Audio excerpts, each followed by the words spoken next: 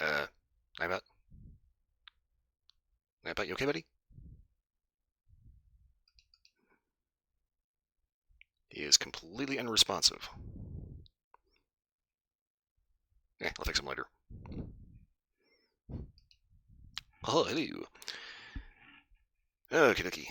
I need a slight chiropractic adjustment here. There we go. Okie dokie. Getting back into Sherlock Holmes. This time we're doing crimes and punishment. And it feels like my tracking is a little fucked. Give me 1 second.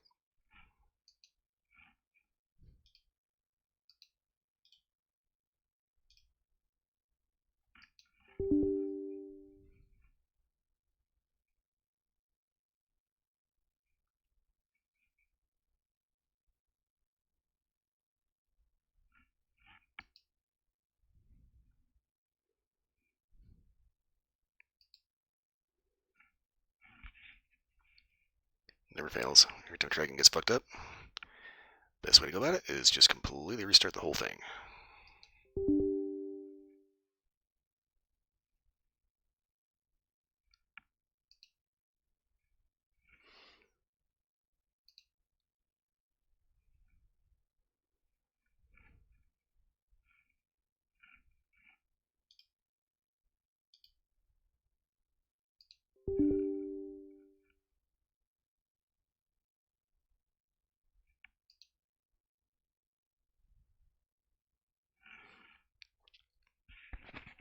Okay, make sure Mike is in good position.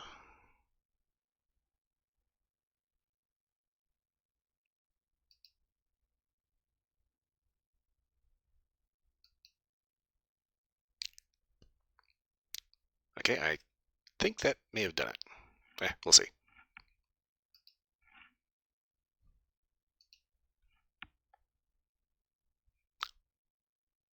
Okay, so far so good. It may also be the fact that I'm not exactly the most expressive when speaking. I blame that to. I really do have to chalk that up to when I was a kid. There was this comedian that was a ventriloquist. I forgot what his name was. He had this little puppet, Scorch the Dragon. And I remember thinking he was really, really funny. So I tried to figure out how ventriloquists actually do that. And it's kind of interesting because it's one of those things that you learned when you're a kid and it sticks with you and you start talking without actually moving your mouth. And yeah, when you have to use a face tracker, you kind of need to be expressive. Anyway, that kind of fucked me over for years. Anyway, I'm going to set my keyboard over there. So like I said, we were getting back into Sherlock Holmes Crimes and Punishment. This one seems to be a much older version of Sherlock. No John, thankfully. Turns out the whole John thing from Chapter 1 was literally specific to just that game, which is why it's referred to as pastiche as opposed to actual, like, canon. Because the original Arthur Conan Doyle did not put a strange, imaginary, fake brother. And, yeah. Chapter 1 was its own thing. But that's not what we're doing now. Also, immediately you notice it's got a much darker vibe.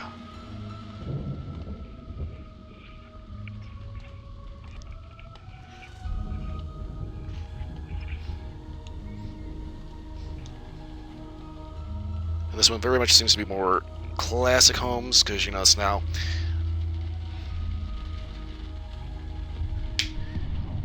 he's no longer the younger pretty boy version that we previously were encountering. Now he's gone back to the old posh geezer, right?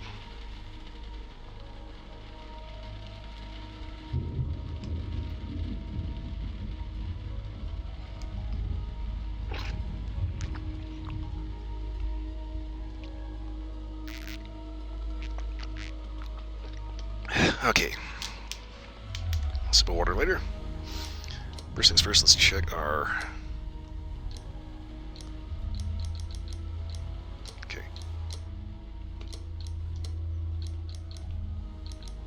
Okay. We are ready to go. I have no idea what the fuck that says.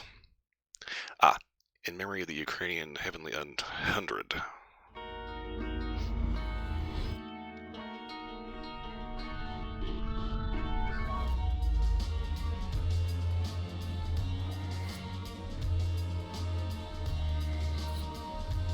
Okay.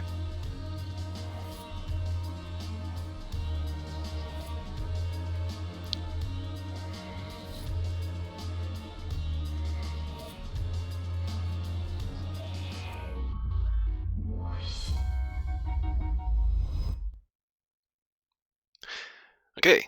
So I don't know what engine the previous one, Chapter 1 used, but I do know that this one uses Unreal.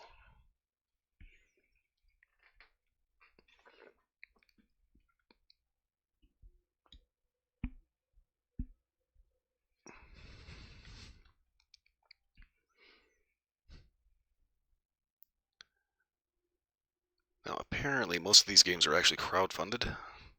So basically, they do their best job that they can because they're going directly to the audience for them.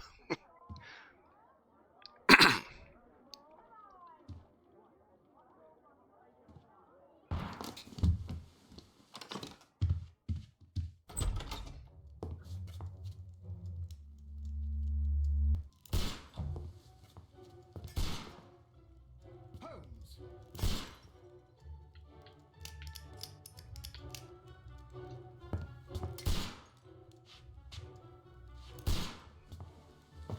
Holmes, will you stop that?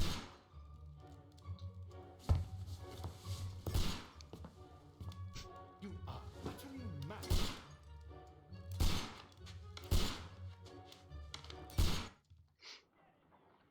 So apparently, it's got the Hollywood gun that never actually has to be reloaded. Stop, Holmes! Is that you, Watson? Yes, of course it is. And you almost killed me. Nonsense. I was aiming for the vases. Blindfolded? Watson, quiet, please. I'm trying to concentrate.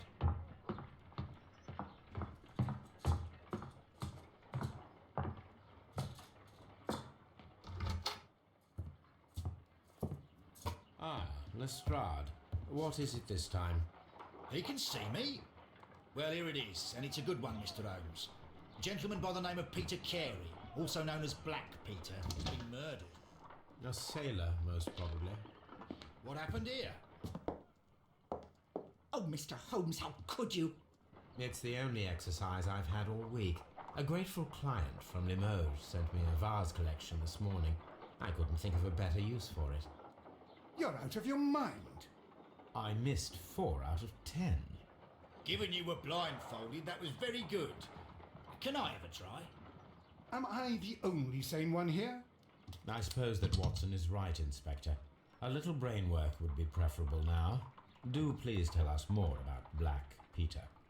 Peter Carey, born in 1845 and 50 years old. An ambitious sort, he achieved much success in seal and whale hunting around Scandinavia. Retired in 1884 with a small fortune. He invested his money in a property called Woodman's Lee, near Forest Row in Sussex. It was where he lived for 6 years, and where he was found dead yesterday. Has the investigation already begun? Yes and no. In fact, this crime is so mysterious that I would prefer you to join me down there. Give me half an hour to prepare, Inspector. Take your time and join me there. I have to go through the yard first. The merry men struck again. What have they done this time? They robbed a powder reserve. I'll meet you at Woodman's Lee, Mr. Holmes. I should help Mrs. Hudson here. I also have several appointments that I must keep this afternoon. I shall go alone then. Okay, I do not know why the drapes are spazzing the fuck out.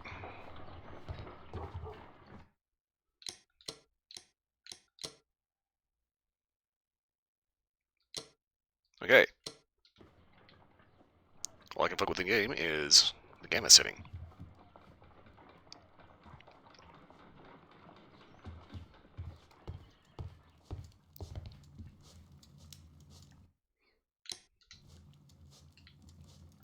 Okay, casebook. Task. Oh, shit. Okay, wait a minute. Okay. So this tells me immediately this is definitely not a Sinking City style game. Seems to be everything is a bit more curated. Okay, so the guy was born in 1845. Add 50 years to that, it's 1895. Okay, so getting a little more appropriate.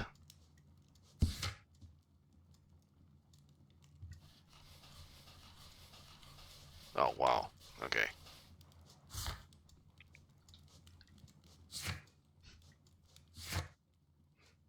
Character portraits. Okay. Alright, Mouse, would you fuck off? This is where I keep my post. And filled with letter opener. Okay, great. Oh, what a mess! What a terrible mess!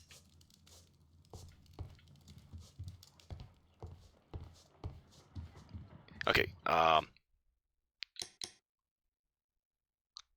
kind of want to head back to the main menu and futz with the graphics setting because the drapes are driving me absolutely insane. But I'm kind of hesitant to do that. Door to Watson's room. Oh, okay.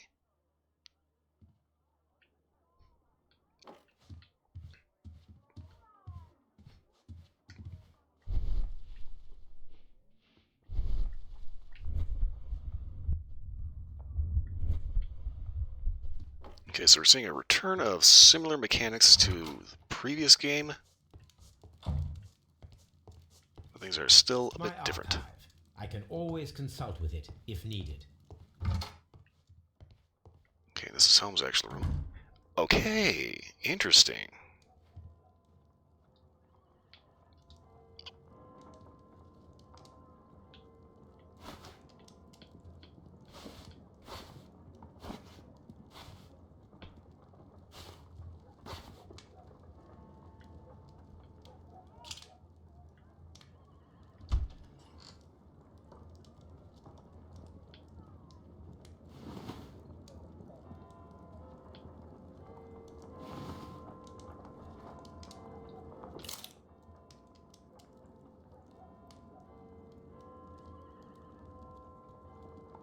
Aha.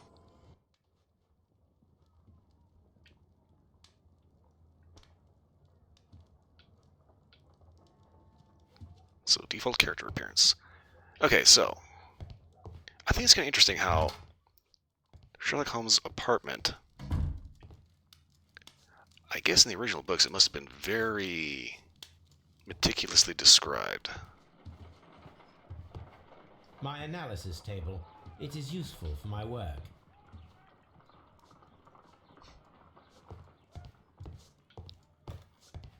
So we've got the A main map room. of London and the surrounding area. It could be useful. Alright, so we got the main room, which includes a small dining table and game table. Watson's room and Holmes's room. Gesundheit. Jay's lounge, violin, telescope, punching bag. You go along to Peter Carey's house. Mrs. Hudson and I will take care of the mess you've made here. And it's like even in the Robert Downey movie. Similar layout.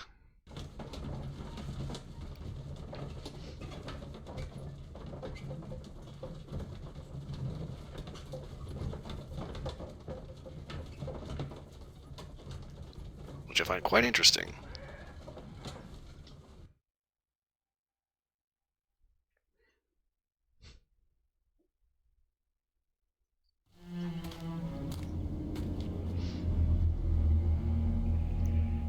Mr. Holmes, I'm over here. Come on. Okay, I've got to do something about this fucking texture flickering.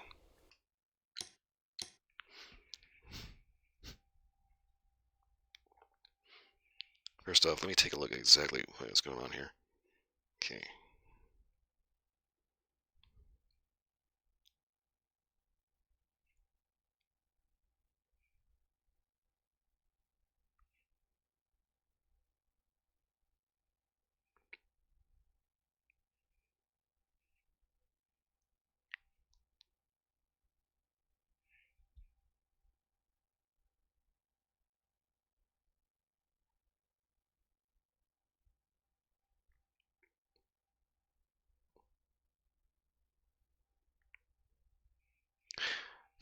Okay.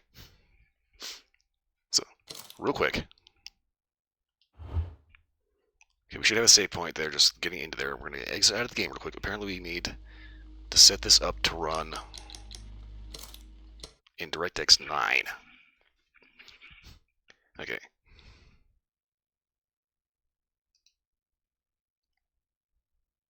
So let me do that.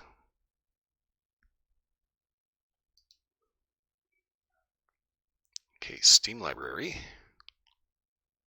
Okay, Sherlock Holmes. Go into properties.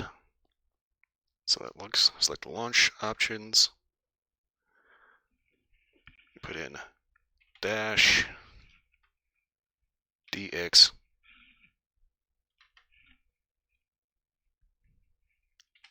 9.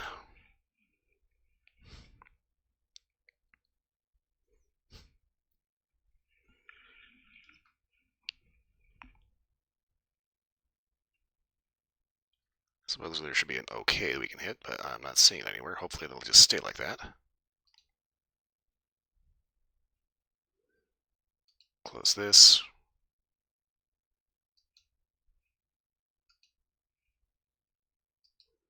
Okay, restart.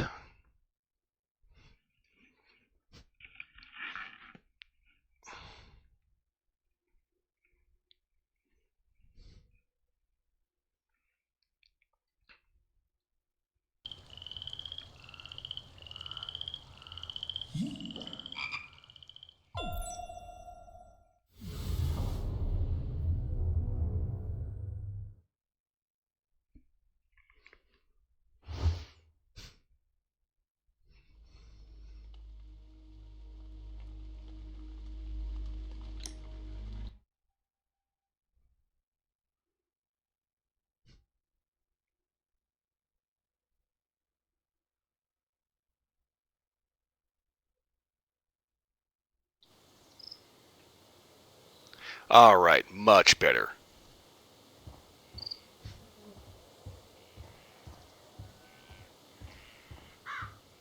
Okay, game from 2014. Makes sense it would run on DirectX 9.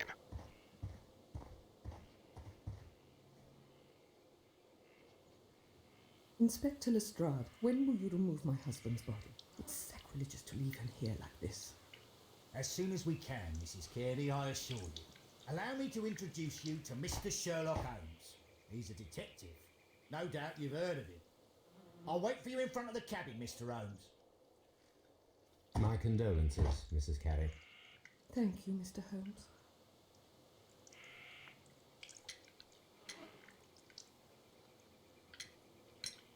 Madam, can you tell me if you saw or heard anything unusual upon the night of the murder? At 2 o'clock in the morning, I heard a terrible scream. I thought nothing of it then. He would scream all the time when he was drunk.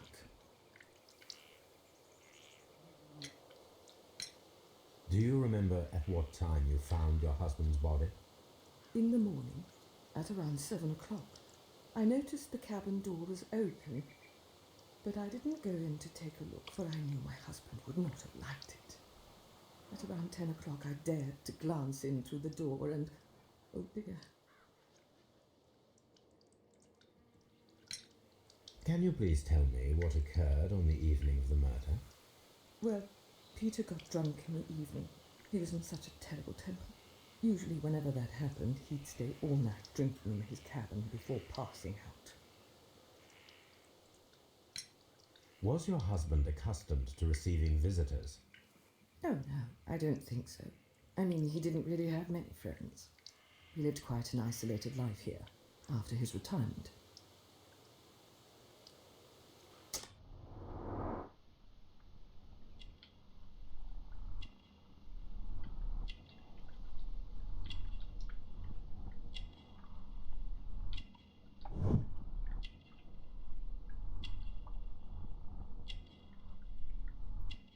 Okay, that's a rather interesting way to do this.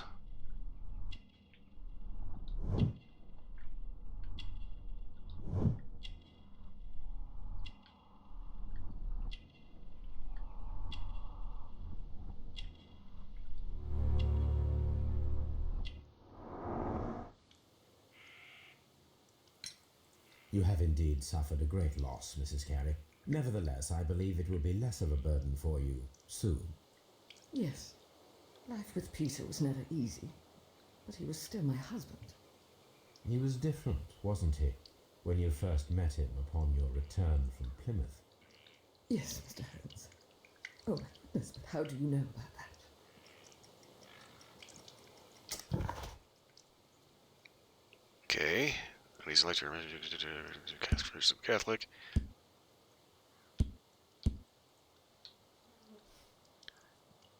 I took a St. James Way pilgrimage when she was younger. You undertook a pilgrimage to the Cathedral of Santiago de Compostela when you were young. That much is evident from the rosary in your hand. The shortest route for the pilgrim from England to Spain is from Plymouth. I believe that you met Peter Carey as a young sailor there, and you married him soon afterwards. That is indeed what happened, Mr. Holmes. How extraordinary. Thank you, madam. Ah, yes. Powers of deduction plus tapping into the Malkavian cobweb. Mr. Holmes? Okay, locked shed. Lovely little garden. It seems that the garden was well maintained.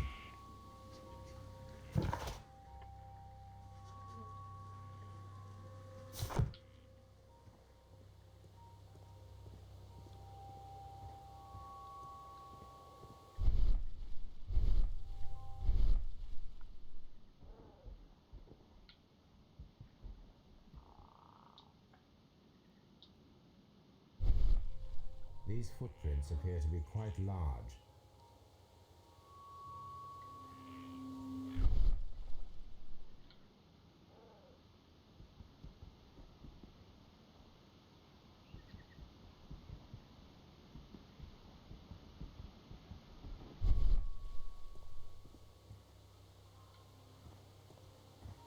Peter Carey's body is inside the cabin.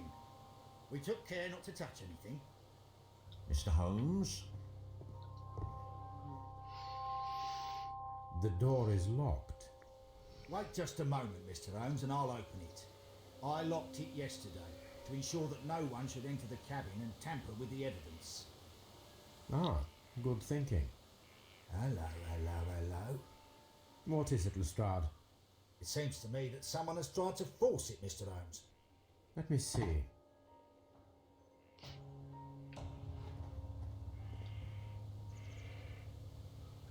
Ah.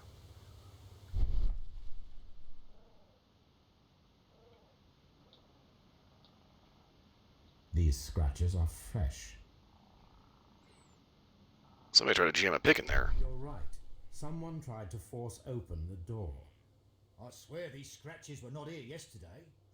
Our mysterious visitor came here last night. Well, he's not the man for the job. This lock is not a difficult one.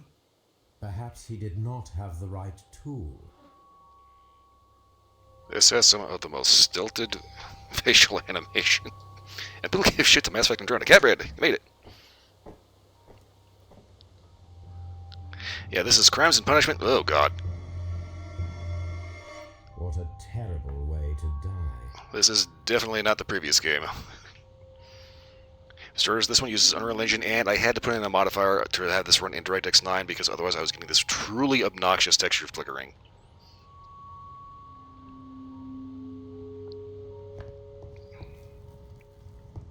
Okay, so I'd say that he definitely ended up in a little bit of a scuffle before getting turned into a kebab. The weapon fully penetrated the body. The force of the blow was immense. Could have been an immense force, especially since he's pinned to the actual wall. Keep in mind, this is a harpoon. These things are sharp as shit. This man is in his 50s, yet he still looks quite strong. Peter Carey was fully dressed. He was not caught by surprise. It is possible that he knew his murderer.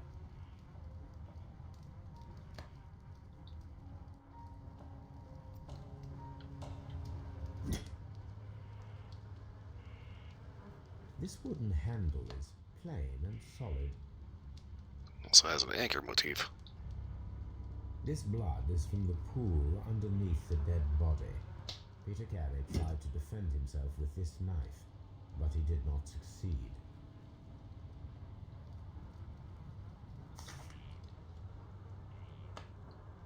JHN are probably the initials of the owner of this notebook.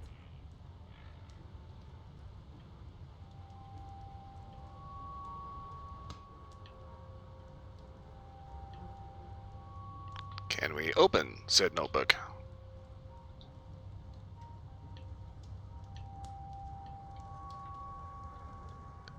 I'm guessing no.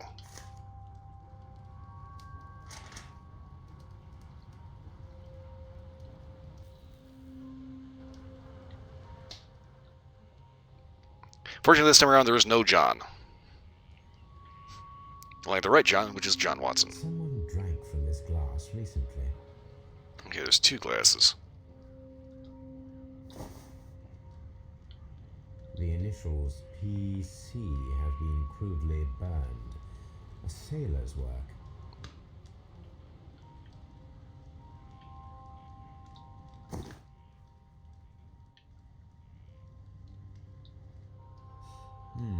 This aroma is familiar, but to recognize it, I must construct my associations in one picture.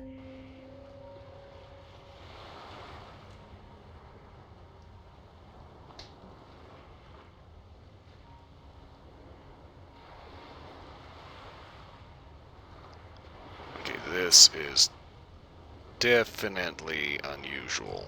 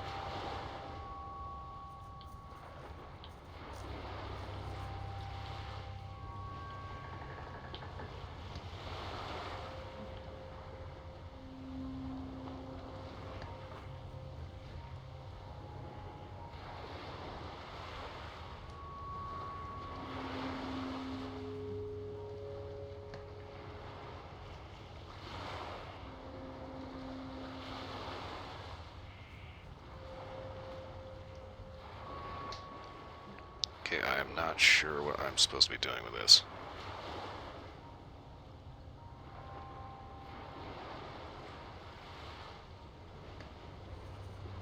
Okay, tobacco leaf.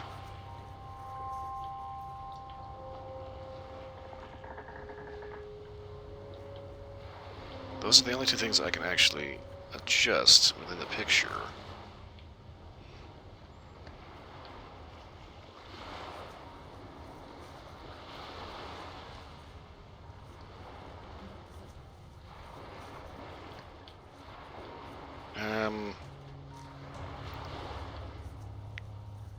I appreciate a new mechanic at the same time. This is more than a little fucked up. Okay, wait.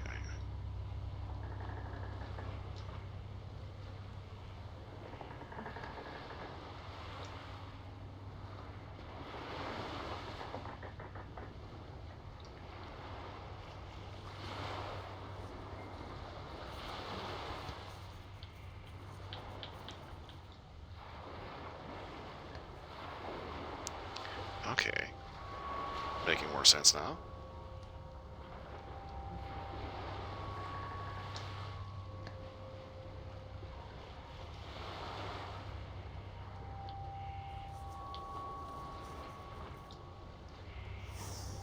Aha!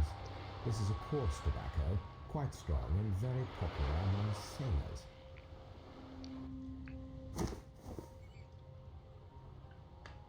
rum, a sailor's drink. It seemed that Captain Carey was enjoying a drink before he met his death. And we're going to completely ignore the fact that there's 2 glasses here, but only 1 guy. Seems pretty obvious he knew who was attacking him. Harpoons for hunting whales. God, they gave this version of Sherlock is just fucking creepy as shit.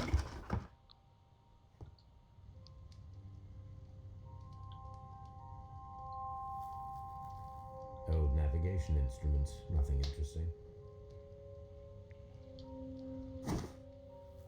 Peter Carey's boots. They look to be a size 8.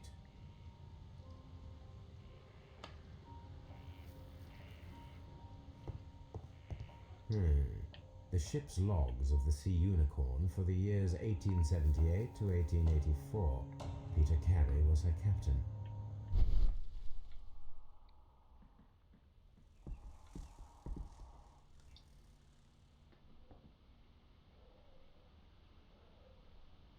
This place is not covered with dust, like the rest of the shelf. An object was taken from here. It was larger than a book, a box or a small chest, perhaps.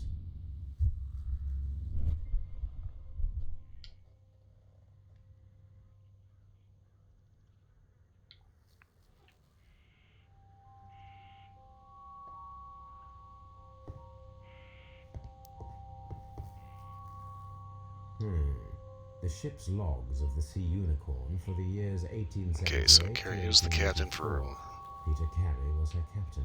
78 to 84.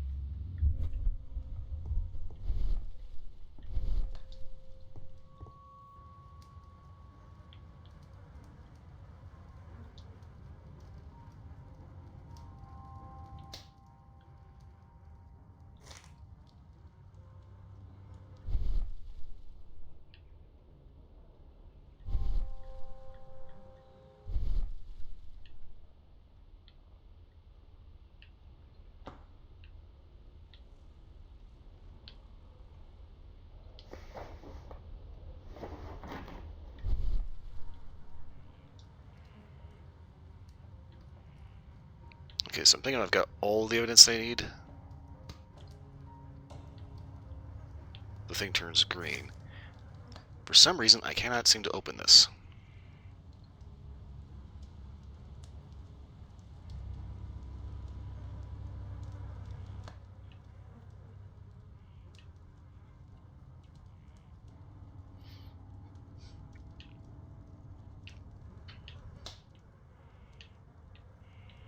Aha! The pattern of the blood stain indicates that the notebook was not lying on the floor prior to the crime, but it was dropped into the pool of blood after the death of Peter Carey.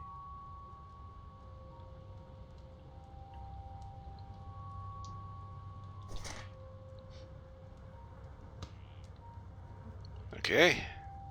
The fuck? These abbreviations mean something, but what?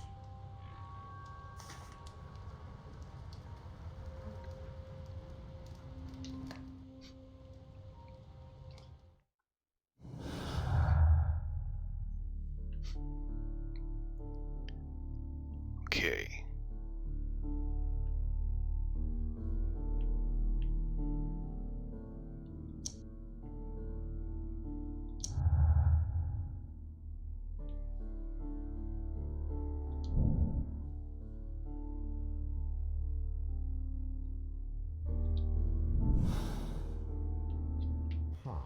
Someone was here yesterday. They attempted to force the door to gain entry.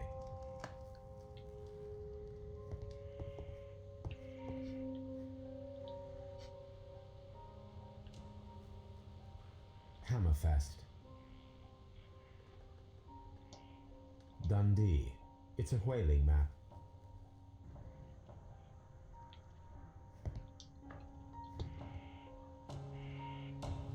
The tooth of a sperm whale, probably from one of Peter Carey's catches.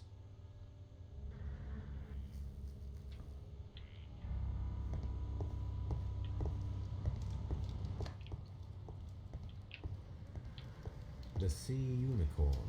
She was the ship that Peter Carey commanded.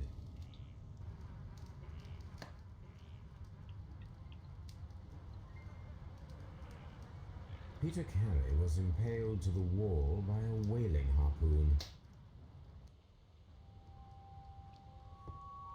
Okay, from the looks of this, whoever came in, had a drink with him, got in a disagreement, yanked a harpoon off the wall, and made Peter Kebab, dropped his notebook, and left in a hurry.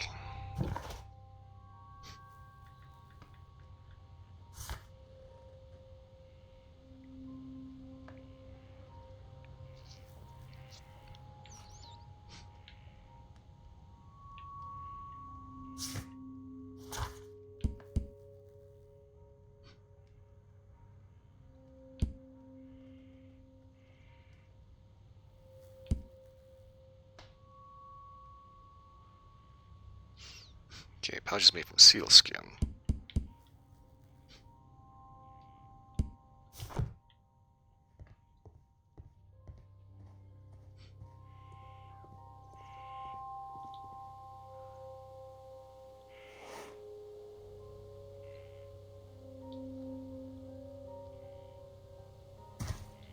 These boots don't match the footprints. Okay, so these are the attacker's footprints. The attacker was apparently Goofy.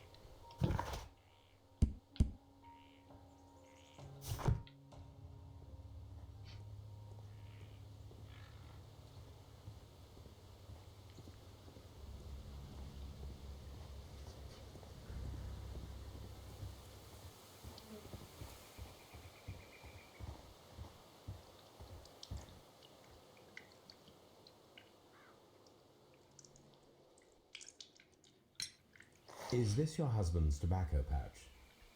I'm not sure. It might be, but he hadn't smoked in a very long time. The garden is very large and well maintained. Do you employ someone to look after it? It is true, there is a lot of work, but my husband took care of it himself. Your husband's private papers. Do you know where they are? There was a small tin box, barely larger than a book. He kept his papers there. It should be somewhere in his cabin. Thank you, madam.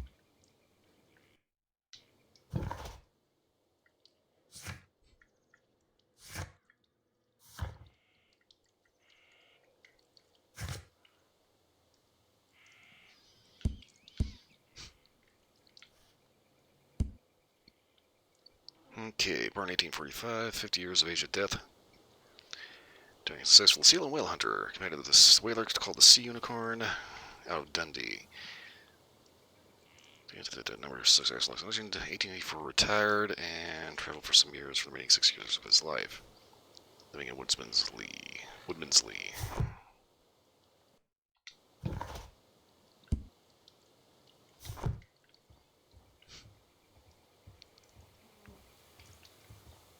Oh, Fancy Smancy Panty's got a lot more.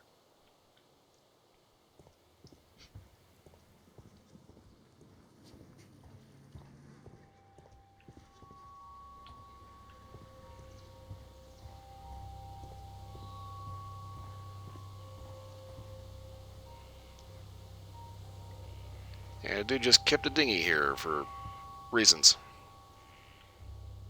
Just imagine like some old guy, drunk off his shit, sitting here rowing along the dirt, yelling at the top of his lungs.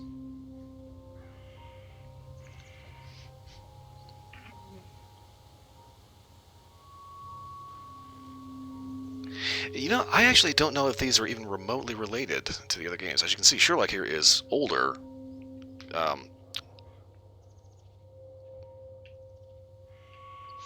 Let's just say he's not as appealing as the previous Sherlock. Fortunately, there is no John, but the overall mechanics of the game are similar. And it's like we still have the concentration mode. I'm not too sure what that is. Let's see here.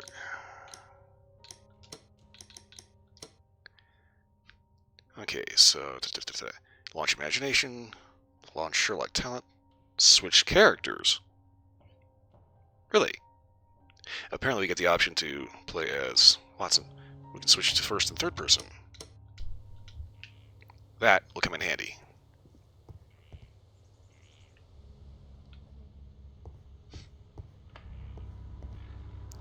Okay, I think we got everything here. The ship's logs of the Sea Unicorn for the years 1878 to 1884. Peter Carey was her captain.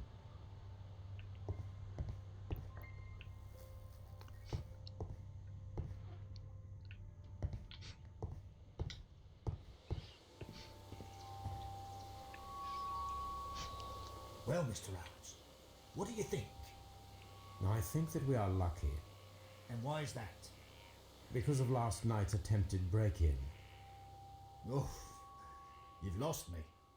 It is very probable that whoever came here hoped to find the door open. They tried to force it with a knife blade, but they failed. What will they do? Why, return tonight, when they will be better prepared.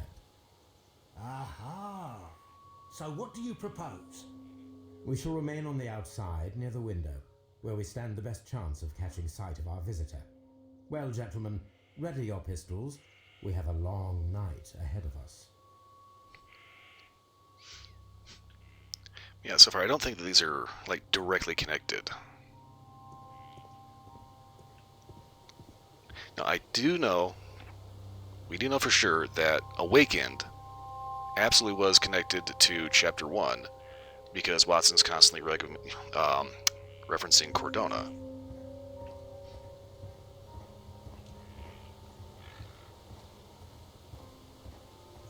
And I think we also had the same Sherlock in that one.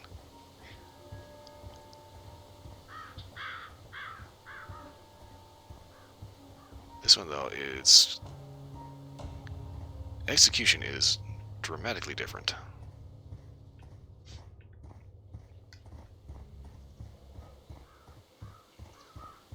Going to explore everything. That's where you find all the good stuff. Nooks and crannies, nooks and crannies.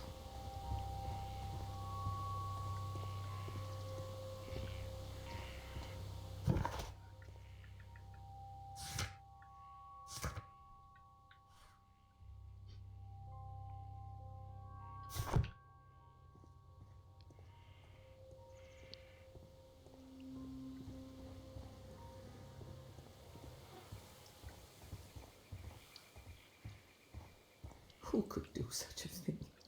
My poor husband.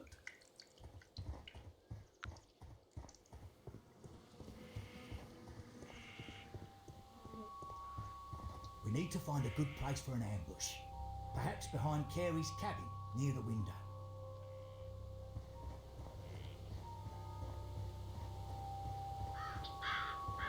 This looks like the perfect hiding place.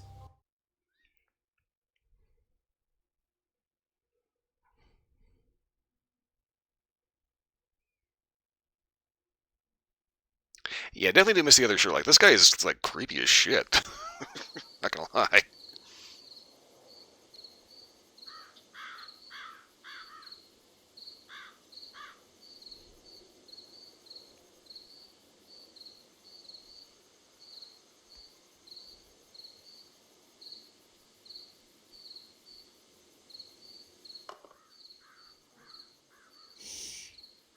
Did you hear that?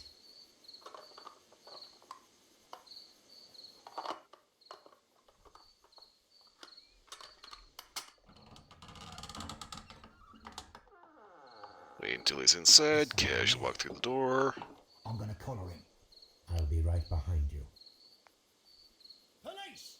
Hold it right there!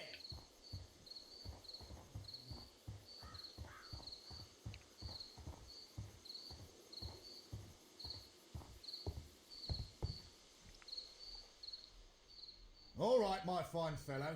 Who are you and what are you doing here? You're detectives, I suppose. You imagine that I'm connected with the death of Captain Carey. I assure you I'm innocent. Innocent? And what are you doing in his cabin? Shall I tell you? You came to retrieve what you had lost after killing Peter Carey, but we were here waiting for you. What is your name? John Hopley Nelligan, but I didn't... Do you deny that you came here yesterday? No, but yes, it's just that I couldn't... I'm tired of this. Off we go to the yard. Tomorrow, I'll see that you're put in front of the judge. What? But you can't! I'm not... It's a terrible mistake! Enough. You can explain all of that to the judge. You're coming with me to the yard. But... In light of recent events, it seems evident that your coming here was unnecessary. All the same, I'm very grateful to you, Mr. Holmes. You are welcome, Inspector, but please don't be too hard on our young fellow. I would like to question him tomorrow morning.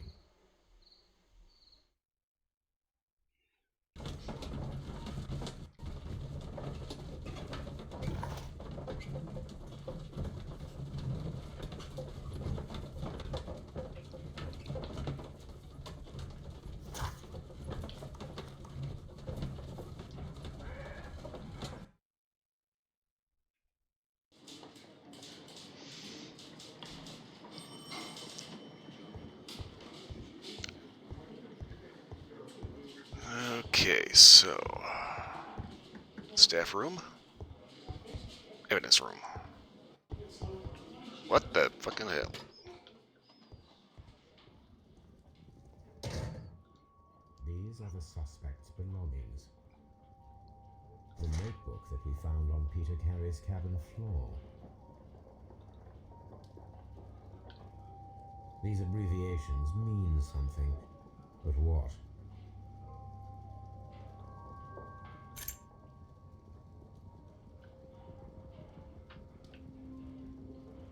Okay, from R. Dawson to my friend and partner, 1883.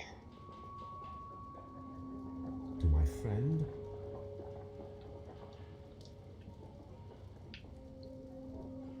From R. Dawson. And partner, 1883. Dawson. I've seen this name before. Perhaps my archive holds the answer.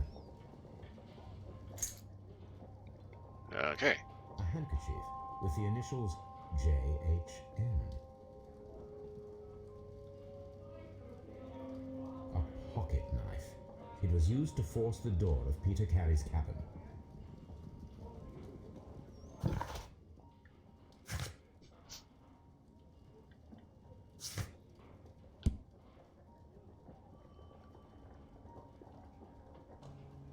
Okay, so the question here was this. Apparently this was Peter's knife.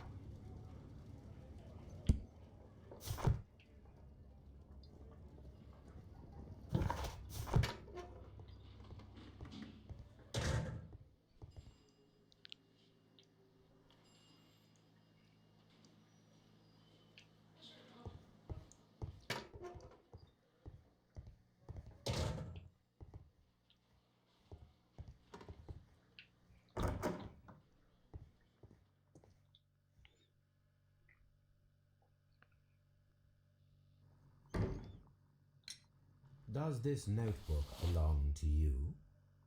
Yes. But where did you find it? I did not know... I thought I'd lost it at the hotel. What do these abbreviations mean? Oh no, I beg you, I can't. If I told you, it would only make things worse. But I will find out eventually, Mr. Nelligan. God, this guy is so creepy. The sea knife was found near Carey's body. Tell me, Mr. Nelligan, did Mr. Carey try to defend himself or to attack you with it?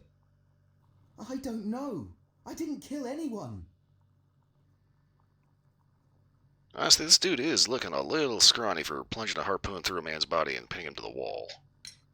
The police seized this valuable ring from you. Whose is it? I didn't steal it from anyone. It has always belonged to me. The ring's date of engraving is many years ago. You would have been a child then, hardly in any position to receive such an item from a partner.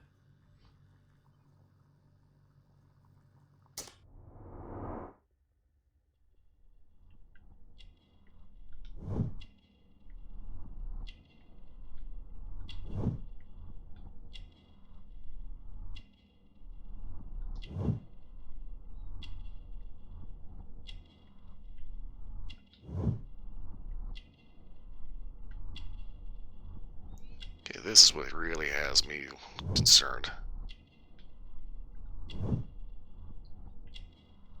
Kid's hands are like friggin' hamburger.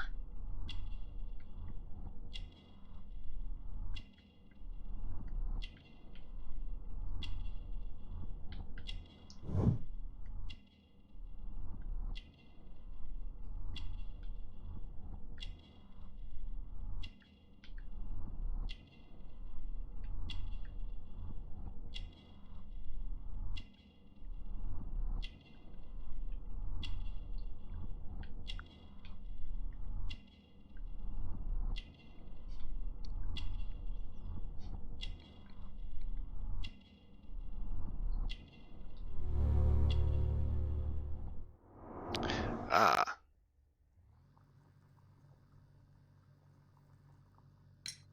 So, Mr. Nelligan, who is the true owner of the ring? The ring is mine.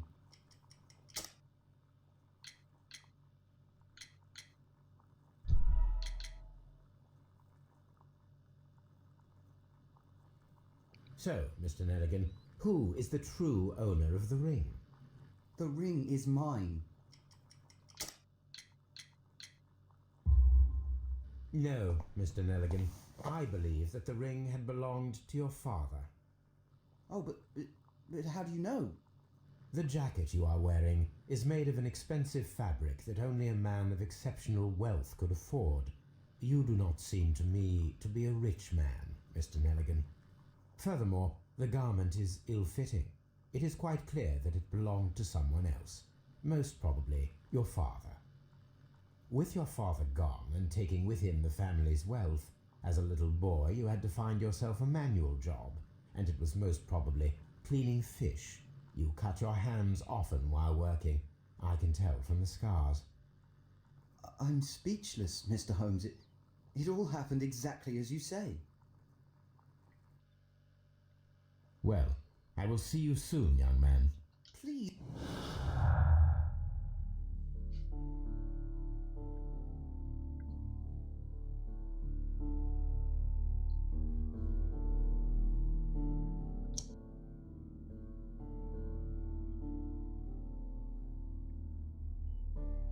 Judith curious as to care the garden itself doesn't seem feasible. She might be hiding something. Okay.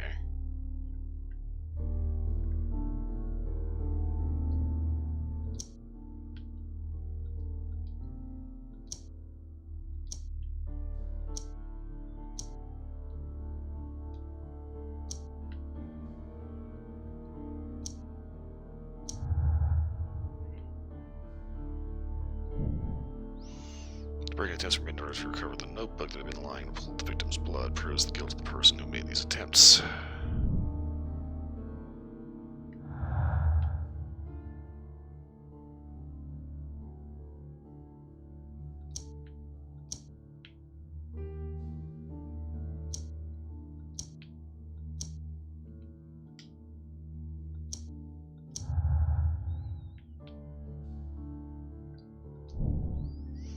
Okay, I need to find out whether an unskilled or untrained man could use a harpoon well enough to kill by fully piercing a body. I need to stage a reconstruction. I am sure that Watson would be happy to oblige.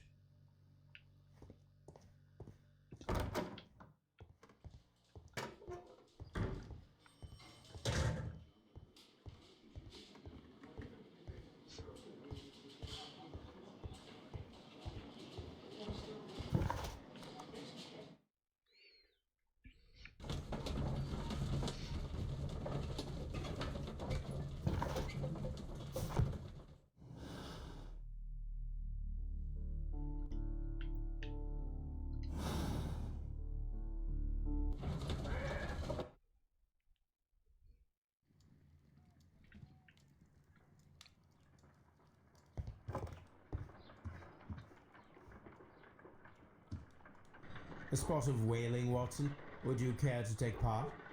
Are you serious? No, but we do need to clarify what happened on the night of Black Peter's murder. A reenactment then? Is something bothering you?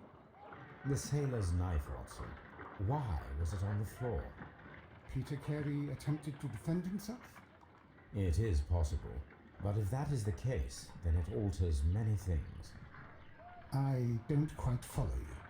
Tell me, my friend, what is the animal closest to man, morphologically, I mean? Ah, I see what you're getting at, Holmes. You asked me that once before. On the Ripper case, I believe.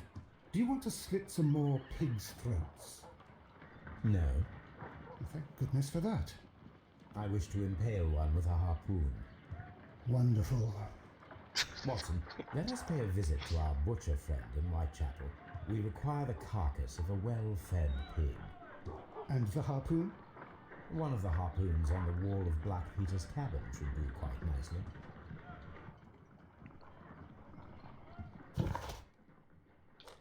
I need to take a harpoon with me.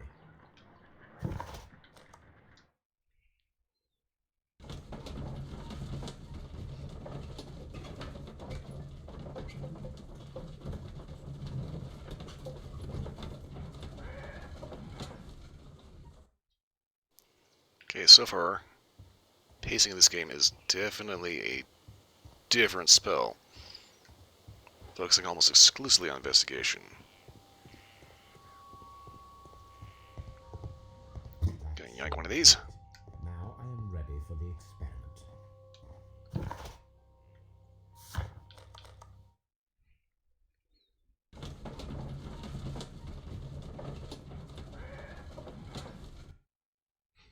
Just casually get into a taxi with a big ass harpoon, like, what the fuck?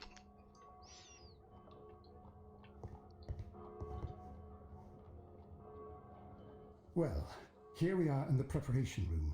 I can't say that I like the smell of it much. What do you intend to do?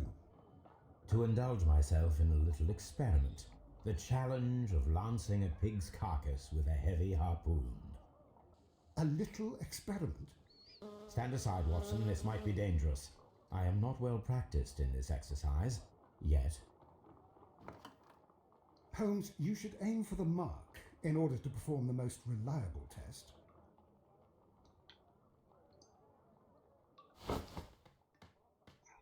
Oh, fuck. Holmes, you should try to aim better and throw as hard as you can.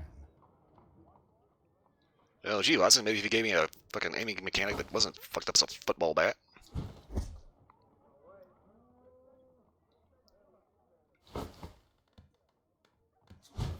Ooh, that was bad.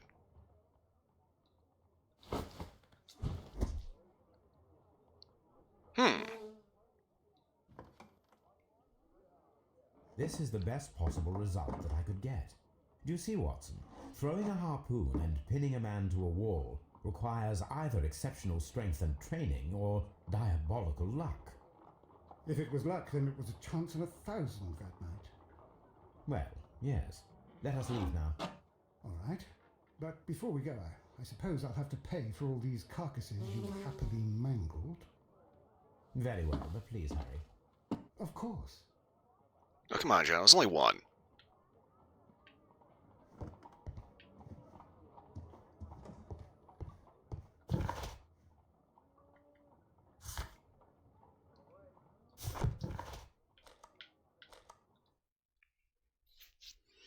Meanwhile, back at the ranch.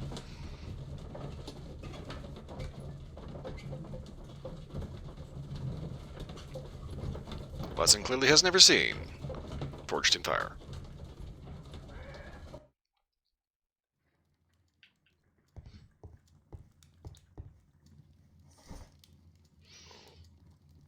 Okay. Wait, what?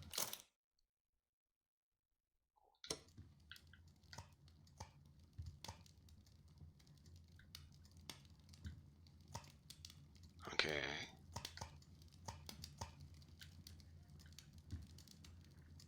Three steps to surviving a waterfall. Oh, this is kind of interesting. I actually saw something about this. Bartitsu. It was named by a guy named Barton. but it's basically Japanese jujutsu, but finagled and reassessed specifically for a British gentleman of about the 1880s, 1890s. And there's actually people in Britain that still practice it. Because it's basically jujutsu, but they uses like things like your handkerchief or your umbrella as rudimentary weapons.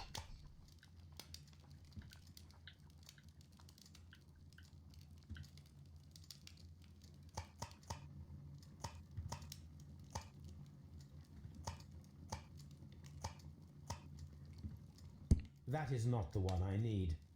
That is not the one I need. That is not the one I need. That is not the one I need. That is not the one I need. Wait, here we go, newspapers. Okay, 1883.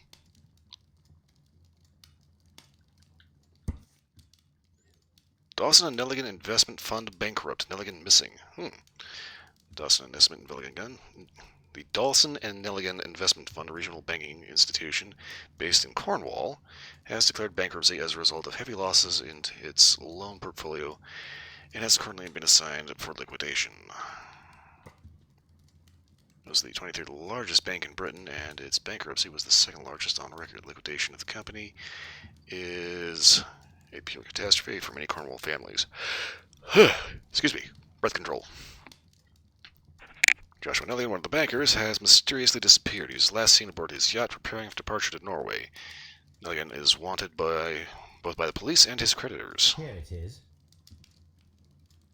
Now I begin to understand that young man's story, but I am still unclear as to what connects him with the murder.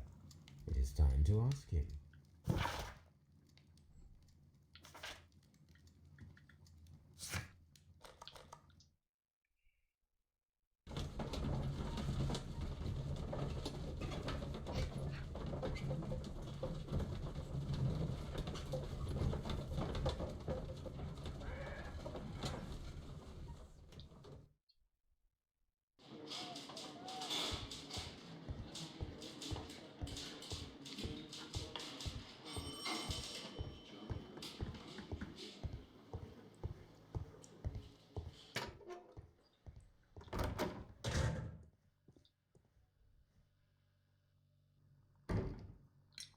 I have heard the story of Dawson and Nelligan, the West Country bankers. Yes, Joshua Nelligan was my father. I am aware that it had a bad ending. When the bank failed, it ruined half the families of Cornwall, whereupon Joshua Nelligan disappeared. My father was under extraordinary pressure. Dawson had retired. I was only 10 years of age at the time, but it was still old enough to feel the shame that befell our family. My father was convinced that he could pay off all his debts if the creditors gave him time. He set sail for Hammerfest in Norway in his small yacht, just a few days before an arrest warrant was issued. He left my mother a list of the securities he was taking. No word was ever heard from him again. We believe that his vessel went down, taking with it everyone and everything on board. Thank you for the story, Mr. Nelligan. At last, we are making some progress. Interesting. Joshua Nelligan and Peter Carey were both at sea in Norway. There is definitely some connection between Peter Carey and Joshua Nelligan's disappearance. Oh, that is interesting. Okay, so we need to go back to the ship's logs, which are going to be at his house.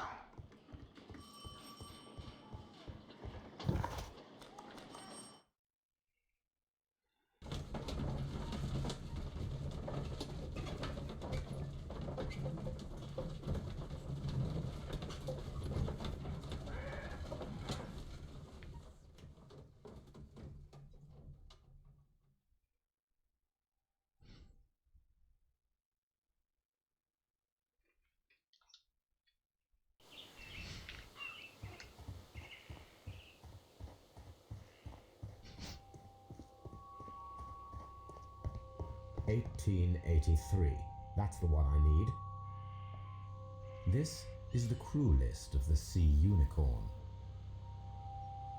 Okay, Peter Carey, Master, Charles Lesson, first mate, Henry Joy, second mate, James Lancaster, helmsman, Patrick Cairns, harpooner, Pablo Coventral, harpooner, Ned Land, harpooner, Joseph Walker Stewart, John York Cook, Richard Lang, sailor, Simon Weeks, sailor, Isaac Page, sailor, Will Wright, sailor, Benjamin Tinsley, sailor, Matthew Granger, sailor, Rolf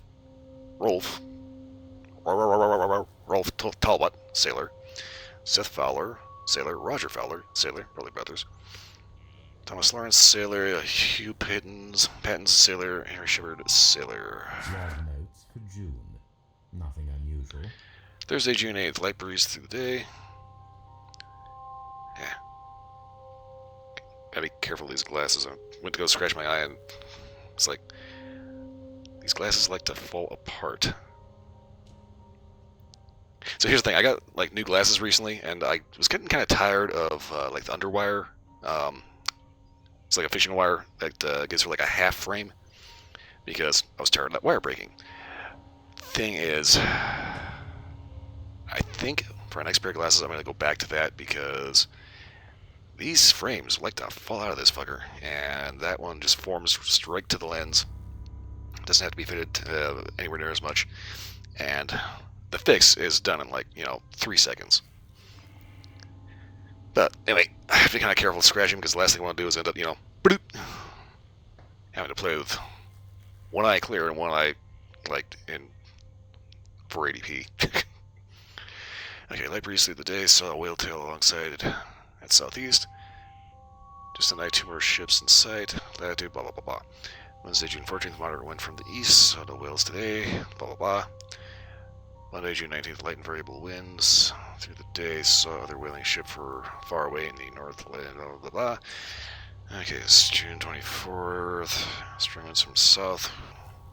We'll go to the north. 1 year ago, there was a lot of whales. Log notes for July. Nothing special. And light wind northeast, saw 2 whales up the northeast. Strong wind from north all days. Equally squally wind from northeast at night. Blah blah. Strong breeze from southeast. Short got 6. Saw whale tail at east in company with Allison and Joy. Blah blah blah blah blah blah. Latitude, longitude, nobody cares. Sunday the 24th. Moderate wind from the east, saw no whales today. Log notes for August. These pages have been torn away. Huh. Canadian Pacific Railway. Early squally wind, Tuesday, August 2nd, early squally wind through the day and night, latitude, blah, blah, blah. August 6th, squally wind from northeast, helmsman suspects incoming storm. Okay. Log notes for August. These pages have been torn away. Canadian Pacific Railway, CPR, a torn piece from a bond certificate. I have seen this abbreviation somewhere very recently. There are 3 ways of discovering what happened in August of 1883 aboard the Sea Unicorn. The first 2 of these will require speaking with a dead man. The last would be to locate vital witnesses, the sailors involved in this whale hunt campaign.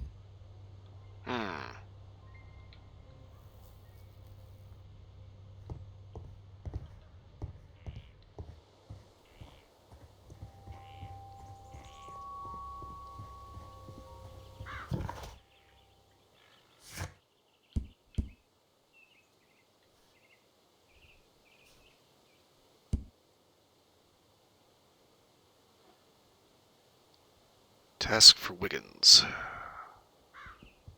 Where the hell is Wiggins?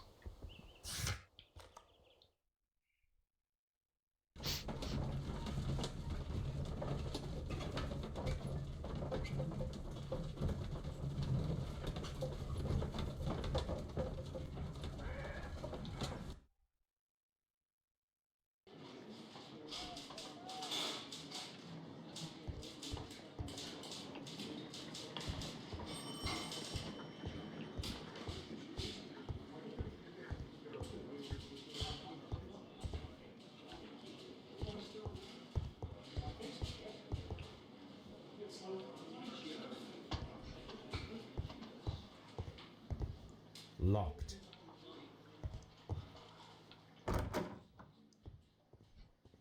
Okay, head on down to the morgue.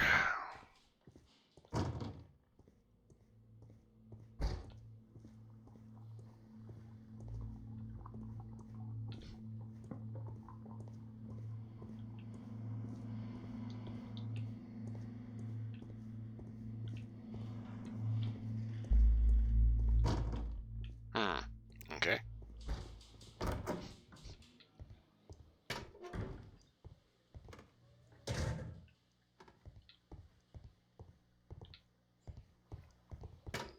This may be the wrong place.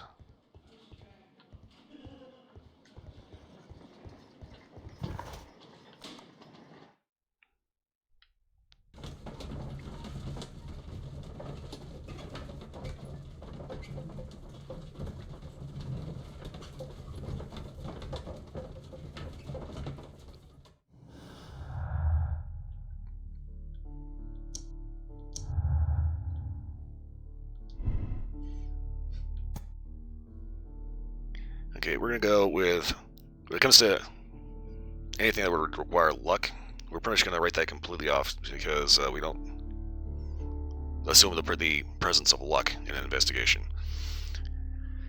And plus, we have evidence that shows it takes quite a bit of strength in order to nail a guy to the wall.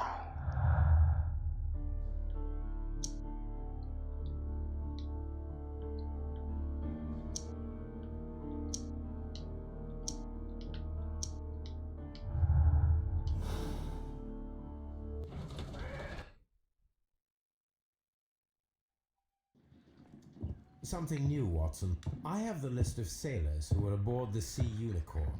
We shall soon learn what happened to Nelligan's father. I have only to find them. Let us hope they're still working at the harbour. I think that if you pretend you're from Scotland Yard... I doubt it, Watson. And really, I would prefer that all of this remains quiet for now. But I have another solution. I'll call in the specialist. And who might they be? The secret police division of Baker Street. Ah, you mean young Wiggins and his gang? Yes. Believe me, you'll receive more useful assistance from these little urchins than from a dozen yard detectives. Those children are everywhere. They see and hear everything, and they are cunning. All they lack is organization. I'll summon them. How will you do that? There is always a watch beneath our window. I have only to call him.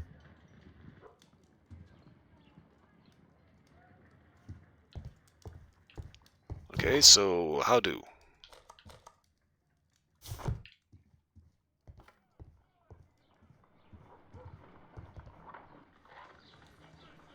Oh, wow, okay. Hey, how you doing?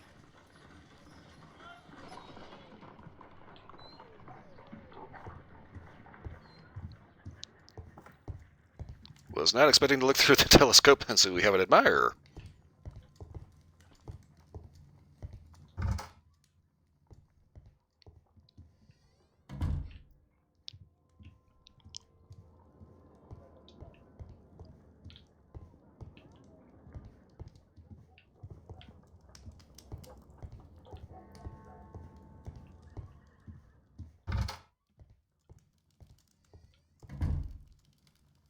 This is where I keep my post.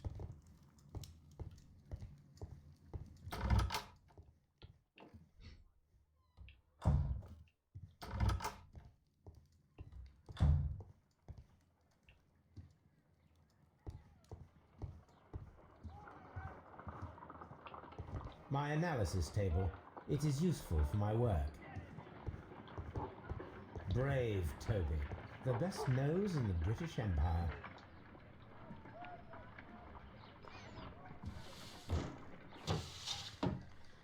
Wiggins, could you come upstairs, please?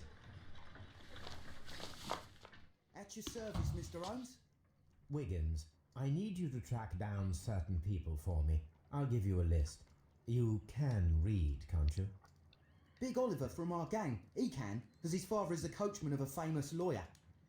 Fascinating. Here is the list of sailors. Sailors?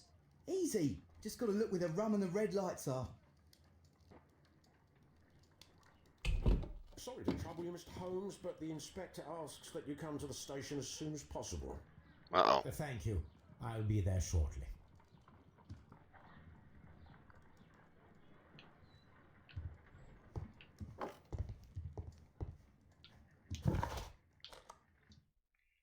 Gotta notice about that kid's neck. The kid had a freaking goiter on him. Like, oh god.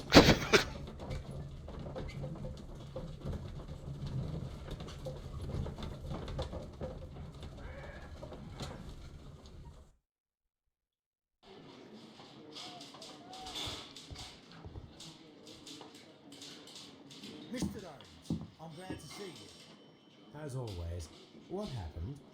We have a new suspect, Liam Hurtley. I'm thinking that this case will be resolved very quickly now. Interesting. Pray tell. Well, the constable that I left at Woodman's Lee noticed a suspicious individual prowling around during the night. Do you have him here? Yes, he refuses to speak with us, but we'll make him talk. Let us hope so. Ah yes, and one more thing. The constable told me that at the time of his arrest, the fellow was writing a letter. Do you have it? Of course. It's in the evidence room, at your disposal. Admit that for once, Mr. Holmes, Scotland Yard is a step ahead of you, right? Breathtaking.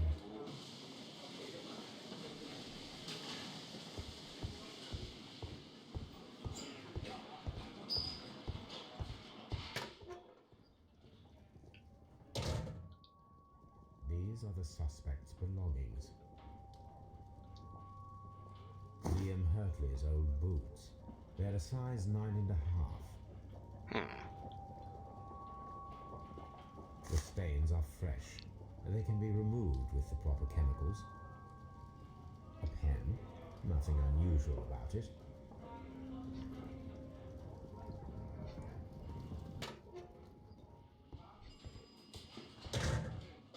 Okay, before we interrogate that guy, we're going to have to do a little bit of homework.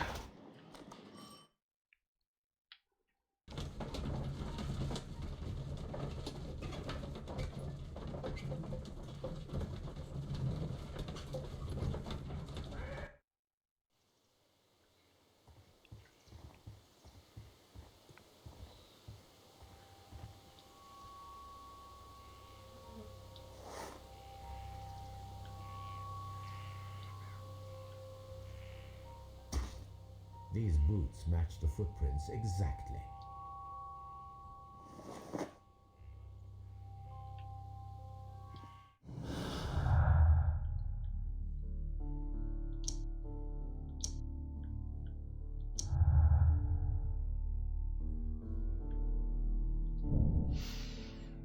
Okay, so his boots match the footprints at the Lee.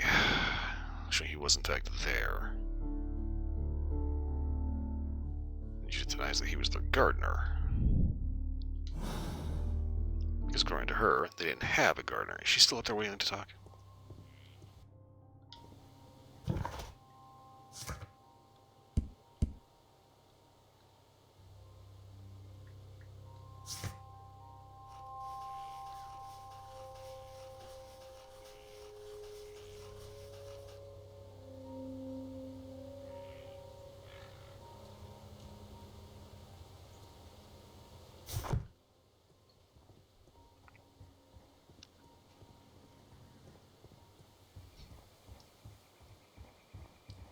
Who could do such a thing?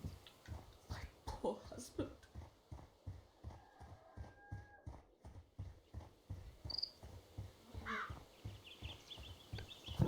Okay, so pretty sure there's not a whole lot else that she can be useful.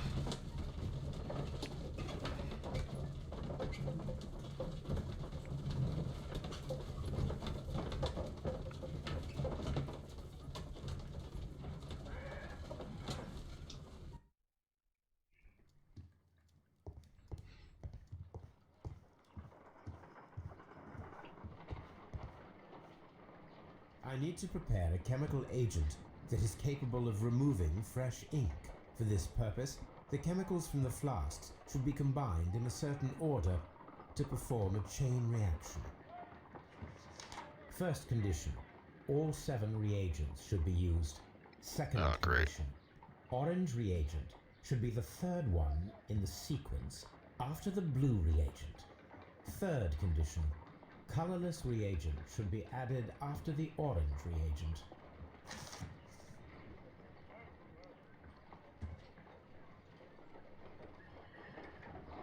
Okay, so orange is supposed to be third, right?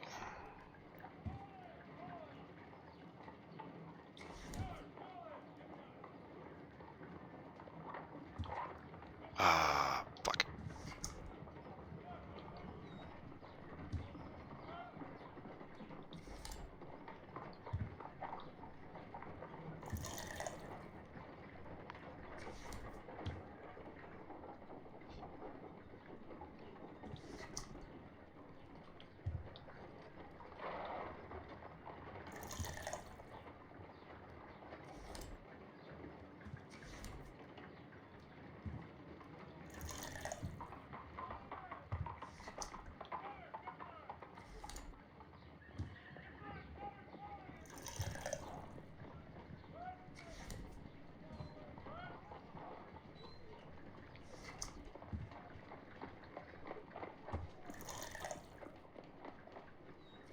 No, something isn't right.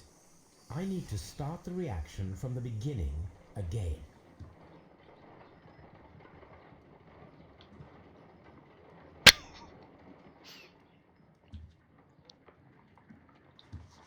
First condition, all 7 Okay. reagents should be used.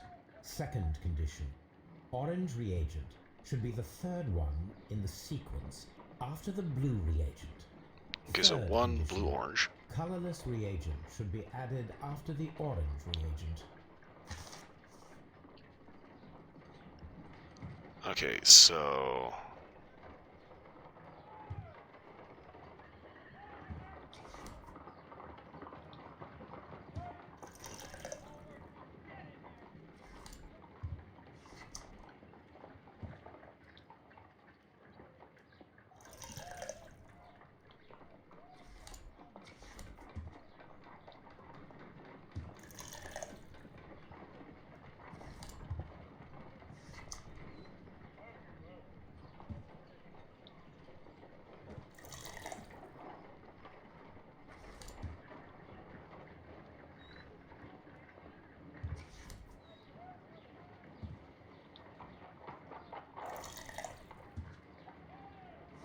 No, something isn't right.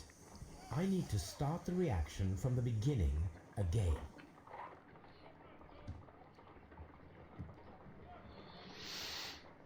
okay, so problem. First condition, all 7 reagents should be used. Second condition, orange reagent should be the third one in the sequence after the blue reagent. Third condition, colorless reagent should be added after the orange reagent. Okay, so blue, orange, clear, but what do we start with?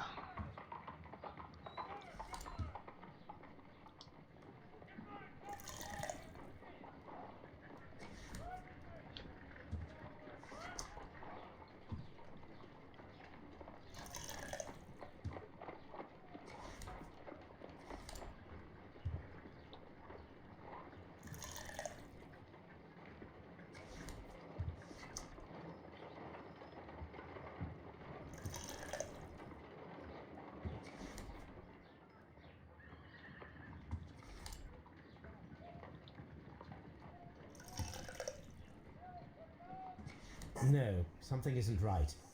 I need to start the reaction from the beginning again. Okay. So each one actually... Okay, let's try.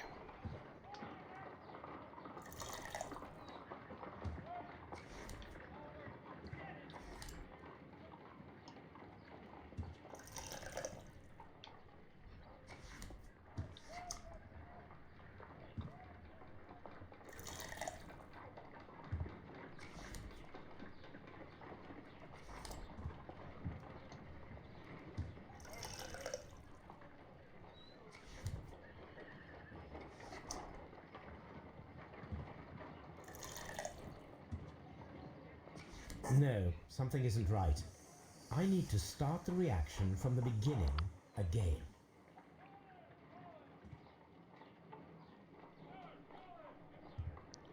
So here's the problem. This recipe is horribly incomplete.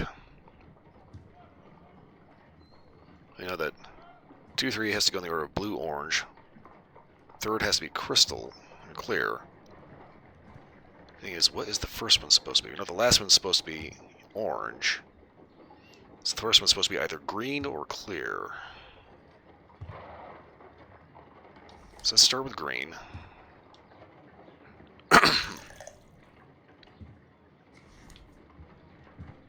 Okay, blue.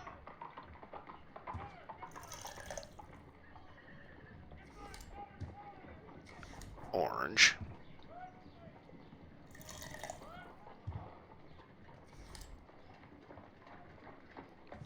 Clear.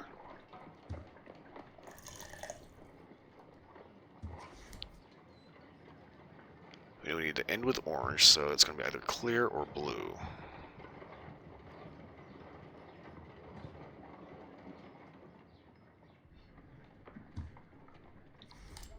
So if we fuck about it a little bit, add the clear. No, something isn't right. Okay, I need to start the reaction from the beginning again. so it fucked up when we started off using the clear instead of the blue. Okay, so we're going to go ahead and start off with green again.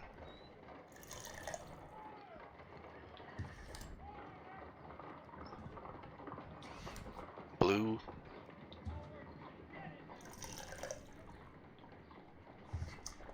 Orange.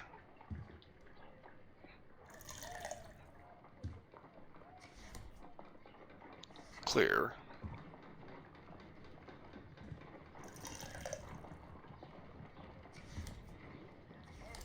Blue. No, something isn't right. I need to start the reaction from the beginning again. Okay.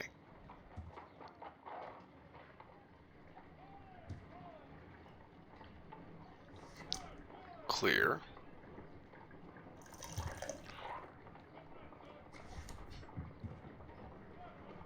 Blue.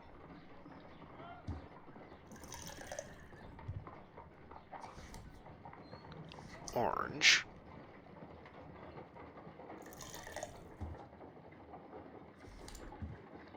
Clear.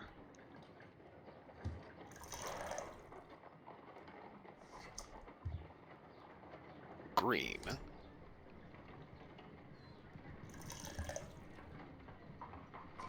No, something isn't right. Alright, fuck it, I I'm need looking to it up. start the This is reaction bullshit. From the beginning again.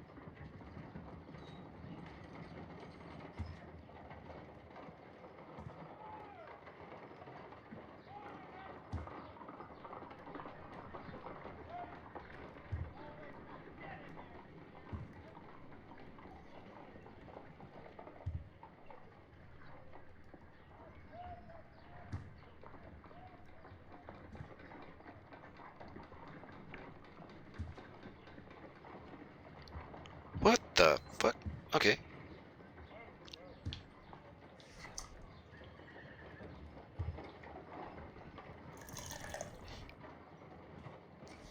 Somebody posted and Games something. GameSpot, of all places. Blue, green.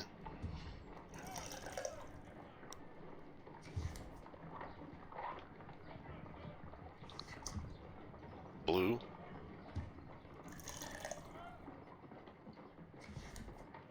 Orange.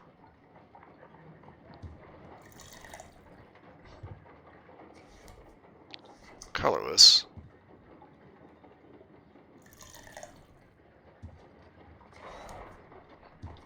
Orange.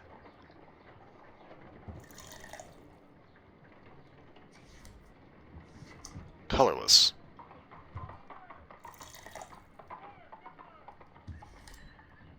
Done. Now I can proceed further. How in the hell are you supposed to figure that out? Let us see if the content of this letter sheds a little light upon the mystery.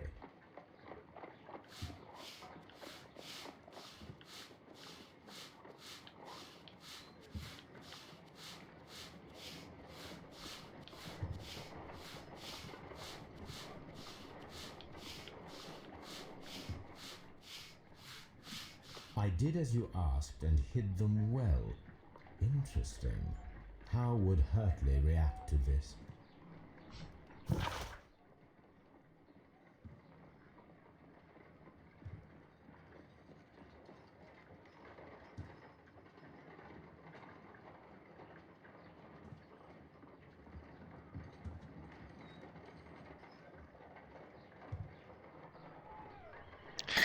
Okay, so apparently orange, in this case, always needs to be followed by colorless.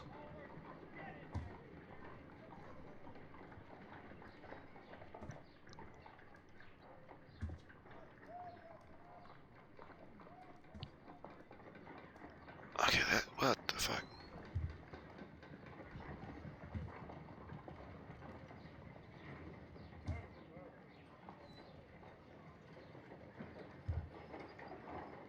Okay, I'm so weirded out by that.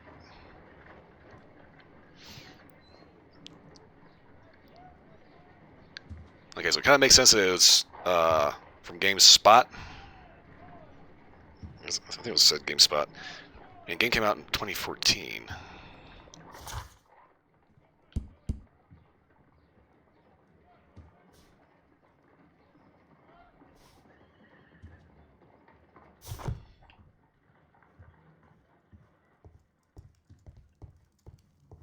My archive.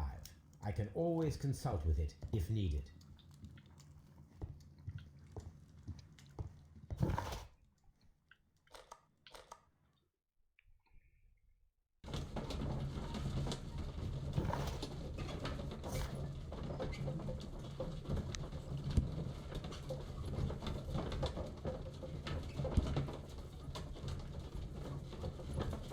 Canadian Pacific Railway.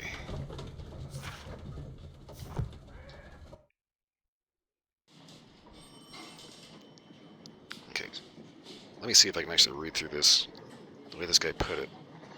Because the rules for that one were all 7 reagents had to be used. Orange had to be in the 3rd spot following blue, and immediately followed by colorless. Apparently it happens, those apply every time.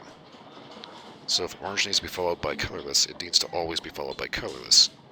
You have to use both orange, they must be followed by colorless. And they cannot be side by side.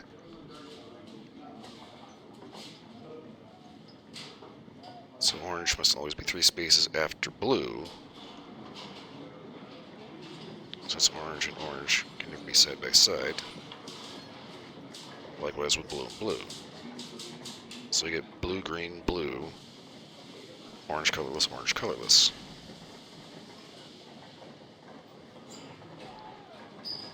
That is the strangest... I do not like that puzzle.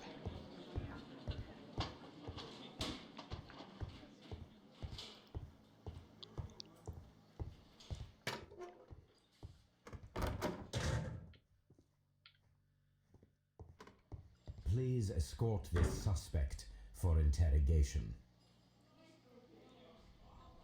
Allow me to introduce myself. My name is Sherlock Holmes. I would like to ask you a few questions. I've already told the police that I've nothing to say. And you're not even part of the police. Precisely, and considering your situation, it might be wise to speak with someone who is, shall we say, rather more neutral. You are a suspect in a murder case. I know. Inspector Lestrade told me. It's ridiculous. Could you at least tell me who you are, and exactly what happened that you should be brought here? My name is Liam Hurtley. That I can tell you. But you're not getting any more than that. Well, we shall see.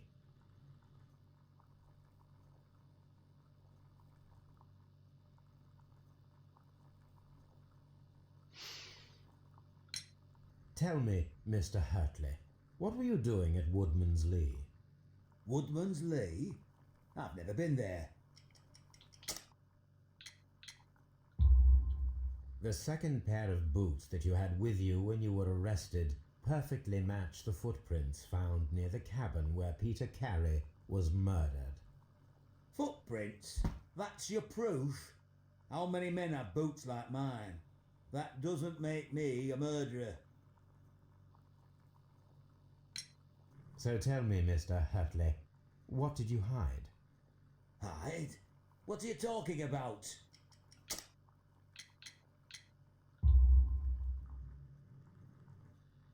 I did as you asked and hid them well. Should I continue? My letter? But the ink? That's impossible. A touch of chemistry, nothing special. Well, you're a smart one, but it's nothing. If you want to know, I was referring to my tools. It was to do with my work, see? I will check that, Mr. Hurtley.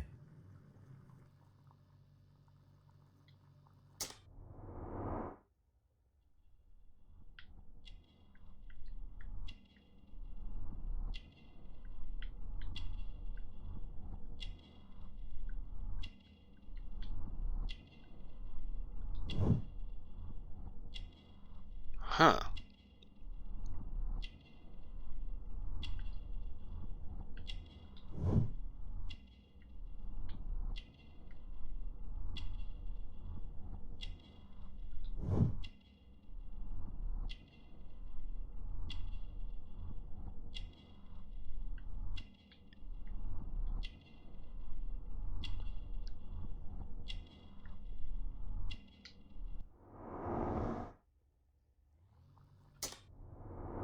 Alright, what did I miss?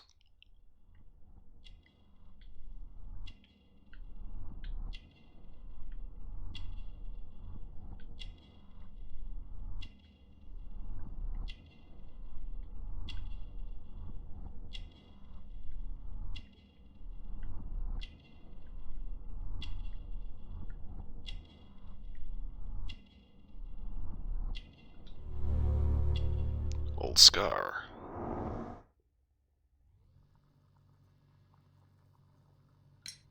Now that your presence at Woodman's Lee has been proven, would you care to explain it?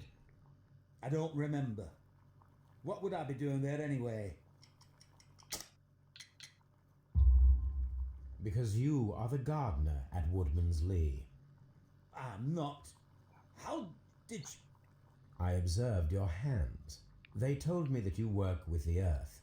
Small fragments of plants snagged to your trousers indicate that you were mowing very recently. But the most obvious clue presented itself in the bird embroidered on your handkerchief. A crested tit, if I'm not mistaken. All right, you got me. Yes, I am a gardener, and I went there to get my tools. That's all for now. Hurtley's stories are false leads, but now I know one thing for certain. I must examine the site where the garden tools are kept at Woodman's Lee.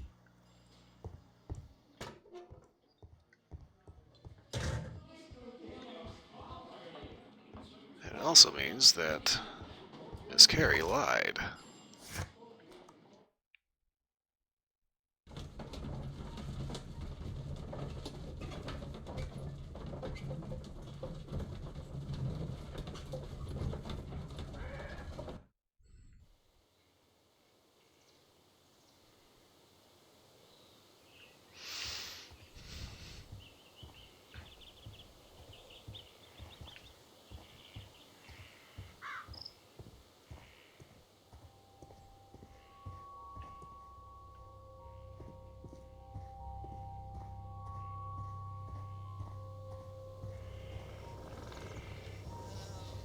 This window is locked from the inside.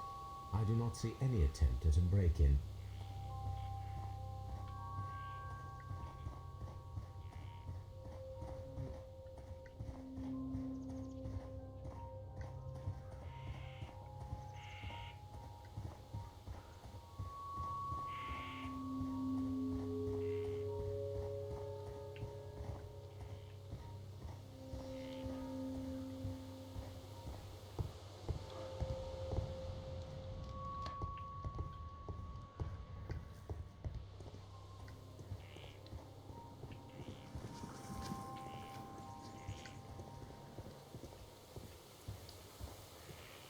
Locked.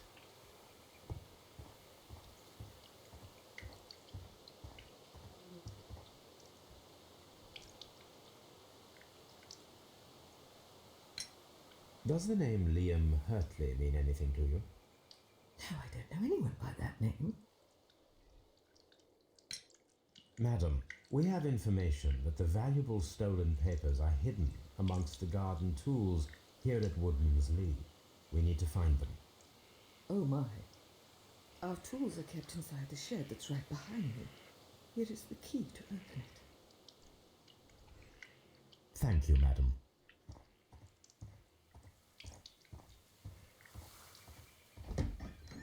Okay, somebody's story does not make a whole lot of sense here. Let's see what could be hidden here.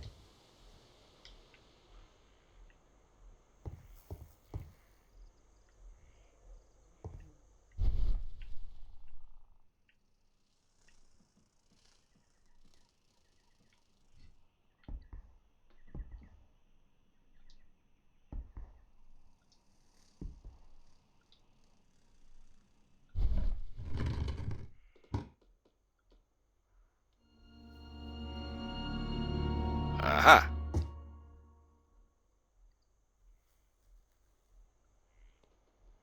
Let us see what is in this box. Okay. Right.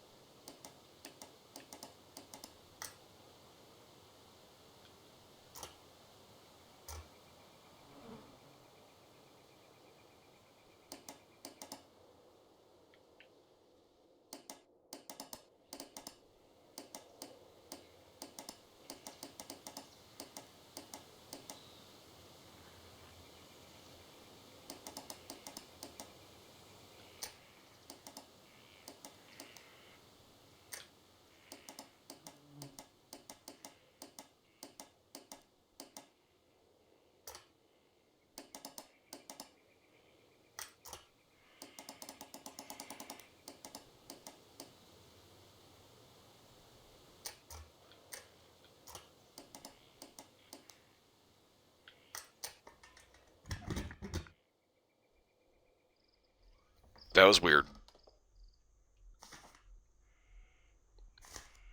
A bundle of letters in a woman's hand with the Carey family monogram. Hurtley and Mrs. Carey were in a relationship. That is interesting.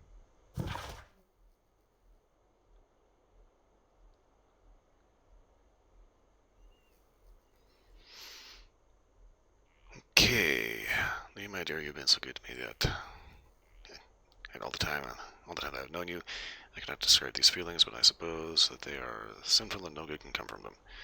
I fear what might happen, I fear going against God. I thank you for your care, but I cannot leave the man with whom I have been bound by God. It is his divine will, and thus my husband is the cross that I must bear. He makes my life a living hell, but bruises fade. You must not worry for me. Ooh.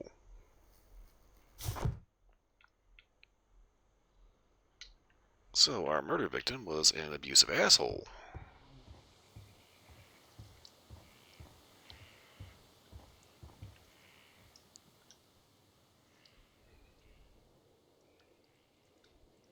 There's a well Jade, chat.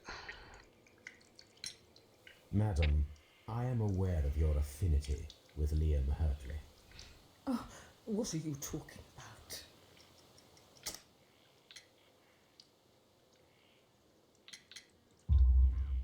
Mrs. Carey, we found your letters. My letters? I asked Liam to return them to me. I wanted to burn them. Why did Mr. Hurtley put them inside the garden shed? I don't know. I wanted them back, but I couldn't see him, not after what happened. Well, here they are. Oh, this is terrible. Terrible. Liam, how could he? After what he has done. You believe that he killed your husband? No, I do not know. I do not know. Leave me alone, please. Thank you, madam. I wonder if Wiggins has managed to find any sailors.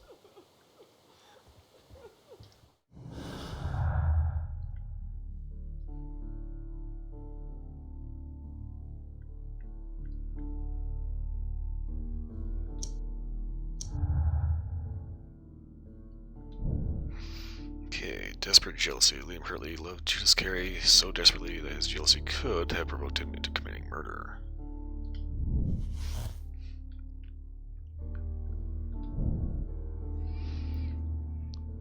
Okay, so he definitely has motive. Liam Hurley's relationship with Judith gives him motive for killing Peter. I'm gonna say Peter probably deserved it.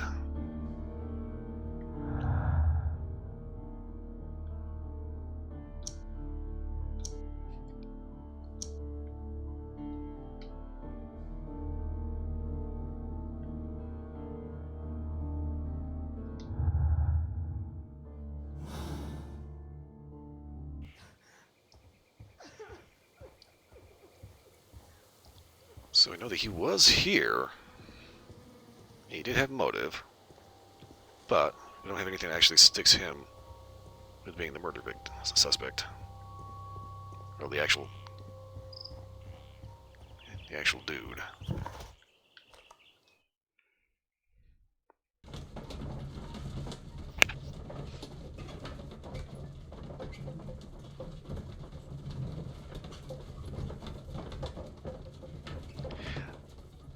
Honestly, the more we play with this particular Holmes, the creepier he gets. Mr. Holmes, we found the sailors from that list you gave us. Well done, Wiggins. Let me see. Hugh Patton, sailor. James Lancaster, helmsman. Patrick Cairns, harpooner. Earl Talbot, sailor. John York, cook. Blah, blah, blah, harpooner, died a week ago. This is interesting. Let us review the other sailors now. This man is a harpooner, and his initials are PC, the same initials that were found on the tobacco pouch. Indeed, and since Peter Carey didn't Wiggins, smoke... Could you gather some information on one of the sailors that you found? His name is Patrick Cairns. We found Patrick Cairns. Good job, Wiggins. Where is he? He lives in a small furnished dump of a room, but he's always at the Sea Witch pub, where he does arm wrestles for money and drinks. Excellent. Here is your reward. 2 guineas. Thank you, sir. Not gonna lie, the Adam's apple on that kid is, like, ridiculous.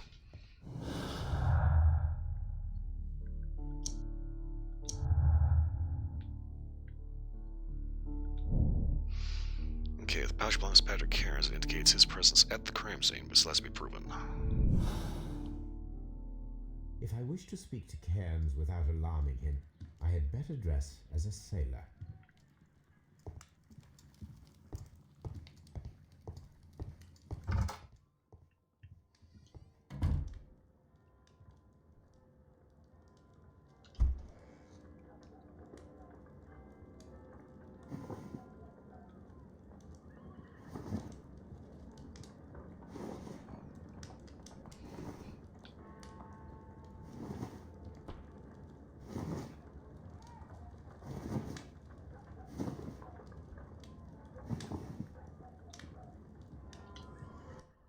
Now I can approach Cairns and see if he recognizes the pouch.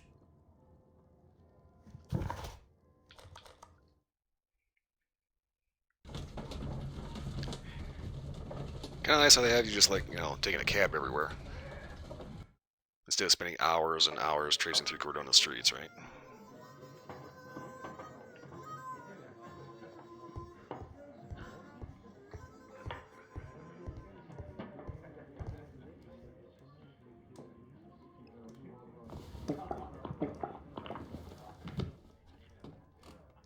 Hello there.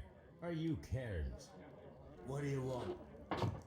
We've heard all about the gambling and arm wrestling here. You seem like the likely sort, and I'm up for it. I start at 10 shillings. Suits me. I sense a minigame. Well, his facial expressions understand his moves: push, restrain, idle. Plan your counter strategy, pay attention to stamina. Fuck.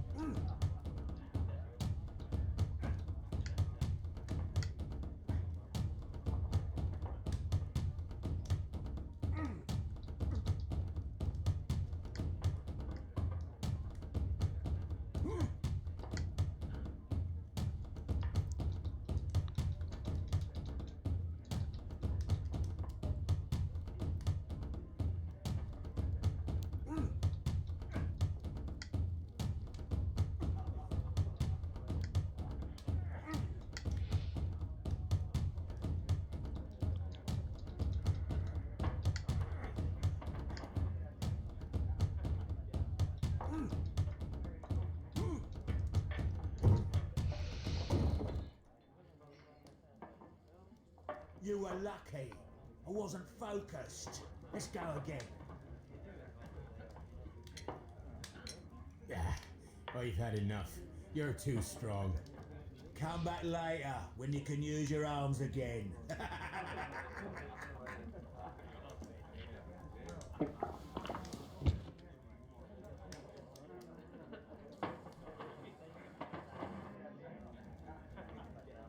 You gotta be kidding me.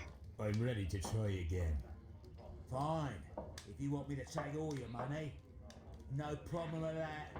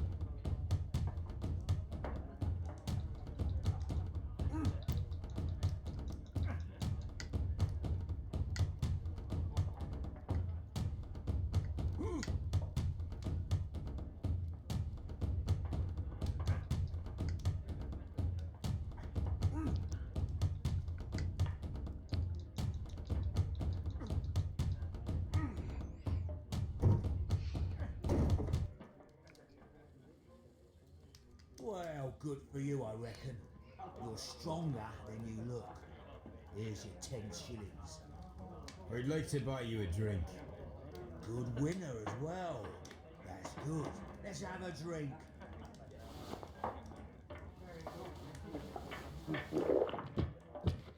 You're a good type. Seems you've managed to settle down in life. You've got money, eh? Not all that much. Oh, well. At least you're not as poor as me. Why do you say poor? You're not working? I'm a harpooner. But you see, the whalers are rare. They don't pay much. So, as a result, I find myself arm wrestling to pay for my drink. A harpooner. Interesting. You've had a lot of adventures, I bet. Ah, of course. It's been a dozen years since I sailed.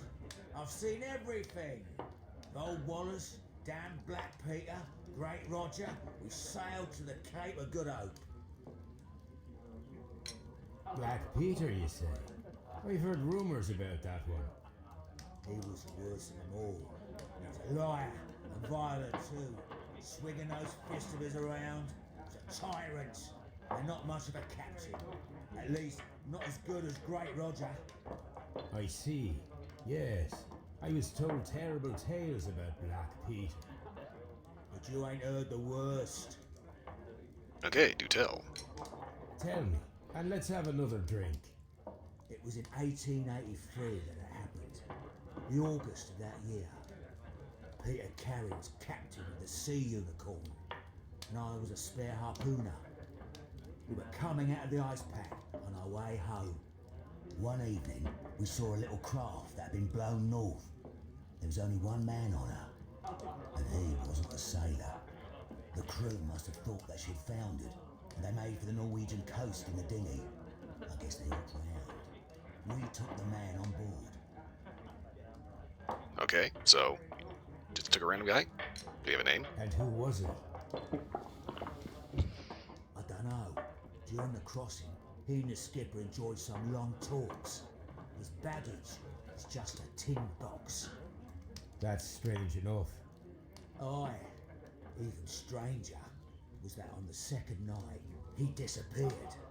Nobody knew what happened to him. And of course, nobody could ask Black Peter about it. Really? You know what happened, don't you? I do. I saw the skipper tie his heels and push him over the rail in the middle of my watch on that dark night. 2 days before we sighted the Shetland lights.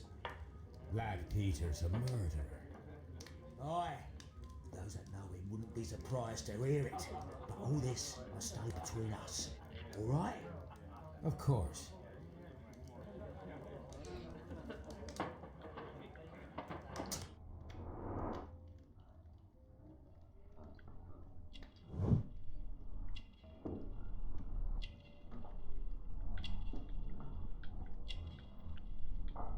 Not gonna lie, I really do not like how it puts you right up in this dude's business.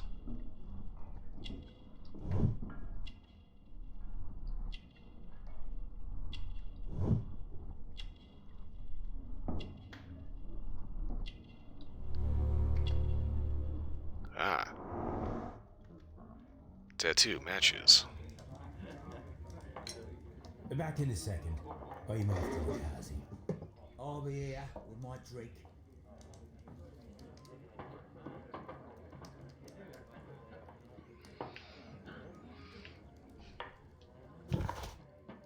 Okay.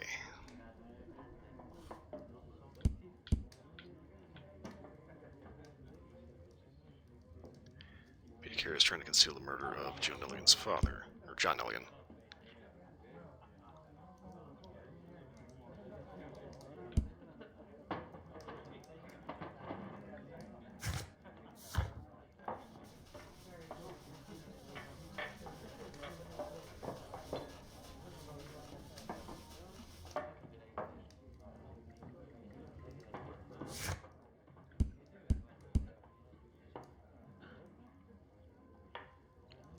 Okay. Hurley's a stranger who was arrested by the police as a suspicious individual seen prowling around at night near Woodman's Lee. Former soldier, left the military with an honorable discharge after having been wounded in the neck by shrapnel. Okay. Now lives a quiet life as a gardener. Duggan is approximately 19, raised in wealth, but after desertion of his father 10 years back and his family fell into poverty, worked to earn money by cleaning fish. Despite undertaking such manual work for considerable time, he remains physically weak. Okay, Patrick Cairns, an experienced harpooner currently facing unemployment and poverty, can be found most often at the Sea Witch public house, deemed popular by sailors who he wrestles for money. Like many of his kind, he is a heavy smoker, indicated by yellowed fingernails. Okay, Judith Cairns is from the country, similar to the ancient pine woods of Inverness and Strathspey in Scotland, where the crested titbird can be found. She's religious and undertook St. James pilgrimage, blah, blah, blah, blah. Okay, we already know that.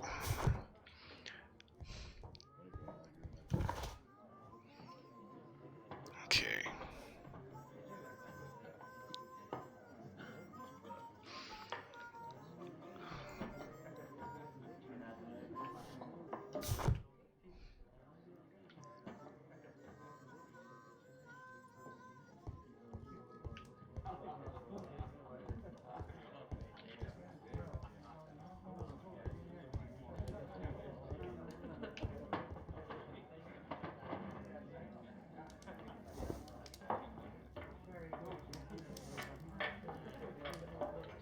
Here it is.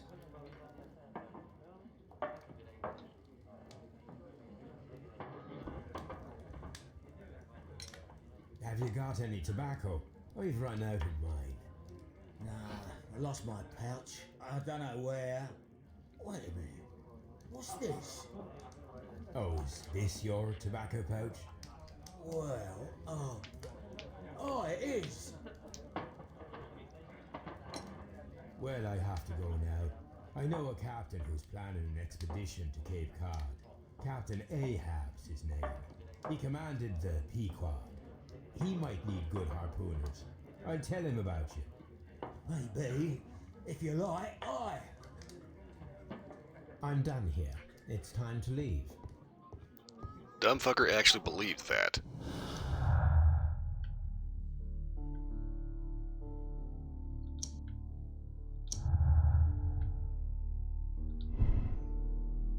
Okay.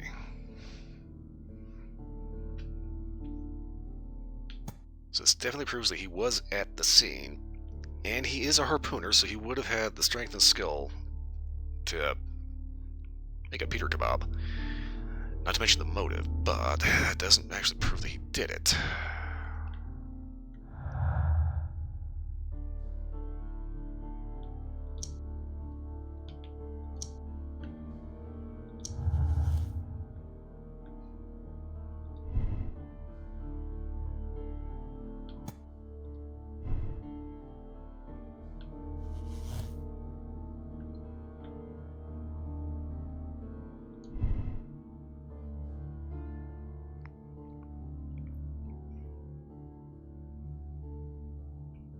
Okay.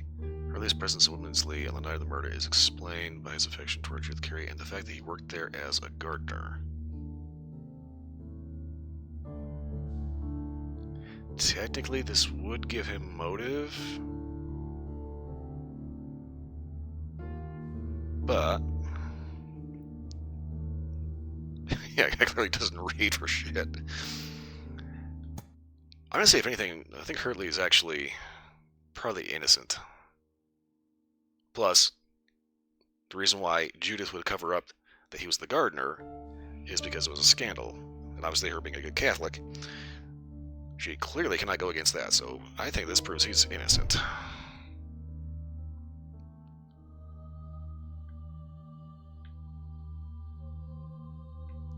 Wait, what?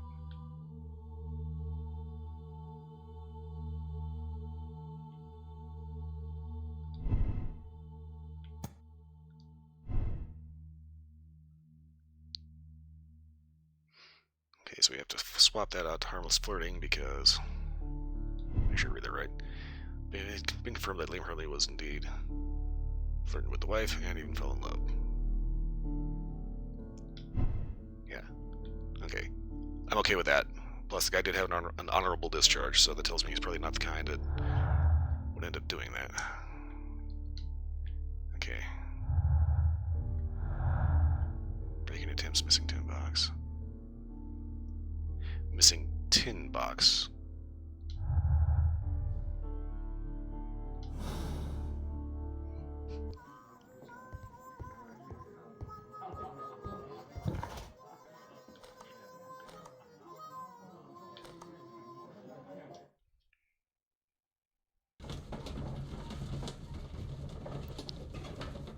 Okay, so I'm kind of inclined to believe that Mr. Cairn may have done it.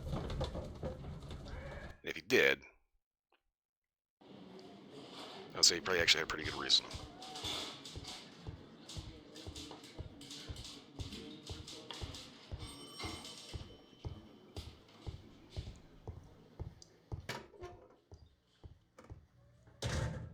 Okay, hang on.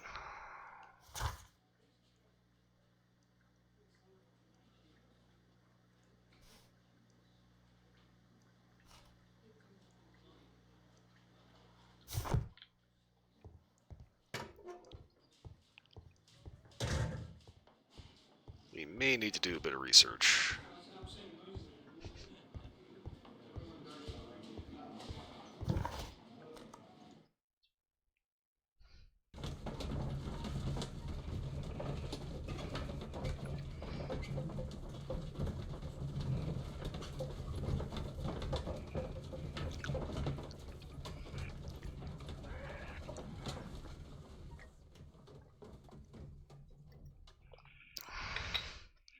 Okay.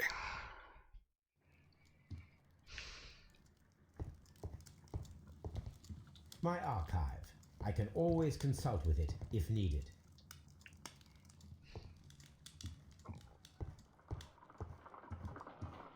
My analysis table. It is useful for my work. You met Patrick Cairns, the harpooner. Do you believe he's the murderer?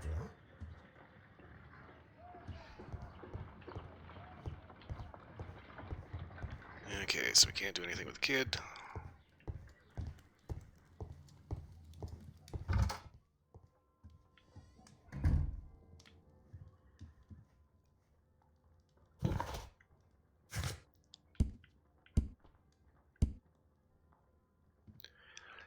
Okay. So he saw Peter Carey throwing a man overboard, who they actually saved from the sea the previous night.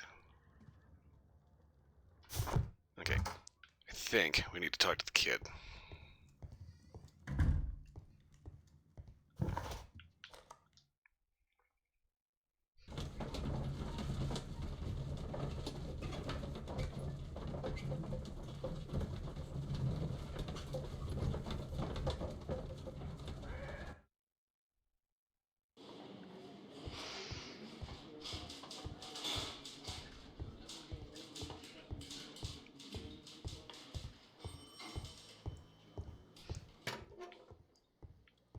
What am I doing here? I've done nothing wrong. What am I doing here? I've done nothing wrong.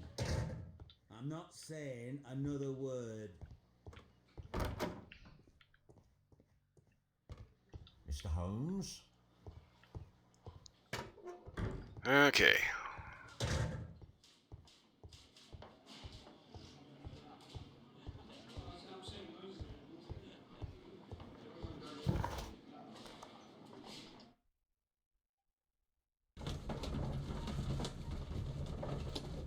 It's the only thing I got left.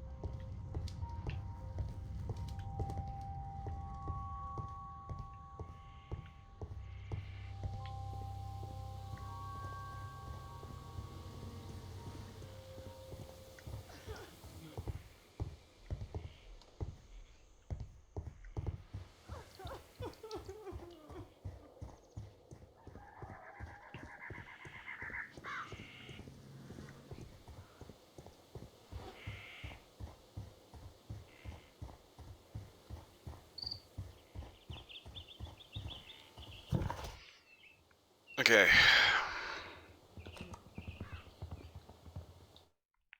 Let's see if there's something else we can find out down at the yard.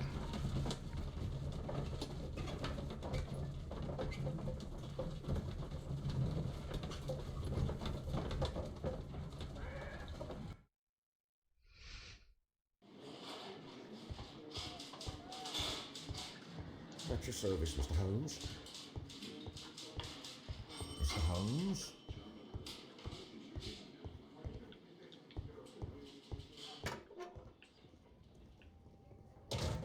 Okay.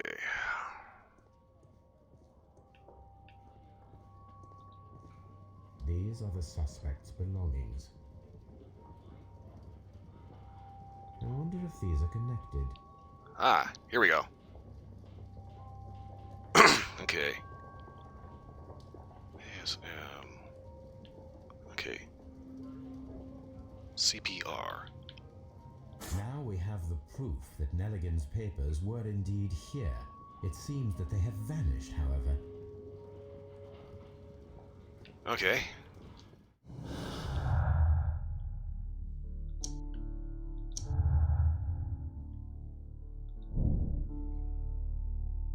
Valuable bond certificates kept inside the stolen tin box. John Nelligan could have been caught stealing the bond certificates, which might have been motive to murder Peter Carey.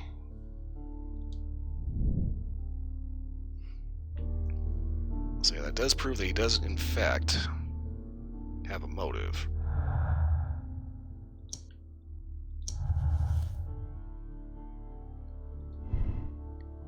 Okay.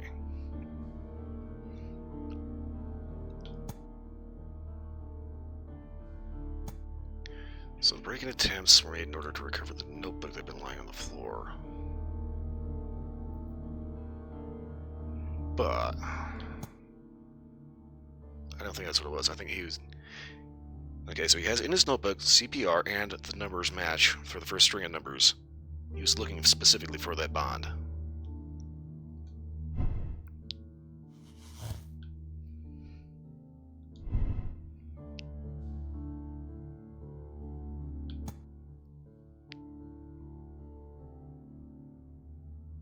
So I'm thinking he's innocent.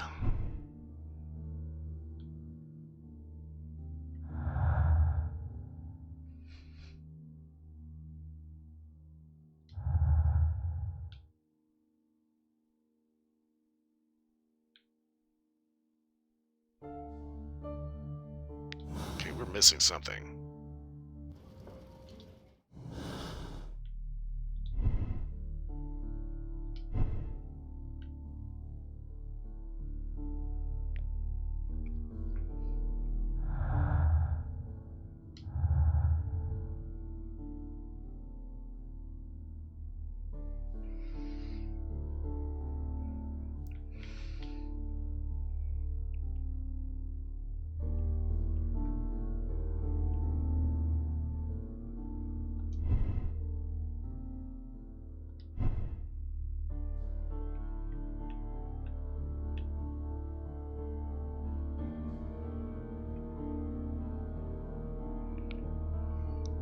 Okay, so we know that...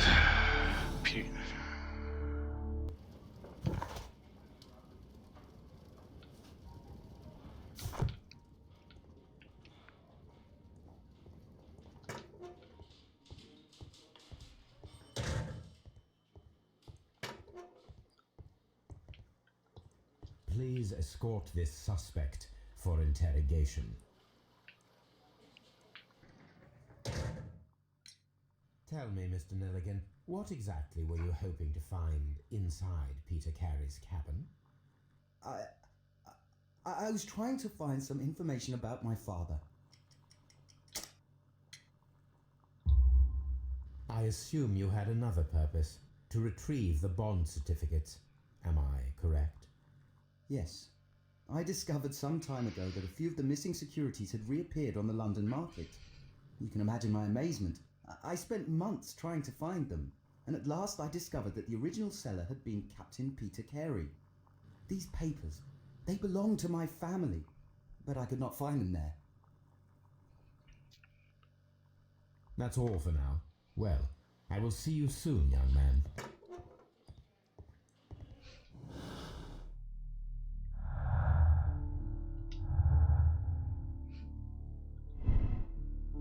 Okay, so yeah, he was there.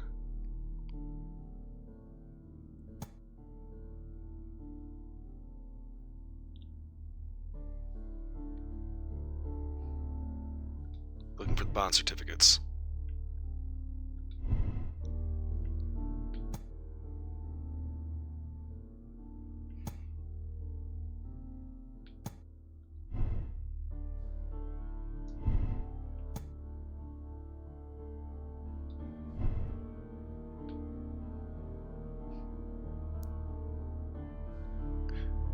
I get the impression I didn't do that right.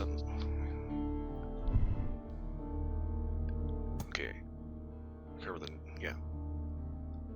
So he was trying to get back in to retrieve the little notebook, right?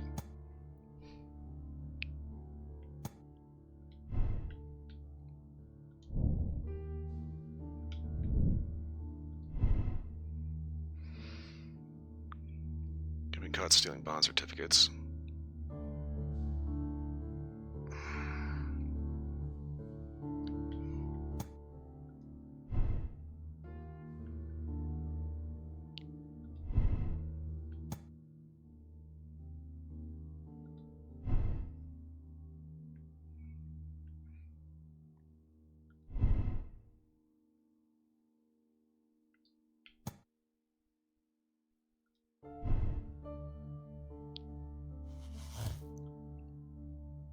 Okay, if we did that...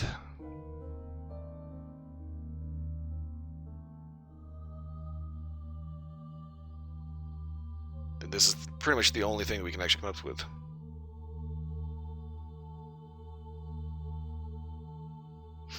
Yeah, so it seems that Peter was drinking with Cairns. Which raises the question, why on earth Cairns would actually go to drink with somebody that he knew was a murderer? But this is the only thing that makes any sense. Dillingham was there looking for stolen valuable papers. Hurley was there because he was the gardener and in love with the wife. Karen we know was there. And he's the only one that doesn't actually have any other reason to be there.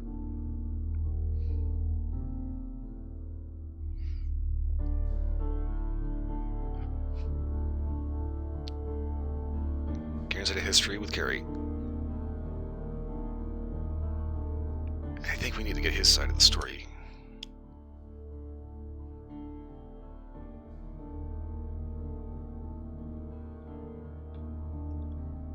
You know, I think he's guilty. But I think... seeing as how the weapon that he used, he just grabbed off the wall. I'm thinking that was a self-defense.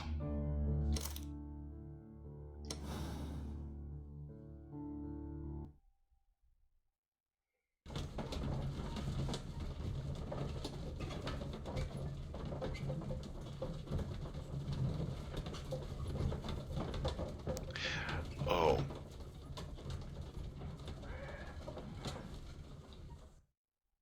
I wonder if I might have gotten that wrong.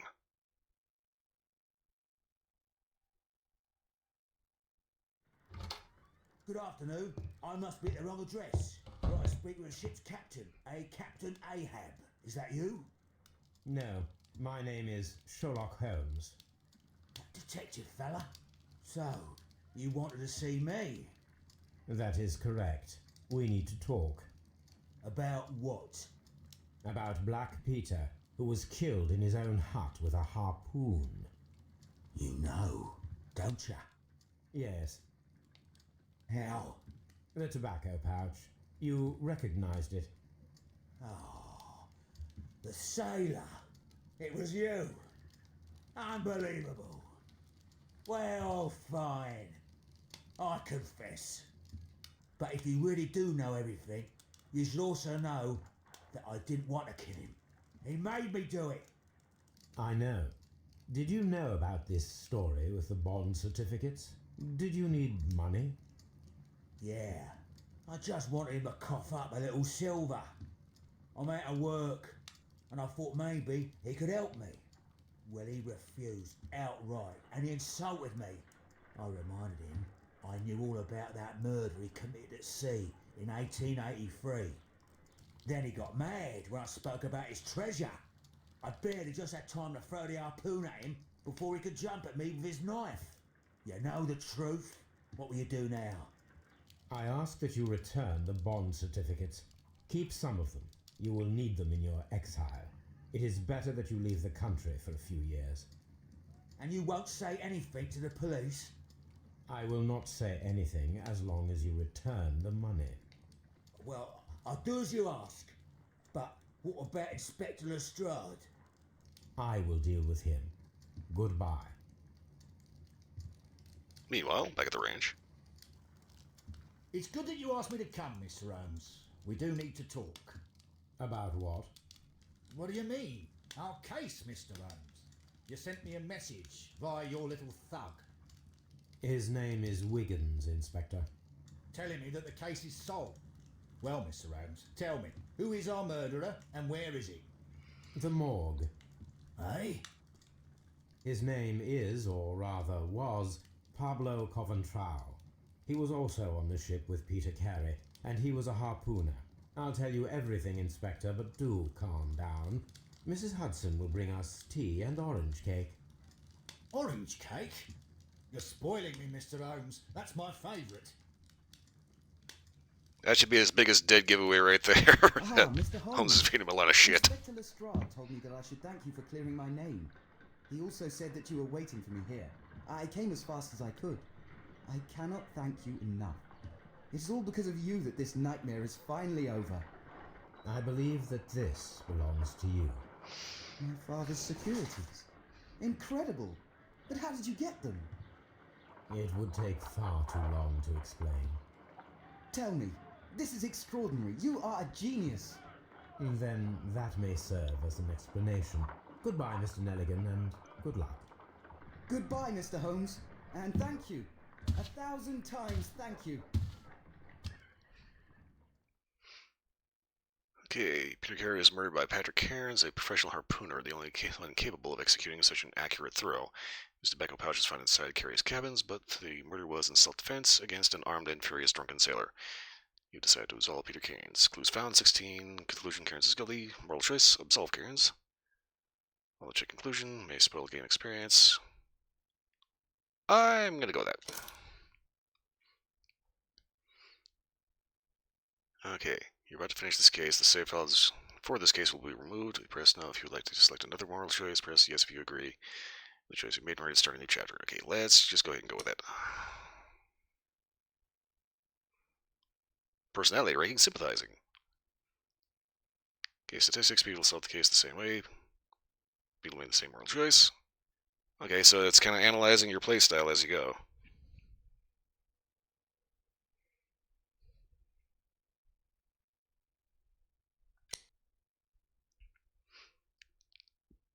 Don't need to know the stats. Riddle on the rails, okay.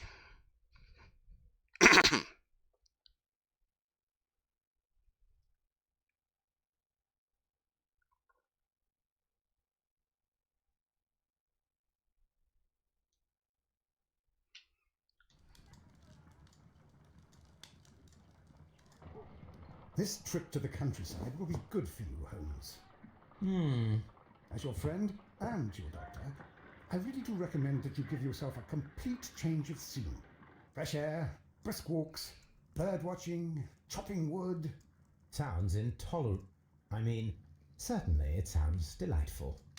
But you haven't yet told me who your friend is, the one we're going to visit. He is a bee lover. A bee lover? Do you mean that he keeps bees? That must be Mrs. Hudson, bringing the warm cloth that I requested. There is someone to see you, Mr. Holmes. I have no time. Send whoever it is away. Yes, Holmes, I really think we ought to leave now. Yeah, honestly, I had no idea there was so much dialogue in this game. Mycroft. Sherlock. Oh, Mr. Holmes? Perhaps you don't remember me. I'm Dr. Watson.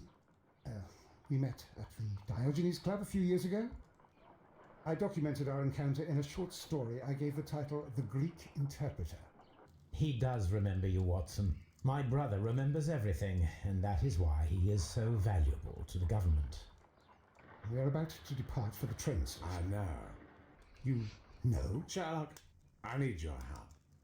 There are people who presently threaten both our country and the crown itself. You must help us with those methods of yours. Need? Help? Those are not words I would readily associate with you, Mycroft. I wrote you a letter, but you did not reply. And this is not about politics. It's about people. People similar to those whom you pretend to defend in your petty detective affairs. Everything is about politics with you, Mycroft. I'm not interested. Have some of your agents, your spies, or worse, undertake this job of yours. You are defending your people, and they have little to do with the people I choose to help, I can assure you. That's the point. You think exactly as they do. Who are they? The Merry Men. He is talking about the Merry Men, a band of idealistic terrorists. Okay. Sherlock, do please think about it. They are planning something diabolical. Your country needs you. You need me, Mycroft, and you are not the country. Although if your waistline expands very much further. Mrs. Hudson, tea will not be necessary. Dr. Watson, the train conductor, Mr. Parker, is aware that you will be 7 minutes late. You are in the 4th car. The train will be waiting for you. Sherlock, enjoy your time in Staffordshire. And do, please, at least write to me on your return. Well, we all know that's not going to happen.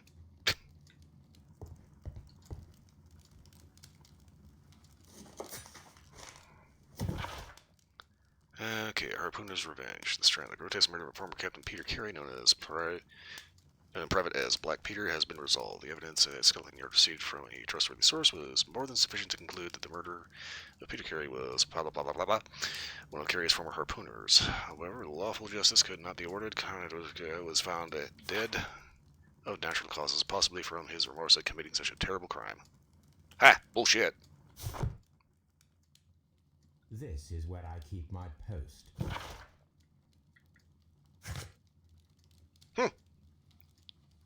Le harpoon.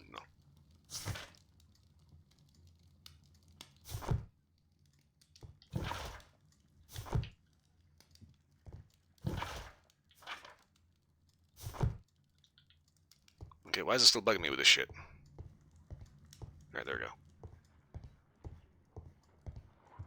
Holmes, please call a cab while I pack my suitcase. We should be late for the train.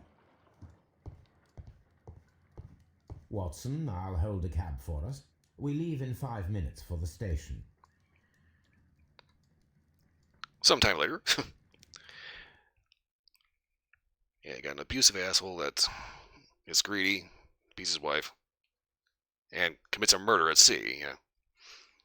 Yeah, fuck that guy.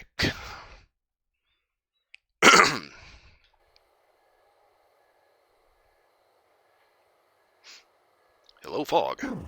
What a gloomy night. It was warmer inside the waiting hall.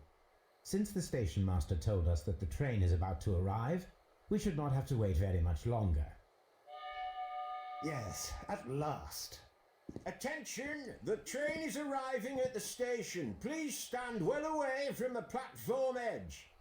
I'll take your bags and your blasted archive suitcase.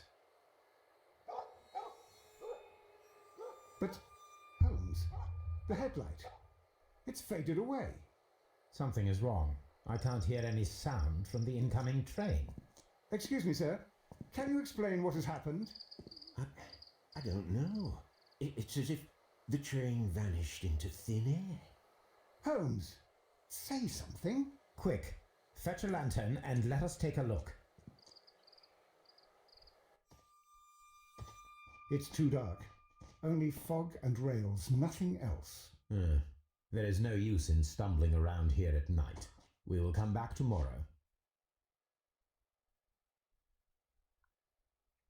Okay, the next morning.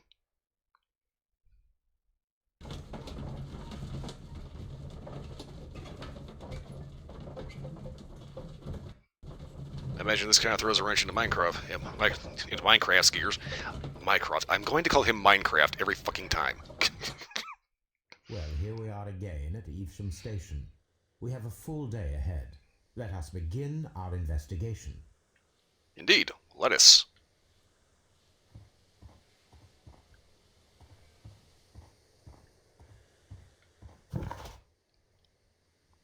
Okay, wrong way. Puta madre.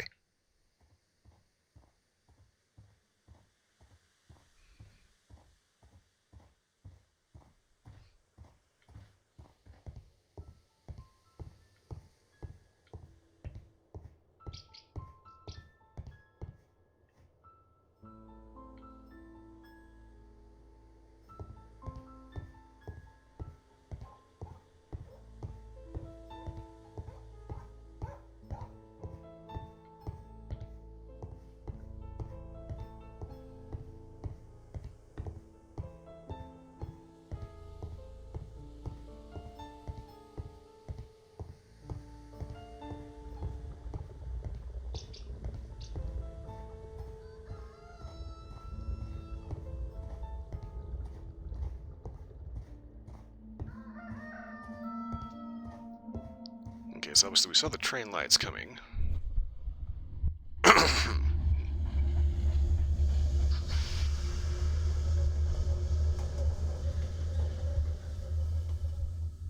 This is the place where we saw the train vanish last night. Railway sleepers. Nothing unusual. A discarded item, possibly thrown from the train. There are no tracks or footprints on the ground.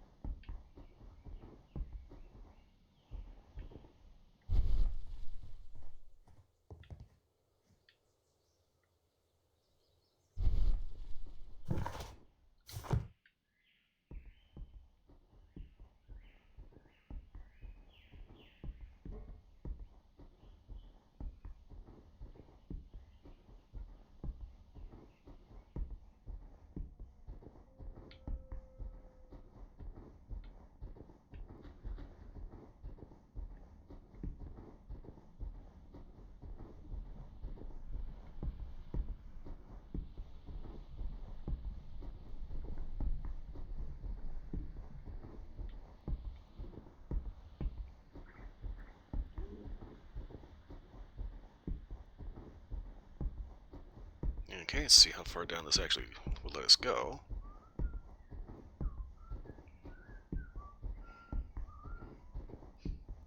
So obviously the train never actually got this far.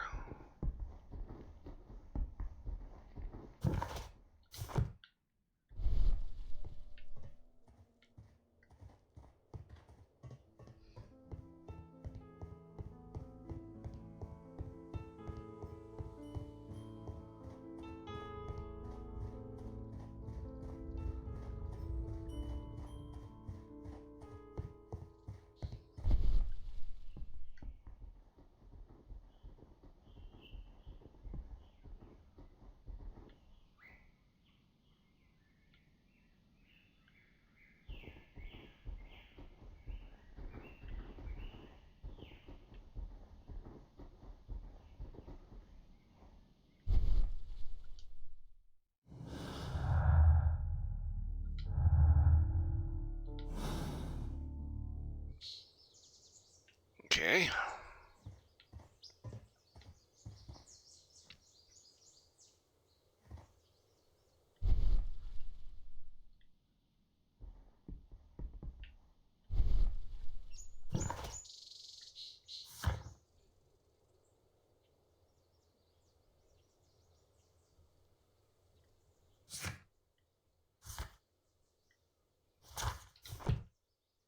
Okay, we have no evidence. Trains can't just vanish without leaving a trace. It isn't possible. Is it, Holmes?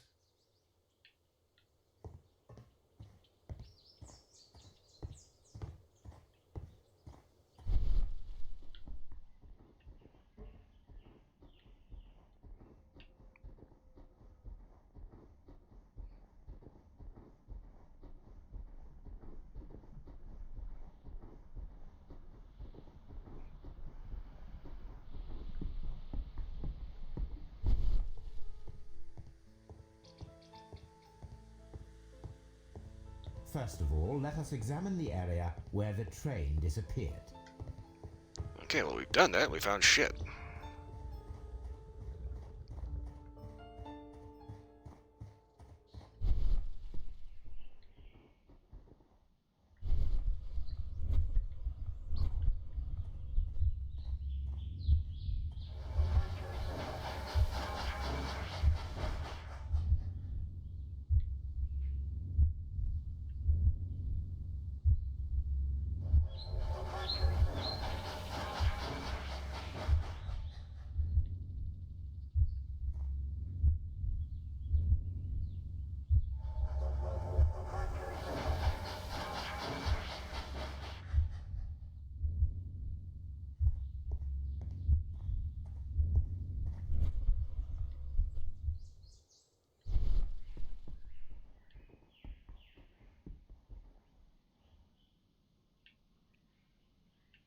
Okay, I'm not too sure what I'm looking for.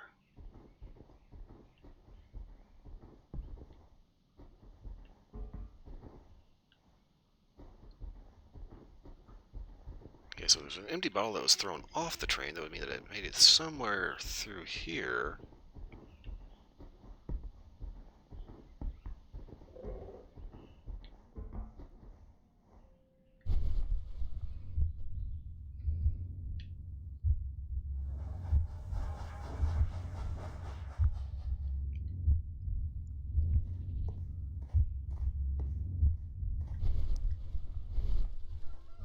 But then would have completely vanished by the time it got to here.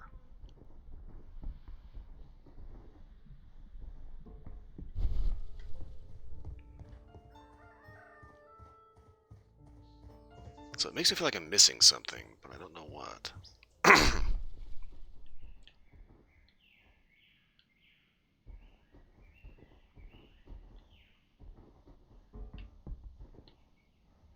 The rails have not been touched. There's nothing unusual here. There are no signs to indicate that the train ran off the track, nor are there any other traces. There is nothing whatsoever. There are no clues. But then, a negative result is also a result. Oh, I see what you're getting at. No clues and you're smiling. Yes, Watson, I do smile on occasion. This mystery appears very promising. This investigation won't be simple. We shall require a map of the region. Perhaps the station master could lend us one. Okay, so we got a nice little mystery here. How exactly does one make a train disappear without a trace?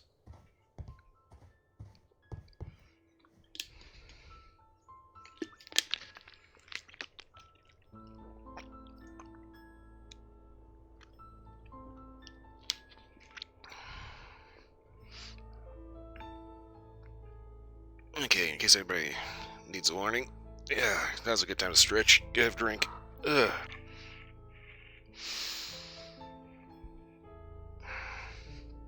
Adjust the seat position.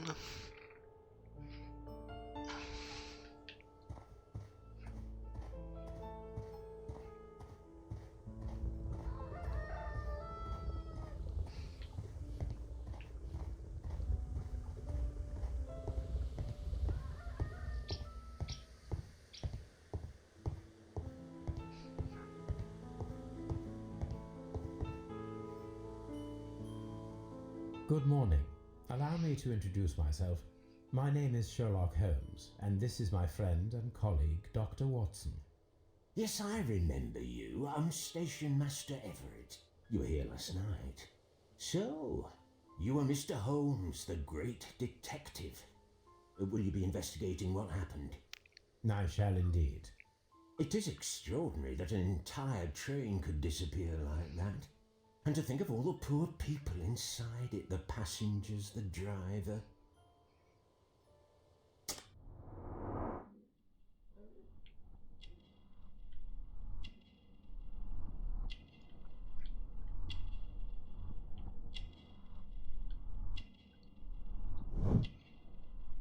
Honorary badge. Okay. Wedding ring.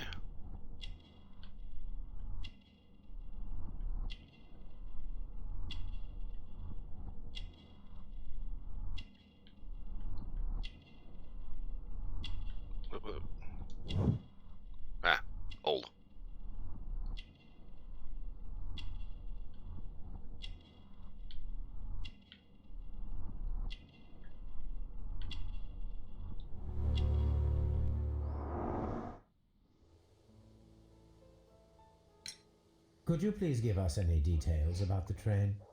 Well, there was nothing so very special about it. At least not that I can recall. My memory's not what it used to be. However, if you need it, you can have the train composition report. It's inside my office.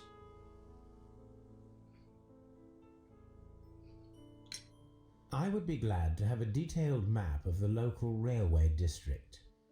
But of course, please, take the one that's pinned inside the waiting hall. See you later, my good man.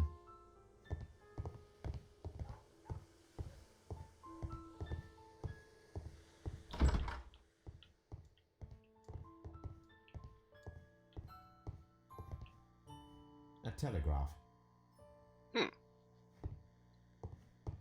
That's good to know. They have high-speed communications.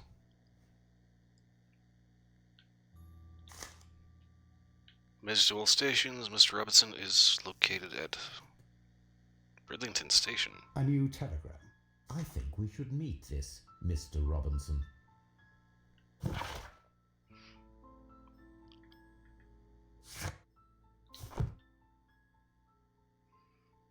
Line Nottingham to London. Train LNER number 324. The composition: locomotive, coal car, first class car, postal wagon, special wagon ordered by Mr. Robinson, second class car. Here is the train set.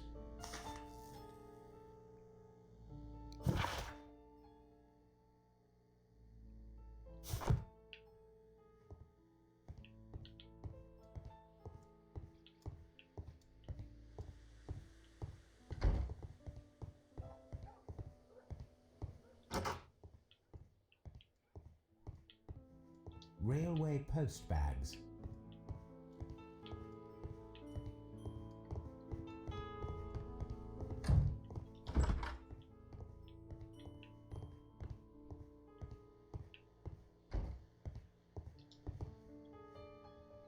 This map will be useful.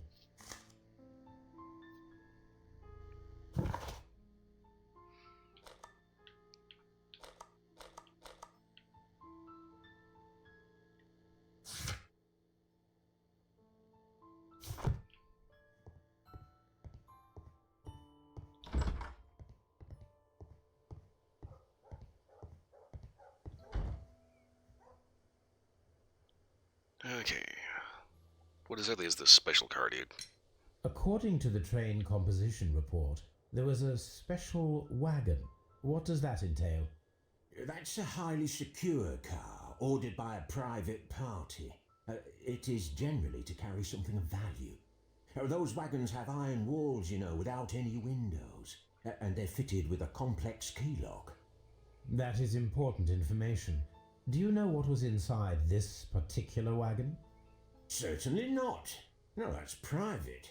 And it's not my responsibility to allot the wagons to whoever. Oh yeah, of course we just walk up and just like grab the map, frame it all, just shove it in their ass. Was there anything exceptional about any of the passengers aboard the train? What do you mean? Like officials? I wouldn't know. Oh, but now that you mention it, yes, there was something. There was a message from Bridlington Station saying that the train had been delayed because of an issue with the passengers. But what kind of problem that they didn't say? That is interesting. You mentioned a problem at Bridlington Station. I should like to visit this station. Could you mark it on the local map? Of course. It's a suburban railway station. You might take a cab there. See you later, my good man. Alright, fortunately we happen to have a taxi right here.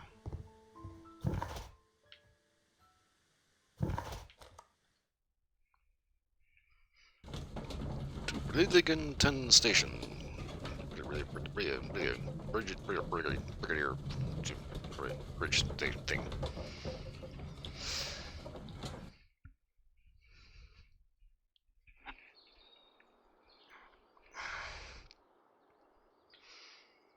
Okay.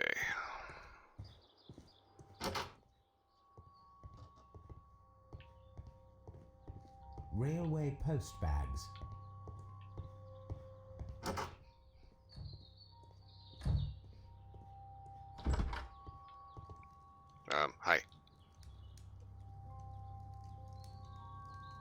This is an absolute scandal. It's always the same with these rail companies. No respect for the customer.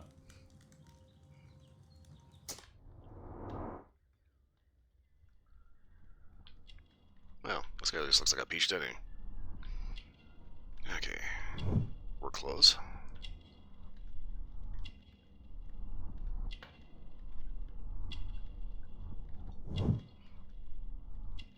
Cheap ticket, okay.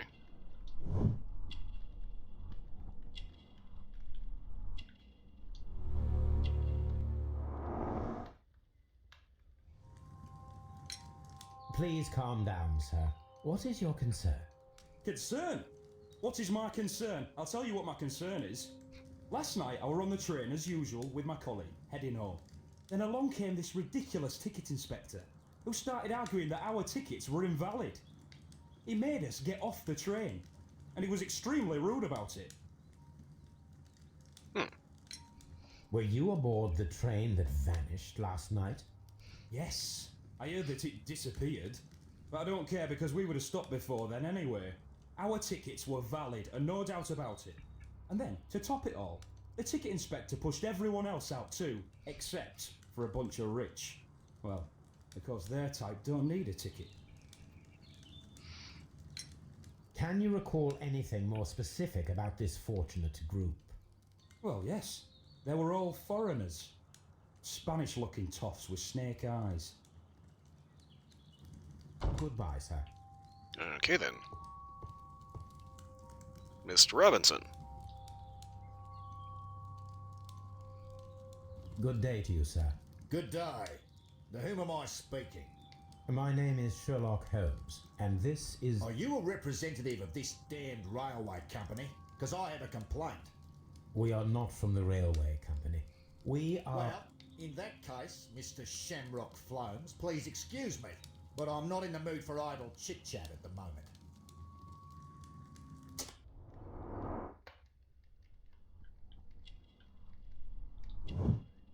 Aussie, of course.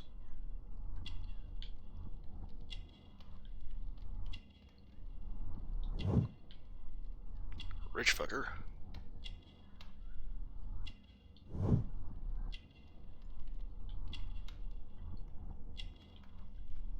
Expensive shoes.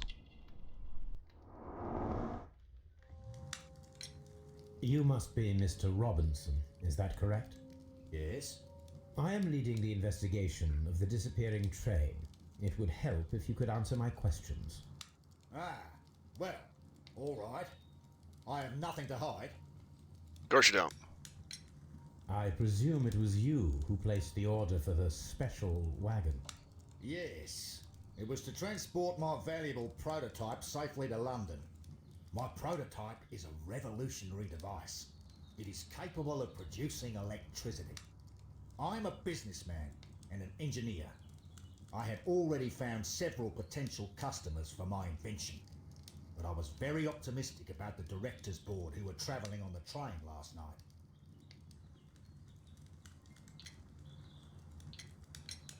Mr. Robinson, could you please clarify? Were you travelling alongside your prototype? Yes, I was. But I had to step off the train. And all because of this stupid station master. I received a telegram declaring that an important person, a Mr. Bromsby, wished to see you in the waiting room. I merely informed you of this. Mr. Bromsby is a wealthy gentleman. His interest in my invention was truly unexpected.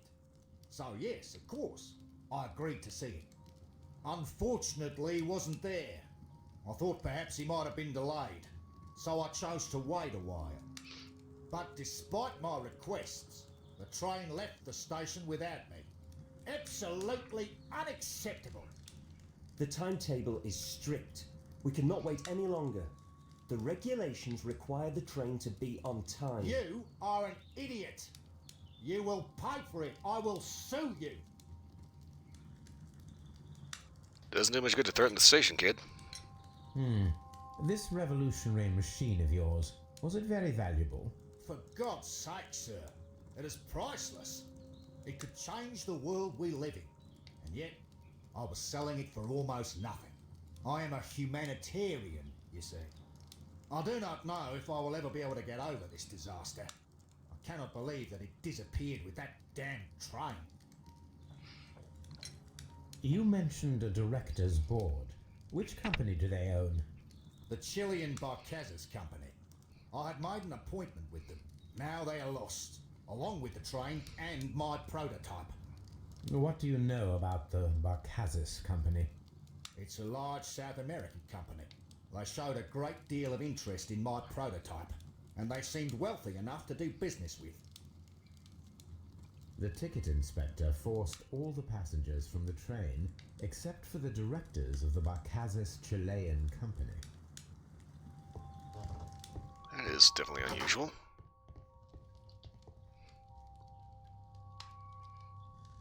Good day to you, gentlemen. How may I help you? Good day to you, sir. My name is Sherlock Holmes. I am investigating the unfortunate disappearance of last night's train. I see. I'm Station Master Bertram, but my supervisor has not informed me about this. I do not know if... Do not worry. I have only a few questions.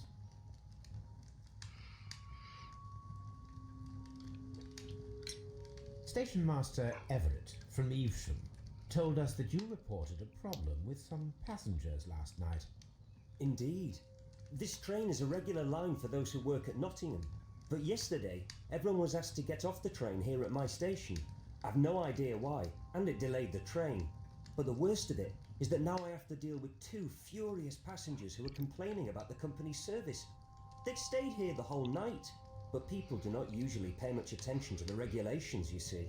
There are very strict and clear rules.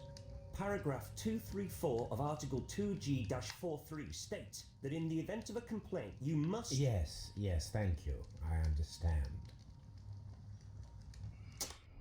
Okay, so this dude is obviously a massive nerd and terrified of his employer.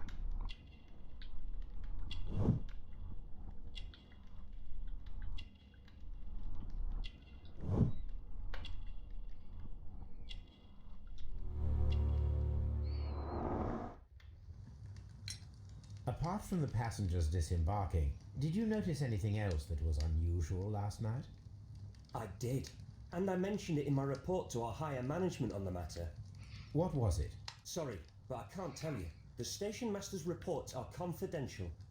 Confidential, you say? How long have you been working here? I have worked here long enough to be quite capable of managing a railway station.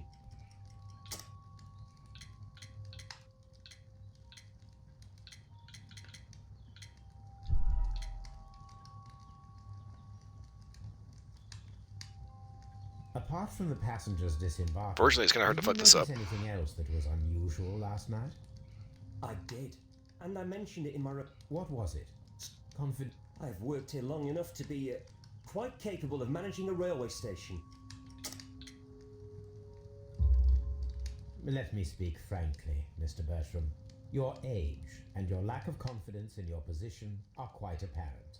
You cannot deny that you have only recently completed your studies. I was at the top of my class. Listen here, young man. I am aware that you wish to protect yourself behind all these regulations, but I represent the law. And you are obstructing the investigation of an important case. I would suggest that you cooperate with Mr. Holmes. Think of your career. Ah, that is... Well, I'll tell you everything. First of all, I scolded the ticket inspector, for it was he who asked the passengers to leave the train. It was not his right to do so. He was very rude. And then, later on, I received a most peculiar telegram from my colleague at Chesterfield Station, the next stop along the line. Okay. Do tell. What did the telegram say? Well, that was the peculiar thing. It was almost unreadable. It was full of errors and awfully vague. Coded message. It was hard to understand if the train had correctly passed that station or not. You can read it for yourself. We ought to visit Chesterfield Station. We need to confirm if the station master saw the train or not. Okay. Whoa. Chesterfield, what the fuck?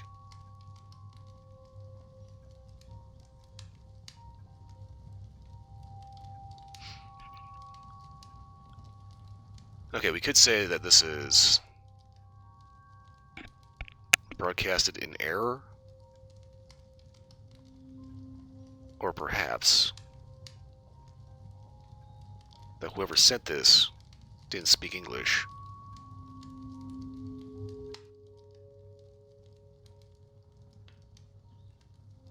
I'm inclined to go with maybe they weren't that familiar with Morse code.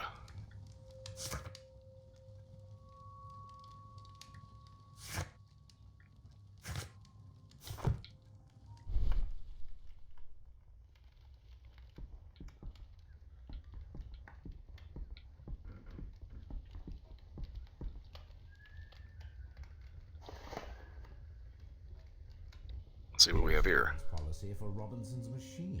A significant sum. Okay. Insurance organized by Thomas L. Robinson for his property called the Autonomous Electricity Generator. This policy partially covers the loss of the prototype up to 50% of its value, maximum cover amount £15,000. Okay. Insurance duration 1 year, renewable.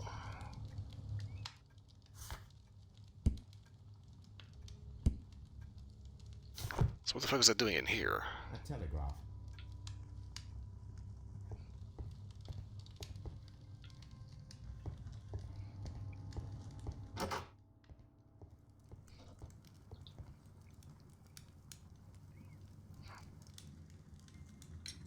According to this document, you have insurance for your prototype. Oh, thank God. Where did you find it? Near the telegraph station.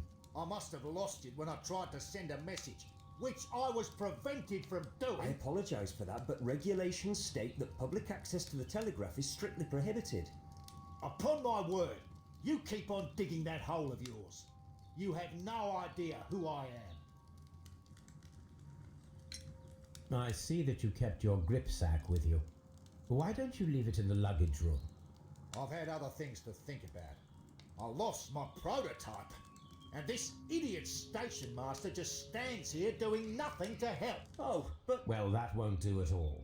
Station master, I believe that the regulations state that any passenger luggage should be taken to the luggage room. I'll do it right away, sir. Sorry, sir. This Robinson is quite a character. We should learn more about him.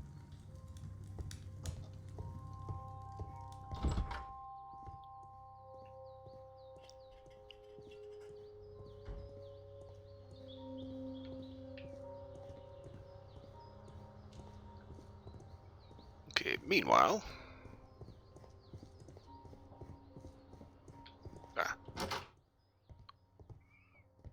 the luggage. What do we got?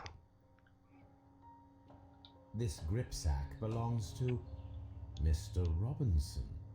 I think we should open it, Holmes. This is what they call force majeure. I'll keep watch. Of course.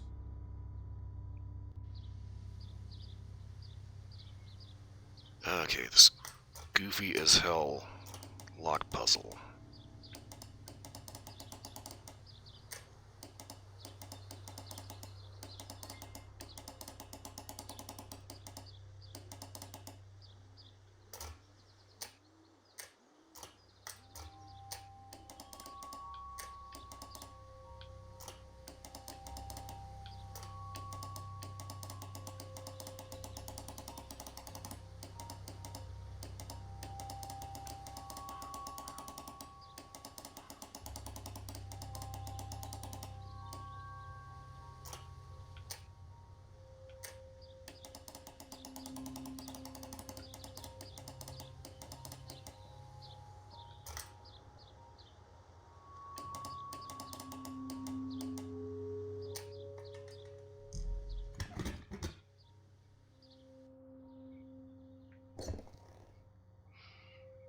Okay. Look, Watson, a bundle of contracts. Very suspicious. We should study them carefully.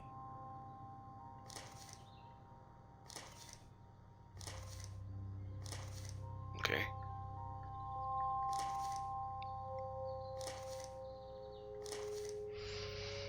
This is an exclusive sales contract regarding the prototype invention dedicated to appliance supplying electricity is in an autonomous way.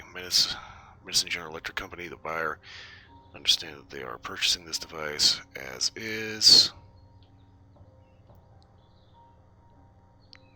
and are in agreement. An exclusive sales contract. Mr. Robinson is the seller. It is not responsible for any problems that may arise with the prototype after purchase, whether or not those issues were known by either party at the time of purchase. Buyer is obligated to make prepayment in the amount of 10% of the prototype price in advance upon signing of the contract. The remainder should be transferred within a 1-month term. Yet another exclusive sales contract. Mr. Robinson is the seller. Yet another exclusive. Mr. Robinson is the seller. Yet another exclusive sales contract. Mr. Robinson is the seller. Okay. Well, it is very clear that this Mr. Robinson received prepayments from various people for his machine.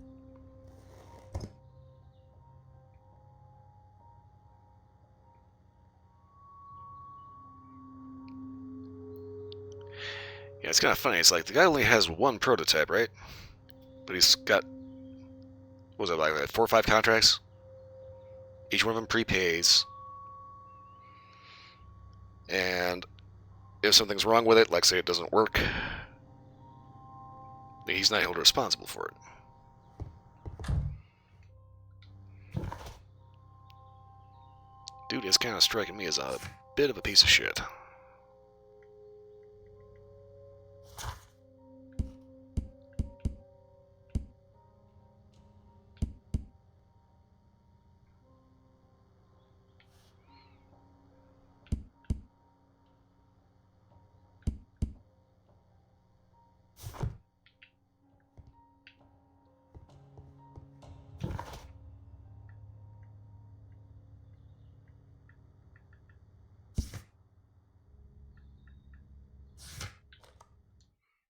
Next up, Chesterfield.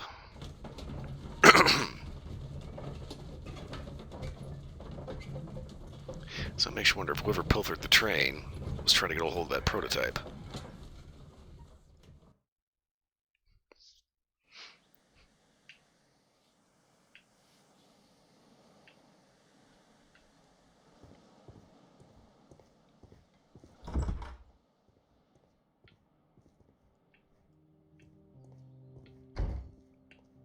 A fishing advertisement. Best fishing at our lake, okay.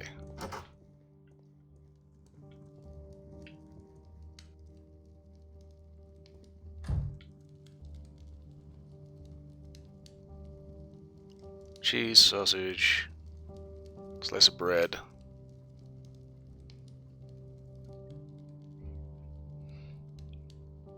How could he fall asleep at work like this? Excuse me, sir. Wake up. Ah, his breath. He must have swallowed half a distillery. And that explains the how. By his sleeping off the alcohol, you mean? Wake up, please, sir. What? The 18-hour 72 train has arrived? Good day to you. We are investigating the disappearance of last night's train, and we should like to ask you a few questions. Were there any passengers who got off that particular train at your station last night? No, nobody, it seems to me. Although I did not leave my office, so... No doubt you were very busy. You don't say. You can't ever get any peace around here. Now you have to send a telegram each time a train arrives and departs. That explains why the telegram was so shit. This guy was fucking plastered.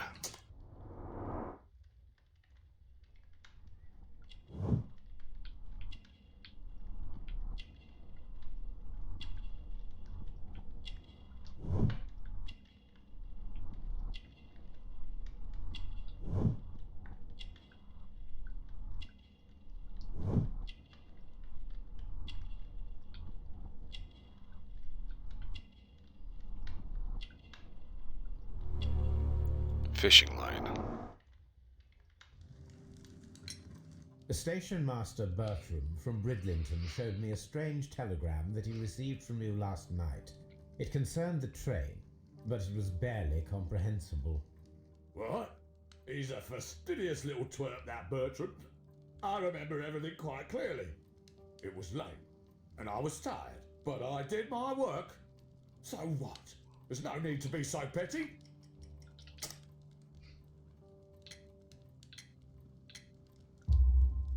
You were not tired, you were inebriated. Tell me the truth now, or I shall not hesitate to document your state in my report. My friend means that you will end up by being sacked from your position. All right. So I was drunk. I don't remember all of yesterday, to be truthful to you. Please don't go harsh on me. Holmes, this man has consumed a considerable amount of alcohol. He's not entirely helpless yet, but... It will not be long before he is. Obviously, his testimony cannot be trusted. Well, that's helpful. Okay, so... Chesterfield Station Master reported the telegraph by telegraph the arrival of the train and the departure of the actual train.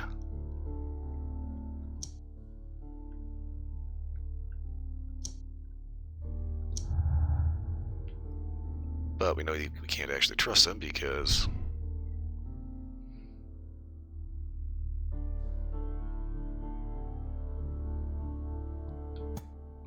you ever say it missed Chesterfield because this guy is not a reliable witness.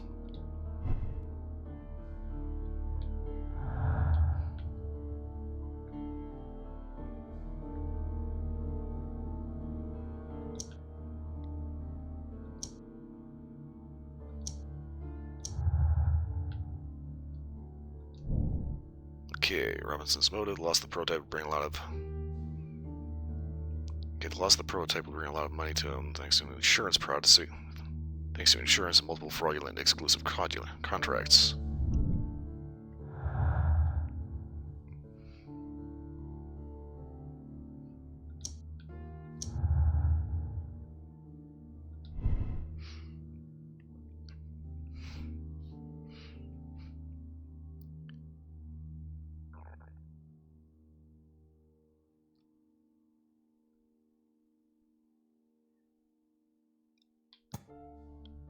Yeah, I'm going to say that he's probably the victim here because even though the contracts are kind of bullshit, the fact that he had so many of them, and the fact that the insurance is only going to cost half of what it actually costs to make the thing, yeah, I'm thinking he's probably the victim here.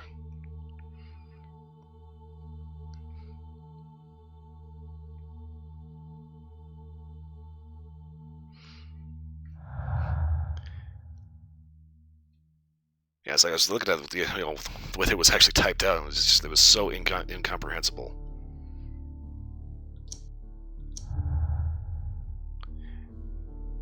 We have a Chilean company.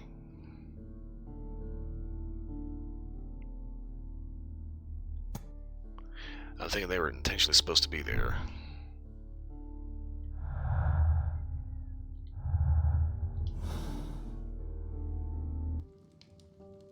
I'm always wondering what's on your mind, Holmes.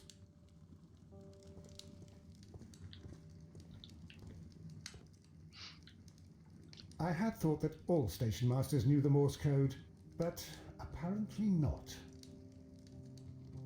Well, a telegraph. If you want to be good at your job, you know it. That is clearly not this guy. A fishing advertisement.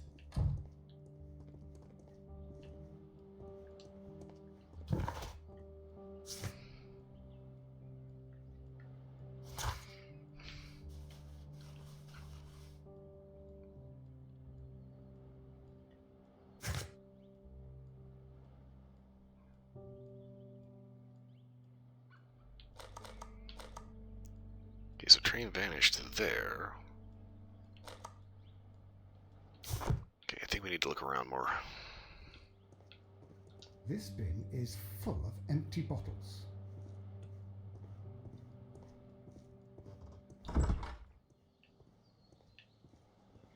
Locked.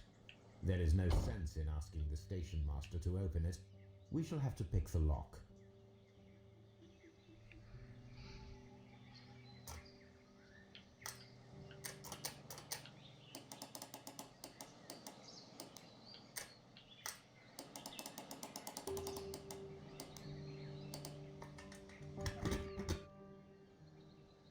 Give it props on for thinking of a new, interesting lockpick mechanic, but at the same time, this is so weird. These tools were used quite recently. They are still muddy. We should ask about them. Huh. Digging tools. Railway post bags.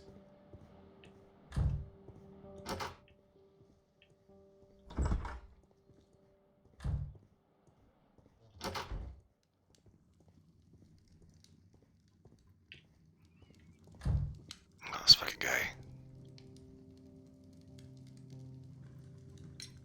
You have quite a number of dirty tools lying around here. Ah, yes. Well, thank you for reminding me. I should clean them. Although, it might be easier to put them outside.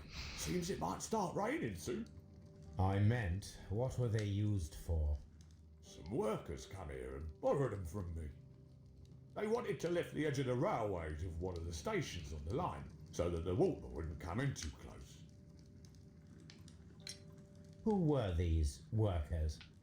Well, they didn't seem to be from the company, but they was fine lads. They invited me to share a drink. And whatever it was, it had a kick to it. They wasn't English. No, I don't believe so. But see, they knew just what a man needed to brighten up his dull evening.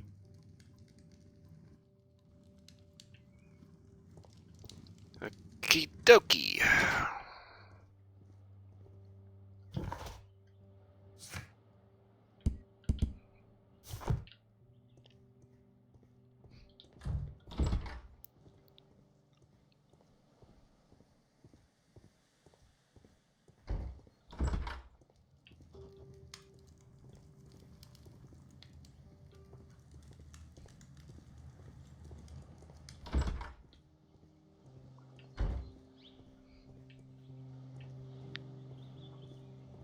So, drunk station master. Easily bribed with alcohol.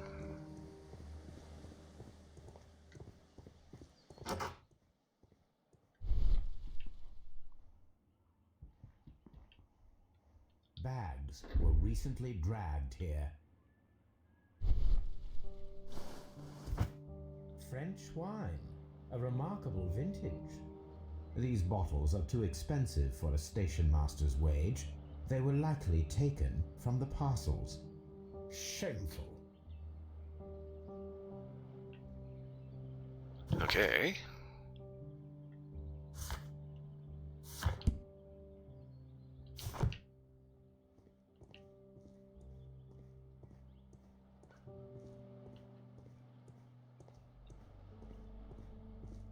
So does that mean he was stealing bottles of French wine? Ah, will I ever get any peace?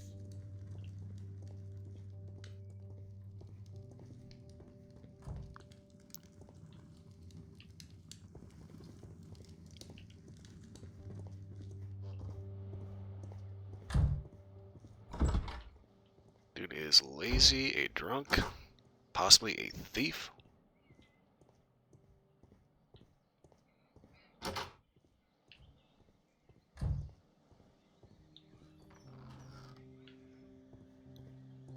Well, A handcar wheelbase. Interesting. It appears that elements of the same construction were scattered everywhere. sometime later. Watson, please tell me, do you believe in magic? Of course not, Holmes. Then you are of the opinion that a train cannot simply disappear. Well, we both know that that is obvious. Why are you asking such peculiar questions? A little patience, Watson. You will understand my point quite soon. So, are you quite certain that you saw the train at Evesham Station? Yes, of course. We saw it coming. The headlights, and heard the whistle. But that is it. We didn't see the train itself. But... Oh, Holmes, I'm a little confused. No shit. Seems pretty obvious they were rocking a handcar with lights and a train whistle. The train never made it past here.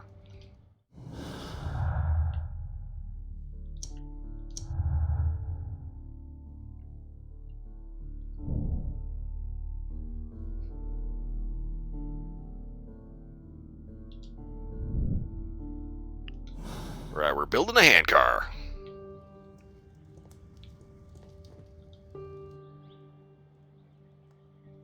Okay. I should use the appropriate object here.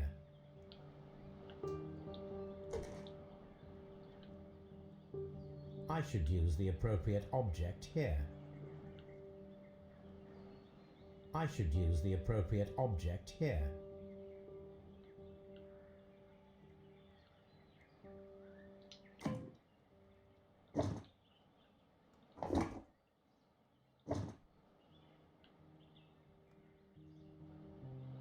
I should use the appropriate object here.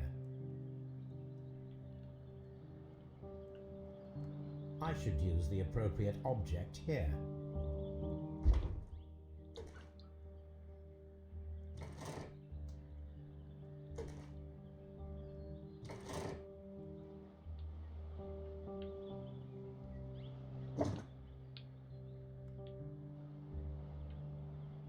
I should use the appropriate object here.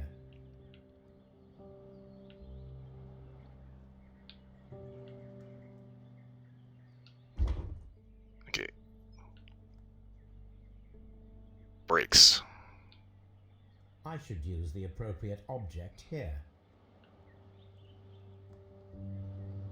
I should use the appropriate object here. I'm getting the impression this goes together in a very I should use specific, the very appropriate irritating object way. here.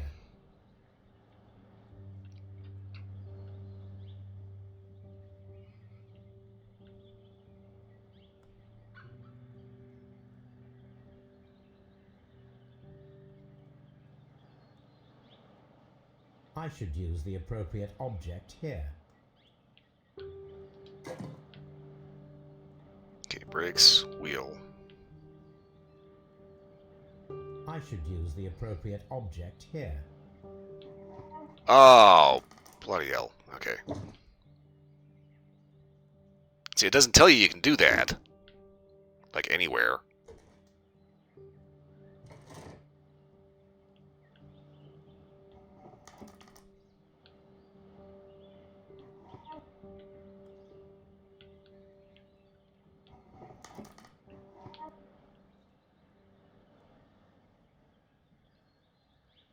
Okay.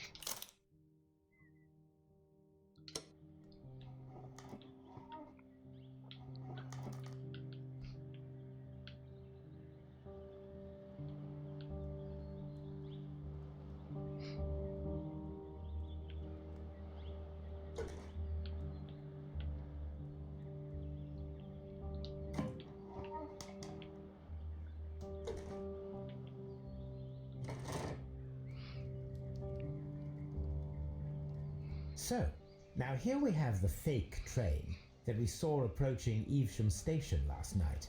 Doesn't look much like a train to me. Be patient, Watson, I haven't finished yet. Try using your imagination. Our train requires only a headlight and a steam whistle.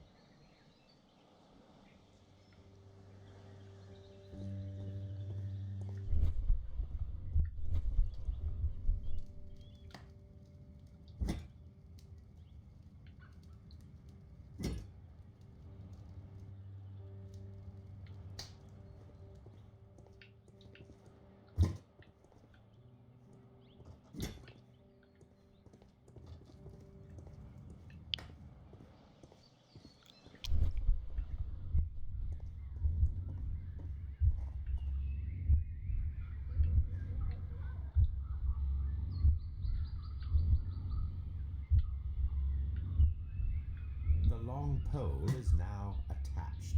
It will allow us to connect the headlight. The headlight is attached. The steam whistle is now connected. Holmes, what can we do to make the steam whistle work?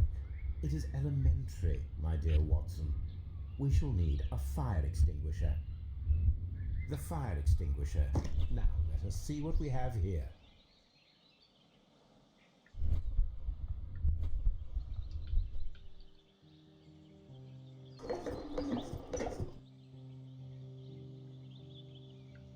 First of all, let us pump the pressure inside the extinguisher. Oh, whoa. Pump-powered fire extinguisher, that's old. To be used. Watson, I do believe that we have created an exact replica of the train that vanished in front of us last night. The criminal mind can be most inventive. I am somewhat in awe. So, such a thing is possible. If someone went to all the trouble of creating this fake train, then it was surely with the intention of stealing the real one. Ah, Watson, you should not jump to conclusions. In fact, this does not tell us very much at all, except that the train did not evaporate into thin air. Although you half suspected it. Huh. At any rate, we now need to find where the real train might be hidden. I suggest we use my archives to find a more detailed map of our surroundings. Well, I hope that justifies our having to load your massive archive suitcase onto the cab. It made us extremely unpopular with our driver.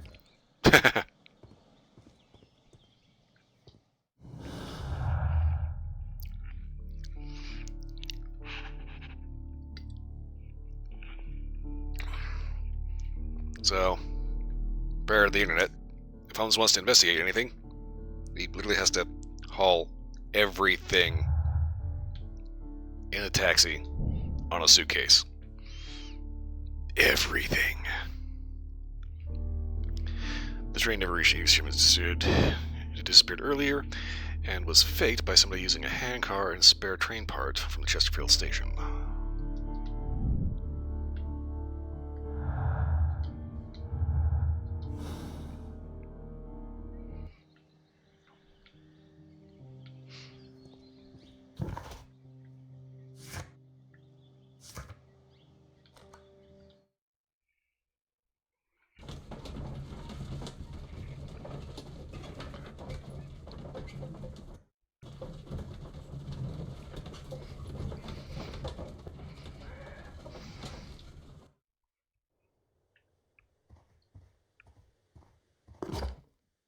Now we have two maps.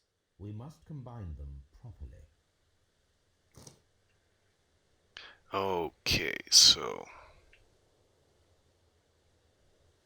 Okay. Here it is. There is a side branch to the railway. Its first switch is located between Bridlington and Chesterfield stations. There is one more station to be visited. It is located between Chesterfield and Evesham, and there should be a side railway to the nearby quarry. There is a small section of a railway at the end of Evesham station.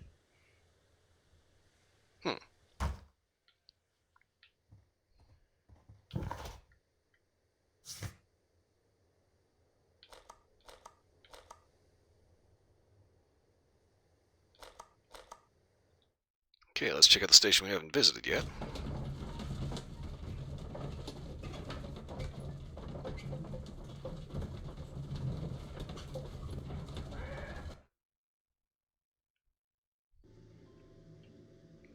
Doncaster, okay.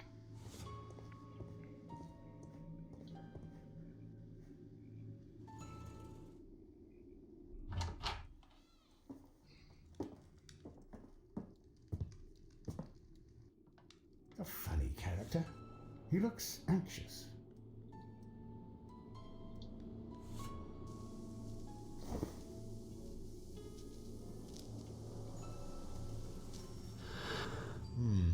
This scent is familiar to me, but in order to recognize it, I must combine my associations into one picture.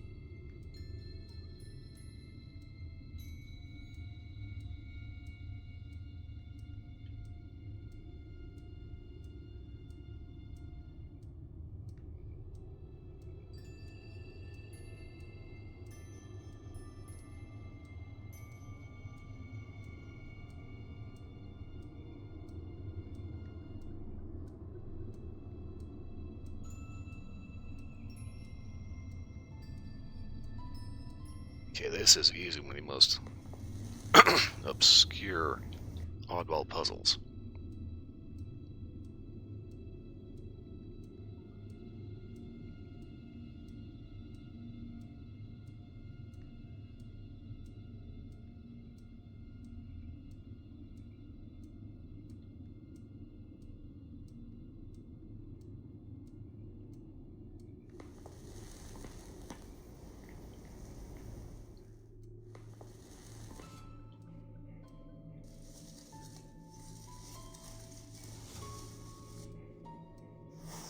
A greenish-brown cigar with a strong aroma, a hint of peppermint. Ricardo. You already know the name of this man? Holmes, you amaze me. No, Watson, I refer to the cigar. It is a Ricardo Tarrant, a Mexican cigar of an excellent quality. Quite an expensive one, too.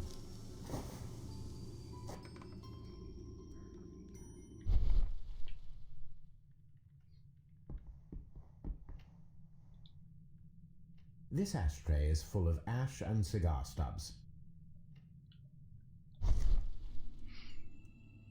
Apparently, there was a conflict between the Mexicans and the Chileans.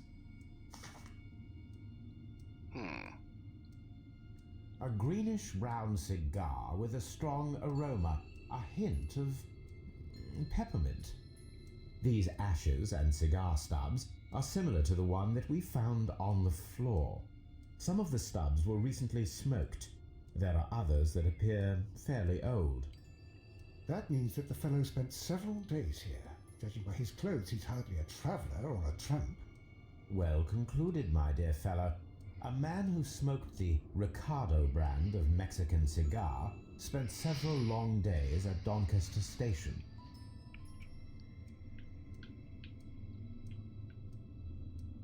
This ashtray is full of ash and cigar stubs.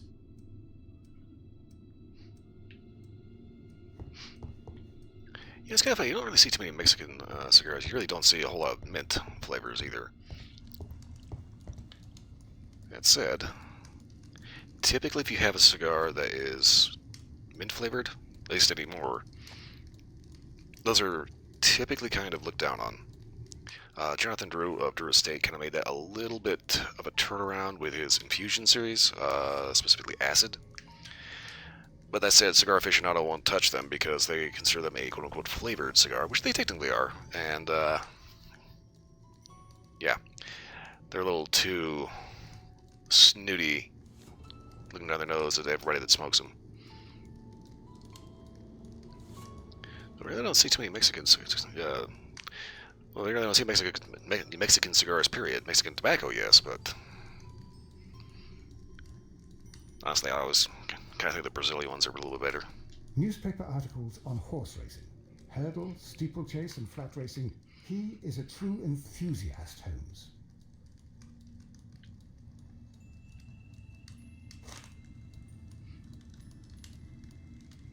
England National Sweepstake, Grand Prix de London. Betting slips for horse racing.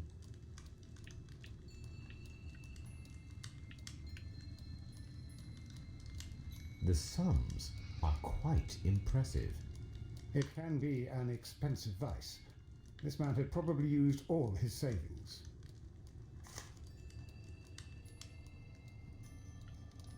Let's go ahead and steal those. A telegraph.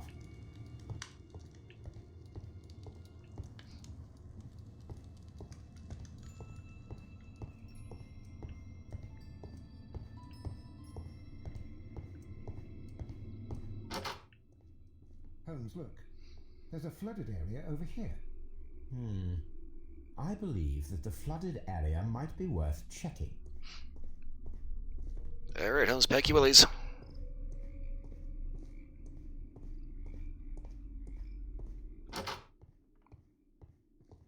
Railway post bags. This post bag belongs to the station master. Okay, sticky fingers times.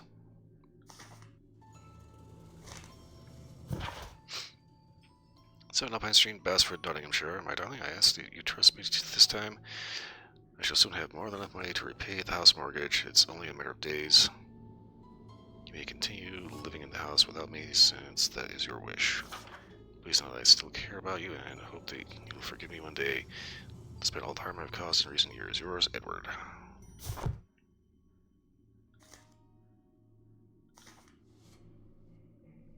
The station master appears to have found himself in some financial trouble. Carl Advocate Agency, Main Road, BR69HJ, Bromley, London. In reply to your last warning letter, I wish to assure you that I shall soon honor all of the latest installments that I need to pay according to my debts. Yours faithfully, Edward Duff.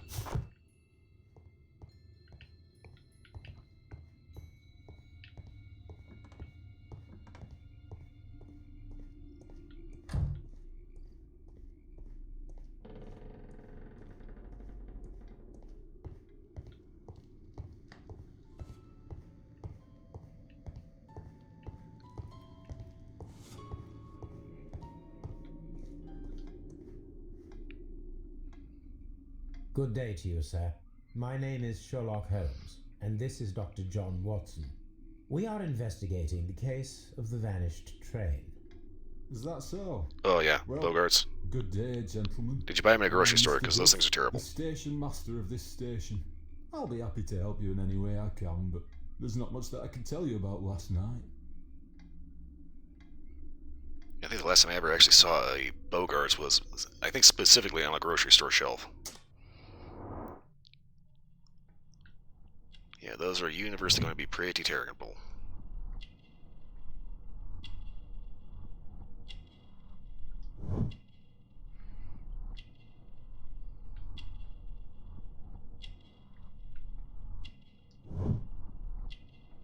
Ooh, he's taking his wedding ring off.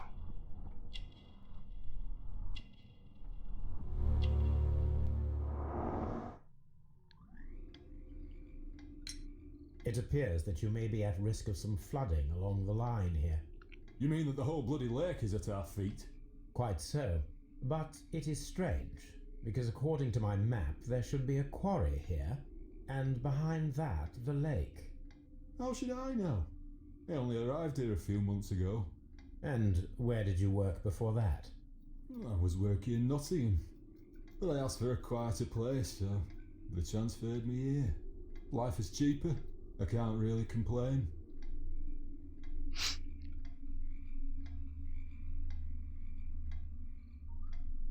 Yeah, when it comes to grocery store tobacco, typically try to avoid that. If you're looking for a cigar, by all means, look for an actual tobacco shop. Everything you find on a grocery store shelf is probably going to be machine-made with really low-quality tobacco, and it's not going to be properly controlled. Now, there is one thing that if you can find them, they're called Villigers, and these are machine-made in, I believe, Switzerland. The company is owned by a man named Heinrich Villiger, and he actually the company has a YouTube channel, and you can see just how passionate and dedicated he is towards fine tobacco and using precision machinery to achieve the best result possible. And they are good, and you don't actually have to humidify them either. Worth the money. Did any passengers leave or board the train last night? No. I saw no one as usual. I reported the train's passage by telegraph. Just the same as all the other nights. I observe that you are a gambling man, Mr. Duff. You had hoped that your relocation to this small town might have helped ease your addiction, but it was not to be. I beg your pardon? Addiction to what?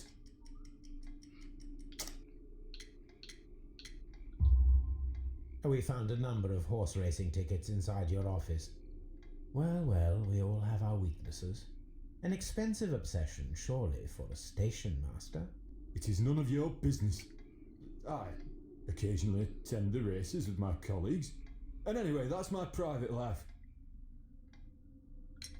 There was a gentleman of Mexican origin, I believe, in the waiting room.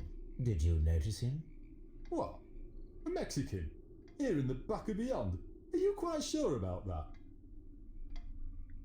Goodbye, sir. It is obvious that we cannot inspect the quarry. Instead, we can check the beach area around the flooded lake. Okay.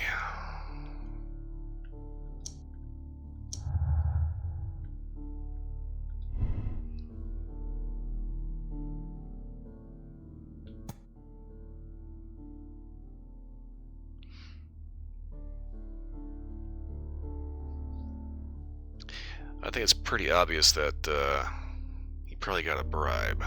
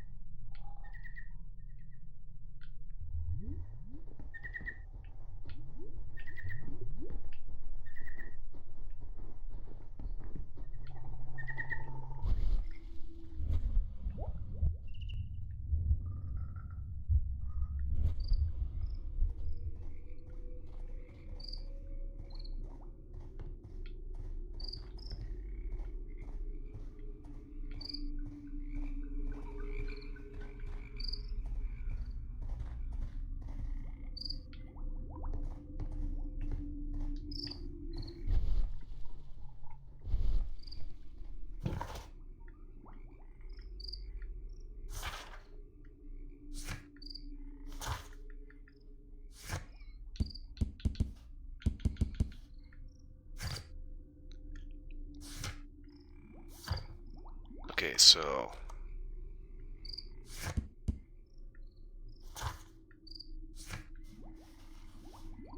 let's pick the beach area around the lake. I am trying, but it's not really giving me anything.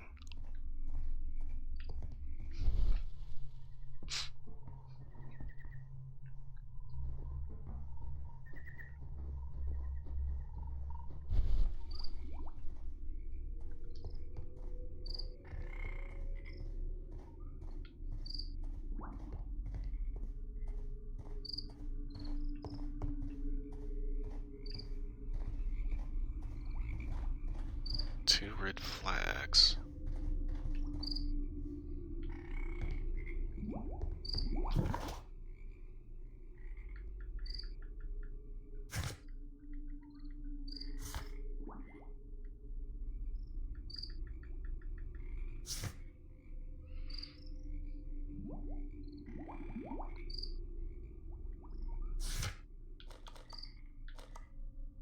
Alright, let's...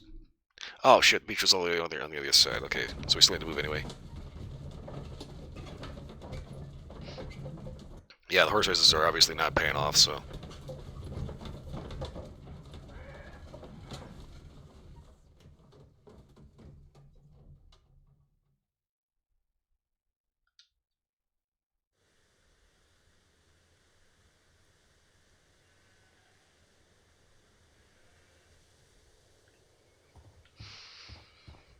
Okay, so what we're looking for here. Okay, there's a side off, right?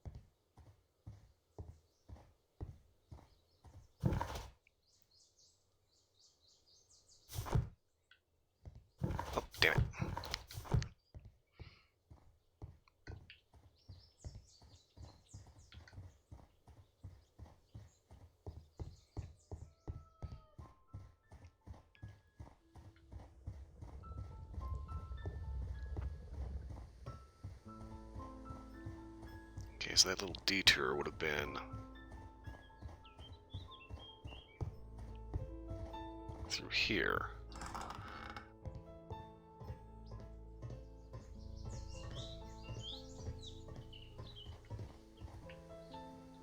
There was a building here not so long ago. But I don't understand, Holmes. Why would anyone destroy the shed in such a manner? It was disassembled in great haste. It is most odd.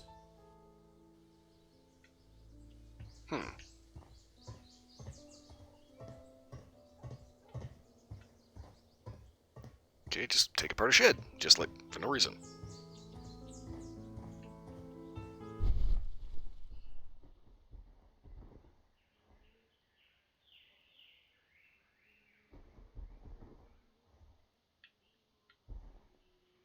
Traces. Let's take a closer look.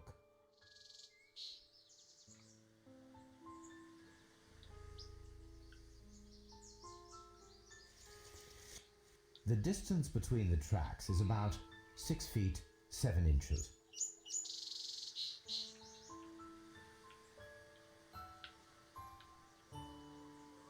The vehicle would have been heavy, as these tracks are quite deep. These traces are relatively fresh and were made by a large truck loaded with materials.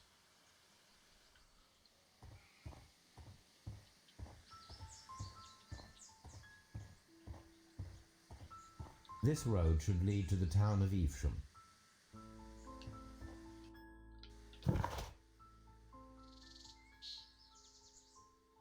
Okay.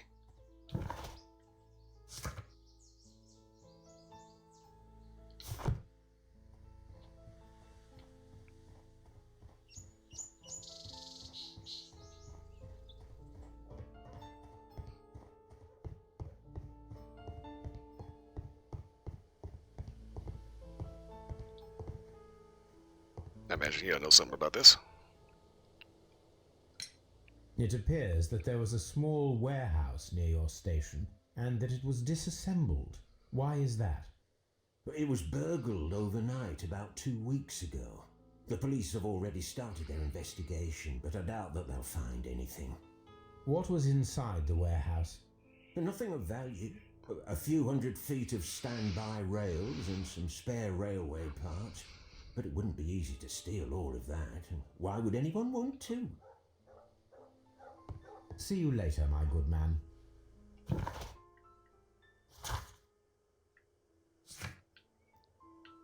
Alright, next step, break out your strength, so we head to the beach.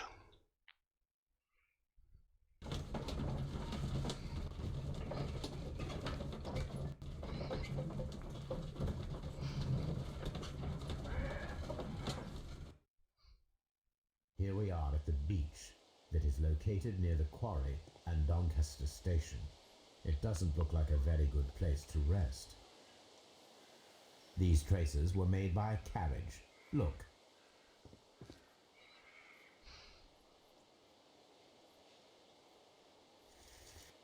The distance between the tracks is about 6 feet 7 inches. The vehicle would have been heavy, as these tracks are quite deep.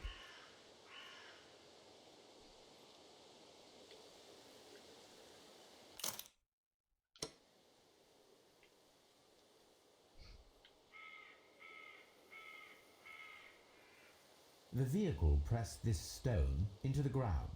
It would have been quite heavy. These traces are relatively fresh and were made by a large truck loaded with materials. The traces found at the disassembled shed near Evesham and at the lake were from the same vehicle. Okay. So now if we follow the tracks, wherever did the vehicle go?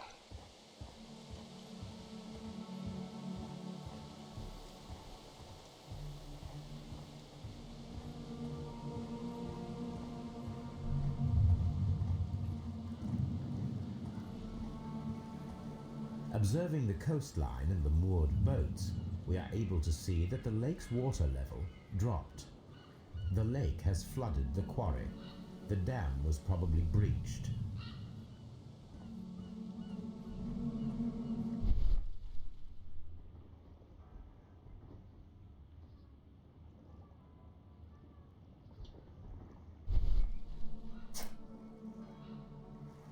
Las Zarpas. A label with the name Las Zarpas. Okay.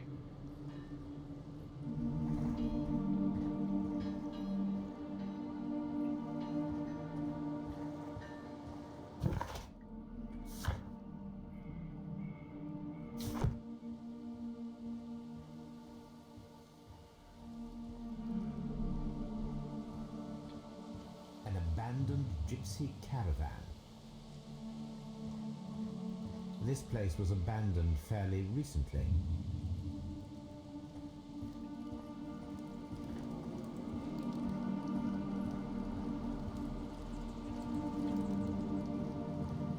Okay, that's odd. Abandoned gypsy caravan. No gypsies. Make sure maybe they were shoot up by someone.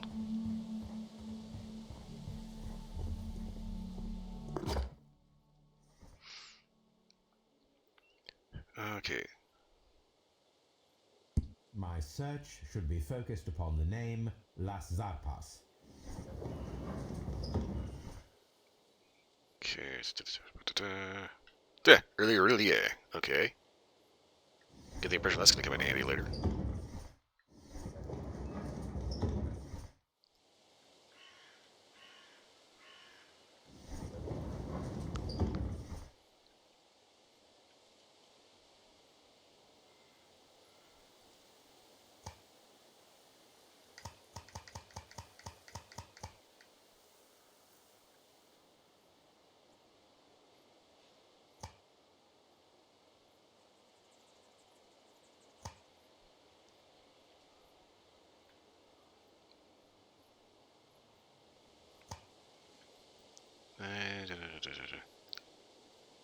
Okay, Las Zarpas. Art and architecture. Urban economics. Global economy. My search should be focused upon the name Las Zarpas. Technology. Oh, barge transportation. The Las Zarpas barges are leaders in heavy goods transportation. The Las Zarpas label belongs to a Mexican consortium, Carnical, who cover shipping, electricity services, and mining. Here it is. Okay. Okay.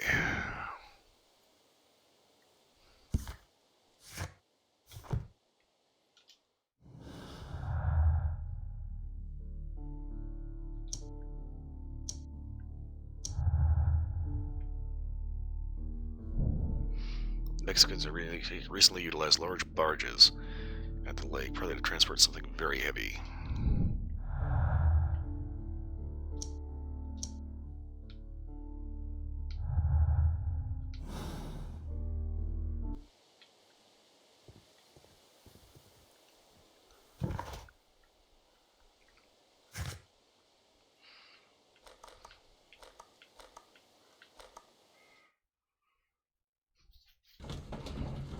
Okay, now railway switch.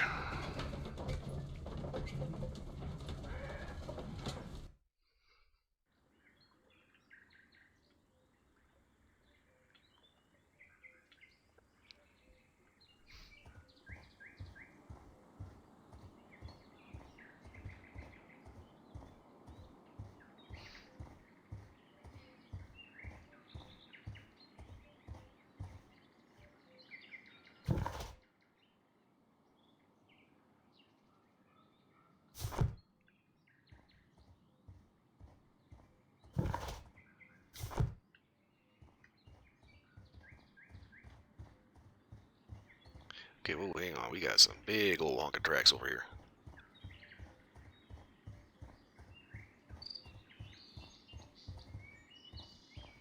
This road should go in the same direction as the railway.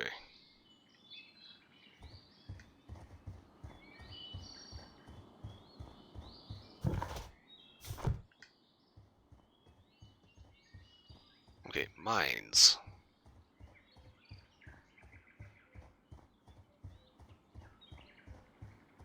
Mines. This is interesting.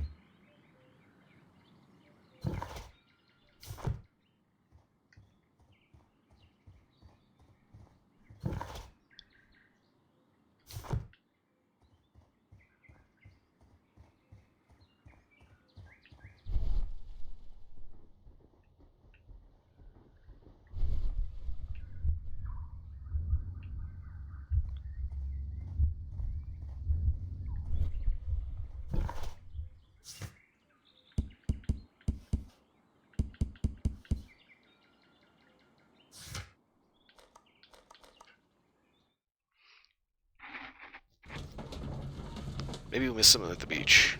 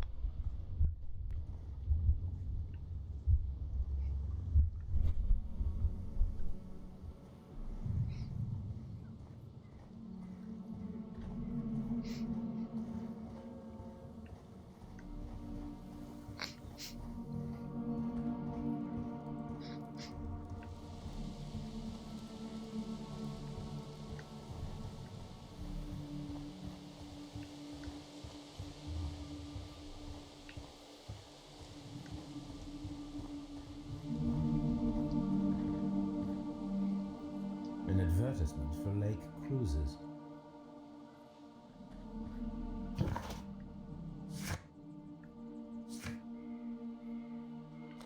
Okay.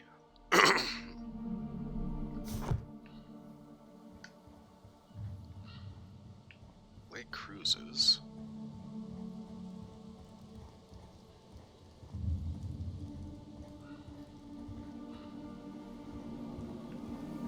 It's from the lake beach.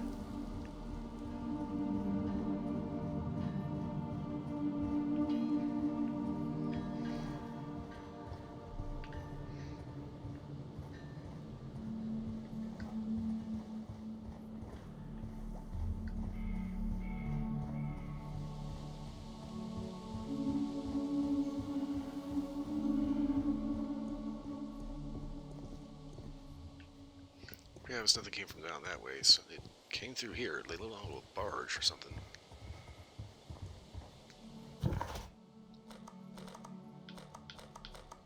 Seeing as how this is where we are now.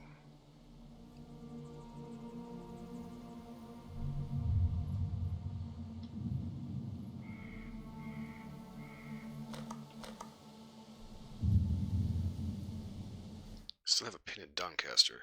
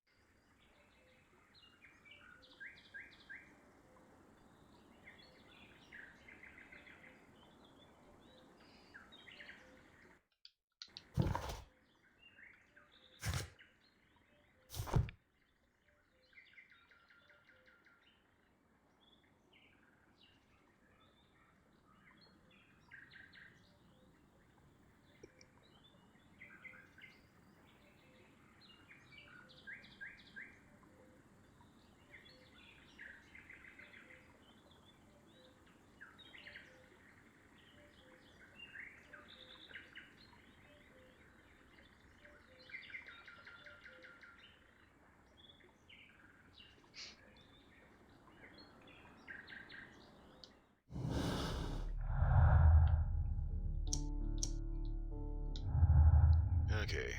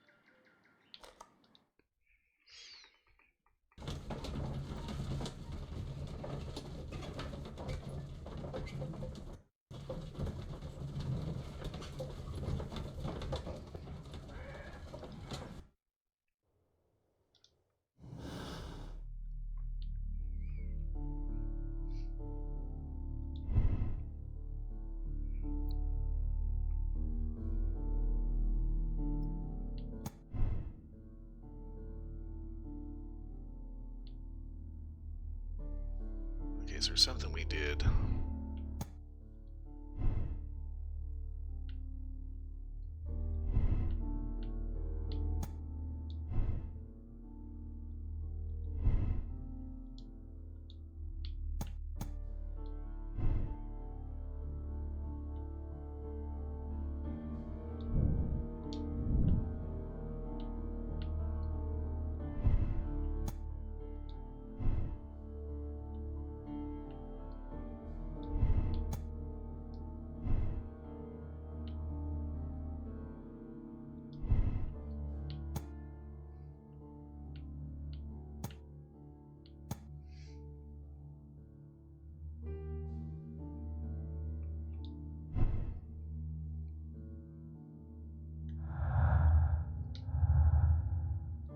Yeah, hang on. There's a piece of evidence that we're supposed to have that we're not.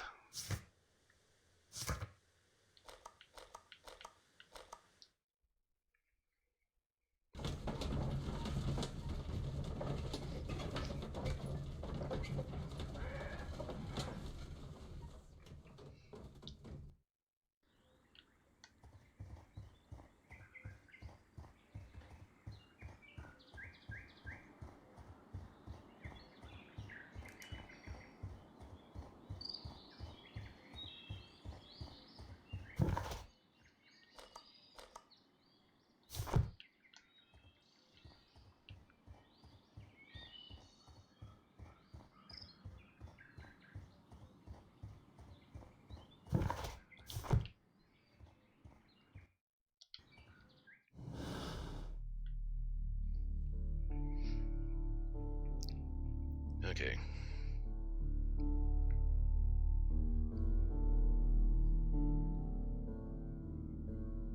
I think we got a deduction wrong somewhere.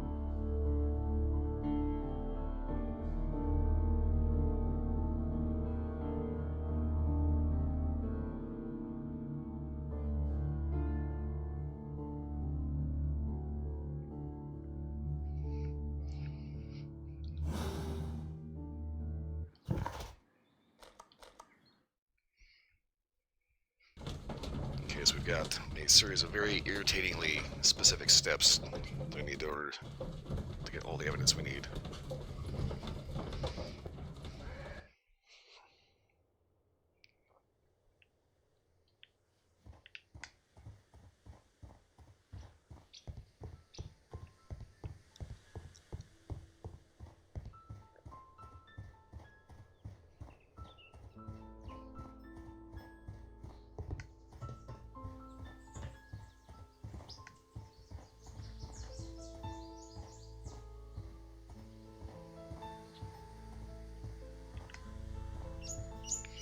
Okay, what is it we're supposed to be doing here?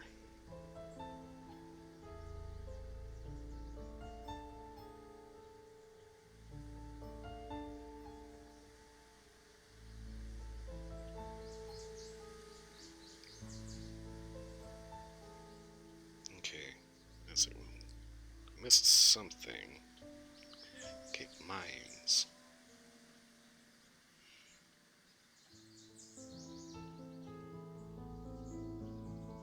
Okay.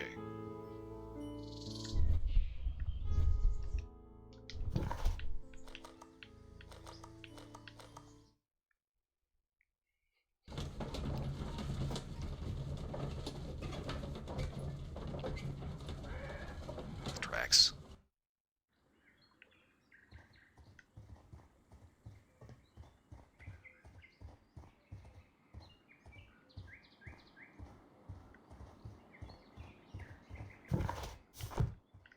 There should be something that was missed on the tracks.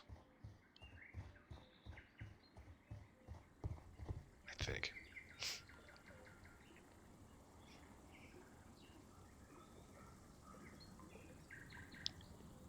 Okay. Okay, so, yeah.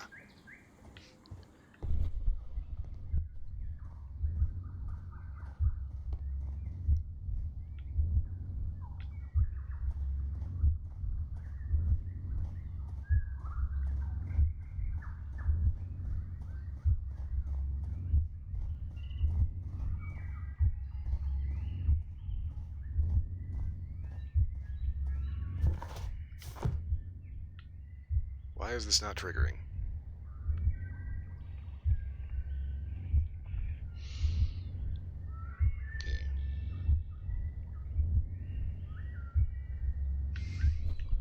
Need to examine the actual switch.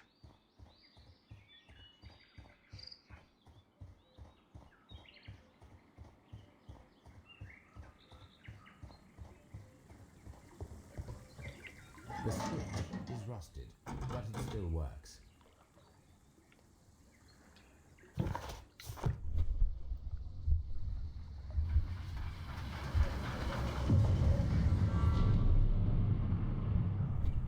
would be quite possible for someone to redirect the train towards the mines. Okay, there we go. To the mines!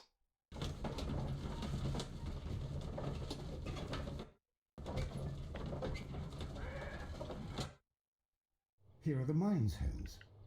They appear to be abandoned. This is an administrative panel. See what it says. This is an information sign. It might contain some useful data. We should restore it. Oh, hell.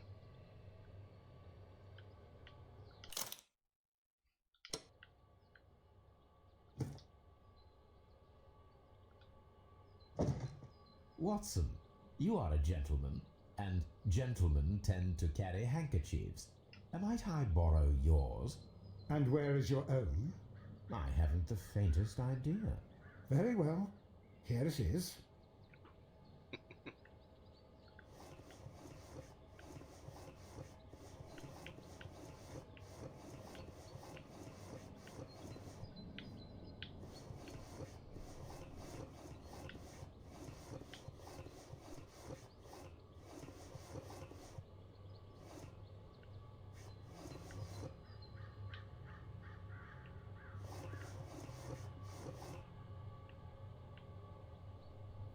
WEA Coal.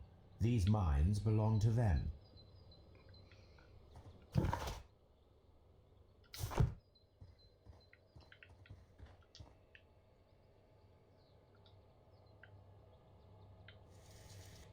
The distance between the tracks is about 4 feet 8 inches.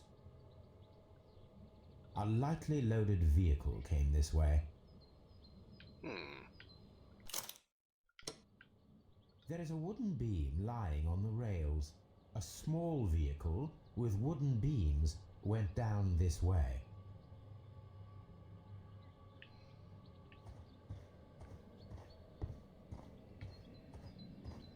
This mine has completely collapsed, Holmes. It is curious, but to be truthful, I am not entirely surprised. Someone removed these screws, most probably to take down the rails. A few feet of the rails have been dismantled. Odd.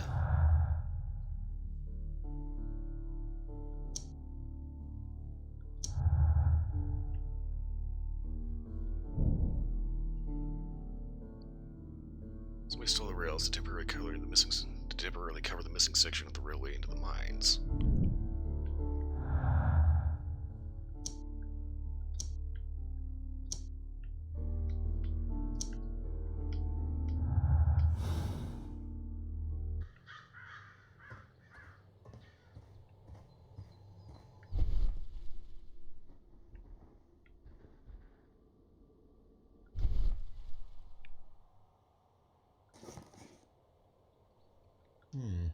This is an unusual kind of paper, stiff and dry.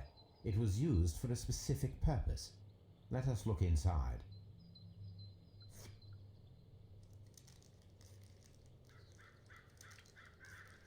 Sawdust. Sawdust.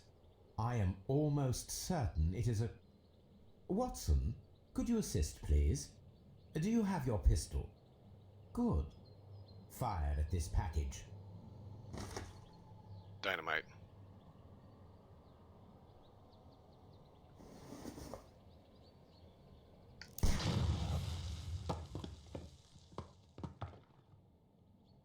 Dynamite.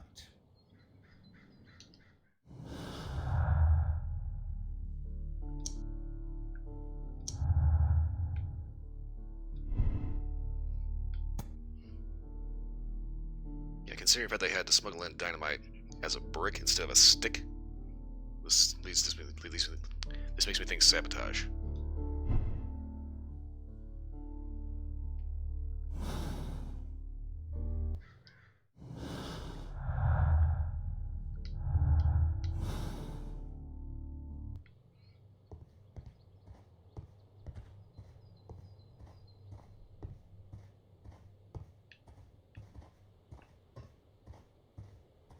Obviously, if you're trying to conceal it.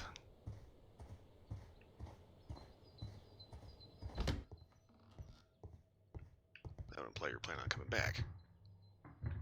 This box must be the safe. Let's open it.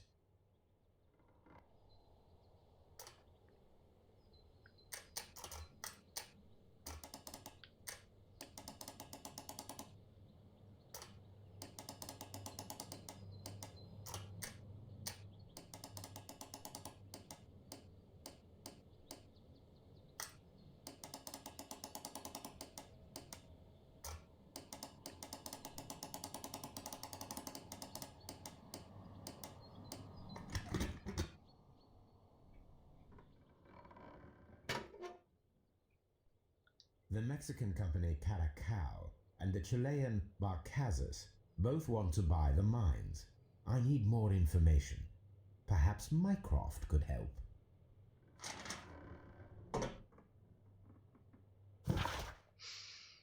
During instructions to all vehicle security personnel, inform you that the representatives of the Barcazas group are granted free access from now on. This company is the future owner of the mines. Also, starting from today, a no trespassing rule is upheld against any representative of the Caracal Consortium. The preliminary contract of sale has been cancelled. Do not provide any explanation. This information is confidential. Watson, it seems that both South American companies were involved in the purchase of the mine. The man at Doncaster who fled our approach, he smokes Mexican cigars. Perhaps... Yes, Watson. We should certainly speak with him. Right, of course, we can find his ass.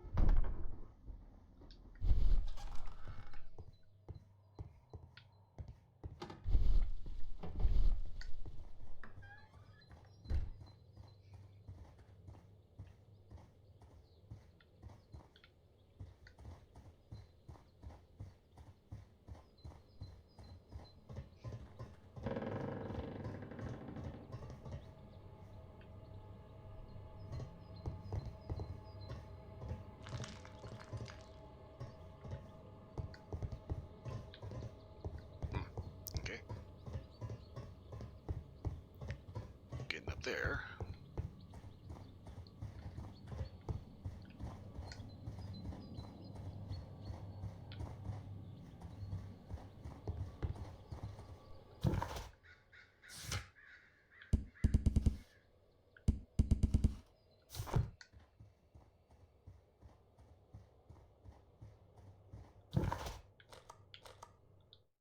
Guess that dude was a Doncaster.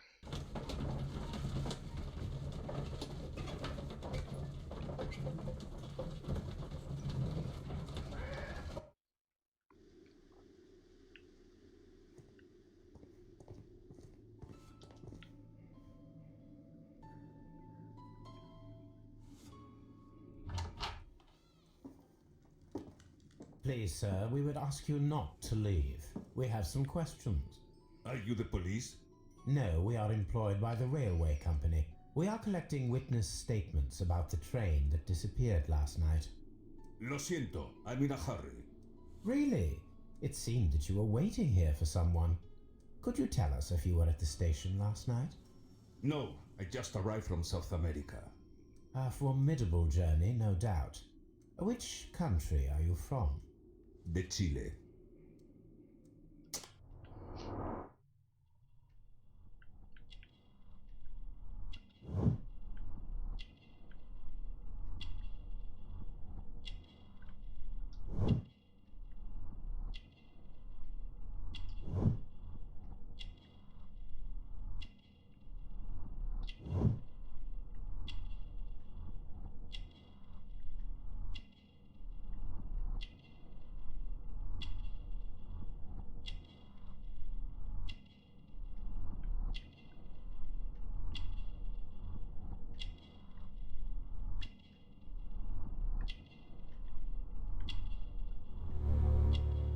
This guy's a thug. Chile? But you are Mexican. No, you are wrong. Why would you think I'm Mexican? Because of your cigars. Sí, cigarrillos. So what? Those cigars are the Ricardo brand, from Mexico. It is quite impossible to find them anywhere but there. Pero not your business. I don't suppose that you are on vacation. What business brought you here? I was to meet my fellow compañeros. Where did you arrive yesterday? They were on that damn train. I will stay here and hope that the authorities find them, or their bodies. It's now my responsibility to repatriate them. Who authorized you to do that? The company I work for. Could you tell me the name of the company? It's not your concern. And what is your name? Enough questions. Buenas tardes. Not a very friendly man, and he is lying. He said that he just arrived, but we know that he has been here for several days.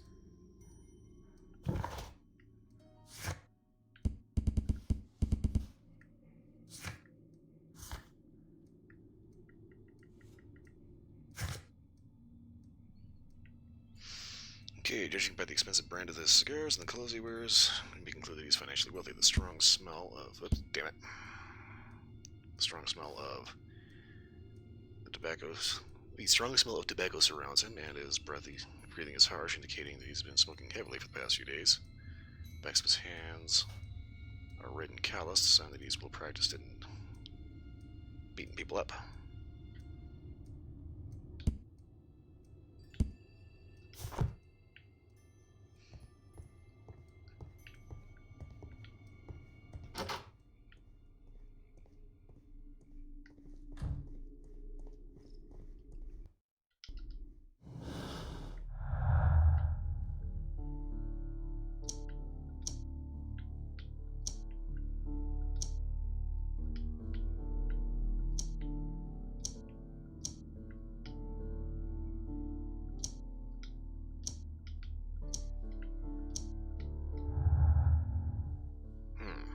Okay.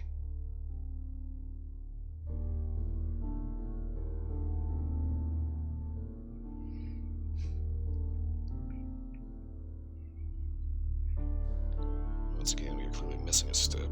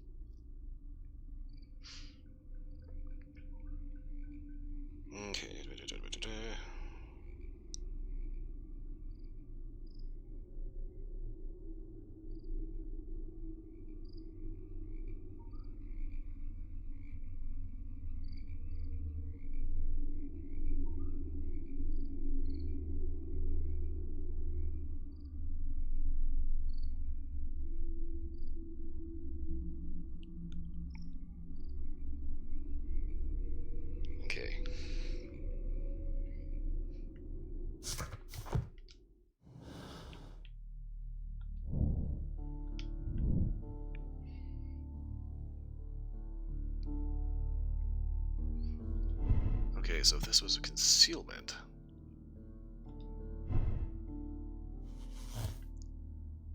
Okay, now we actually get somewhere. The train is inside the mine.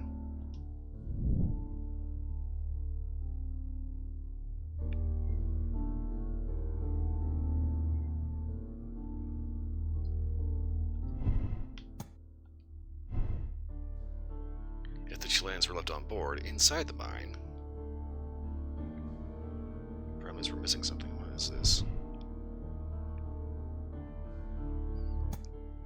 Okay, Miss Doncaster.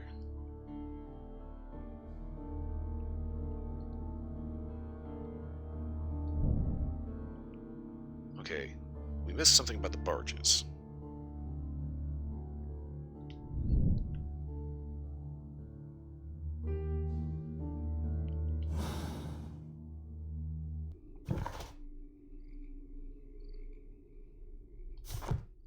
Okay, I missed something.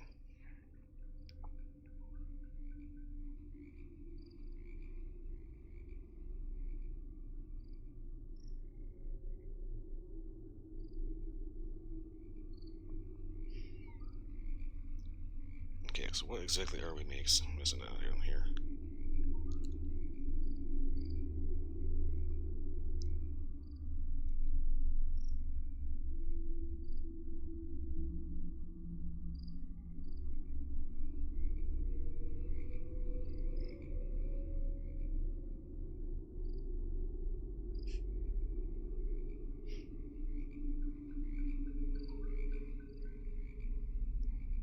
Okay.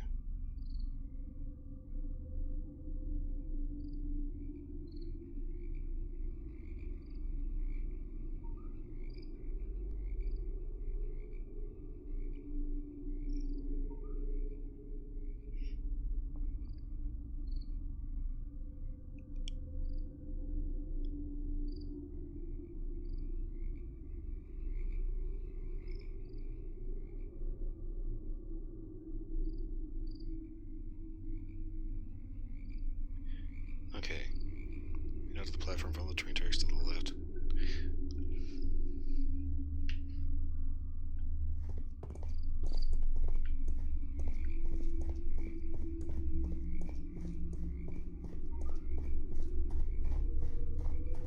And we have a switch over here. This railway branch should lead to the quarry. Let us take a look. The switch is rusted, but it still works.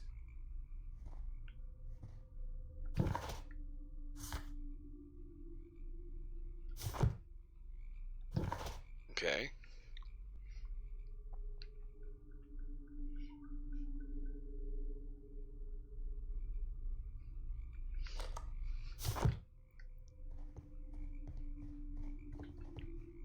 The rail is rusted and looks old, but the railway is still usable.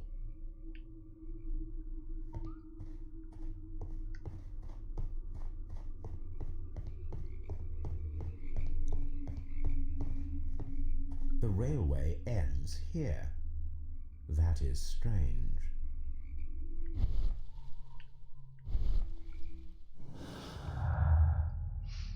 Okay.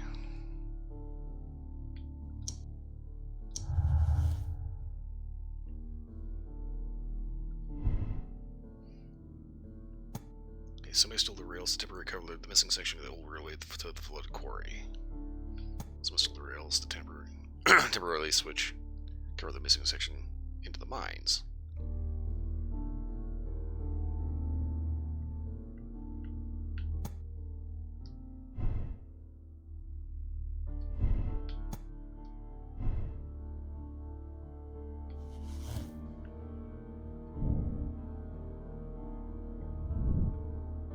Okay.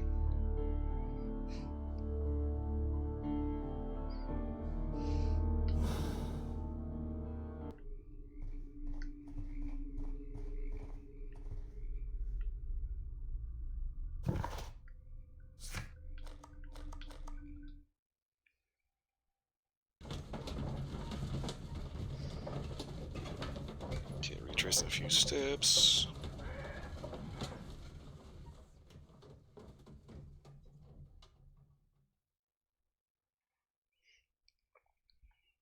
Okay, still missing something, I think.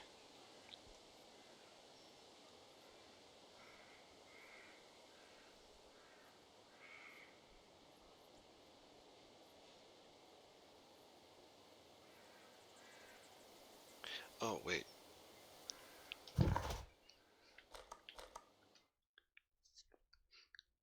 We need to go back to Dorchester and send a telegraph to Mycroft.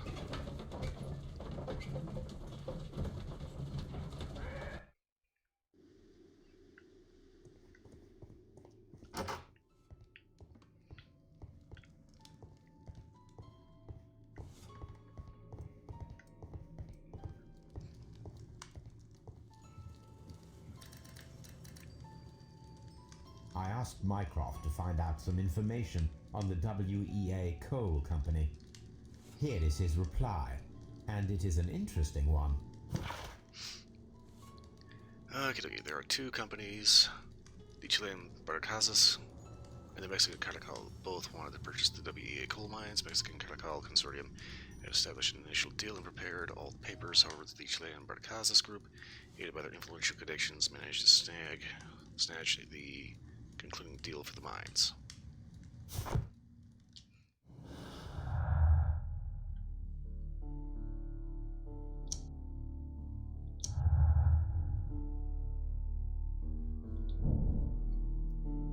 Okay, the Mexicans held no grudge, it was just business.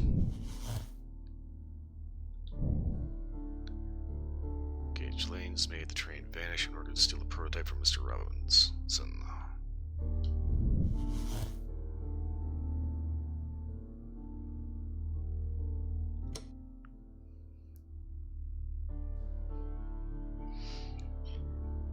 Okay, the Chileans stole the prototype for financial gain. Who knows what they might do next? Contact Lestrade and allow the police to perform a loud and swift justice. The risk of international conflict, or criminal organizations such as this cannot be confronted directly or requires a delicate approach. Get to Mycroft to resolve the conflict. Wow, okay. There really is no good way to do this, is there?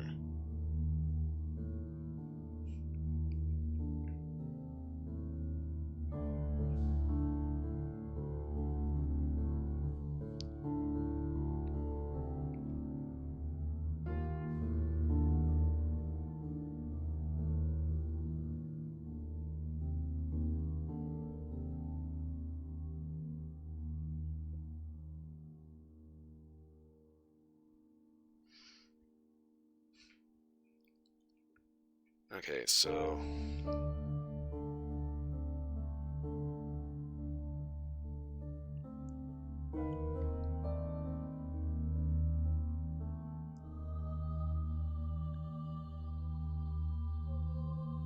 okay, we got a couple of oddball ways to conclude this.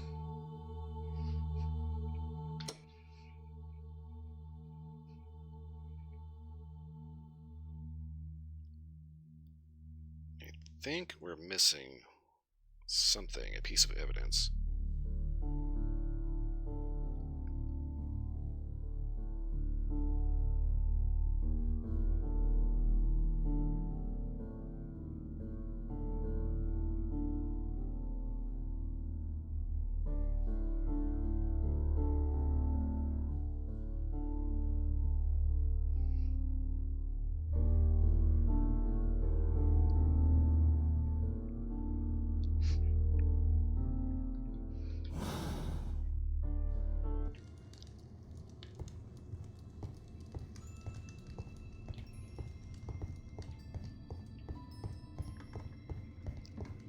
Checking the guide, and apparently there is a piece of information that we're missing. This suitcase contains my archives. We can consult with it if needed. It is fortunate that we took it with us. Okay, so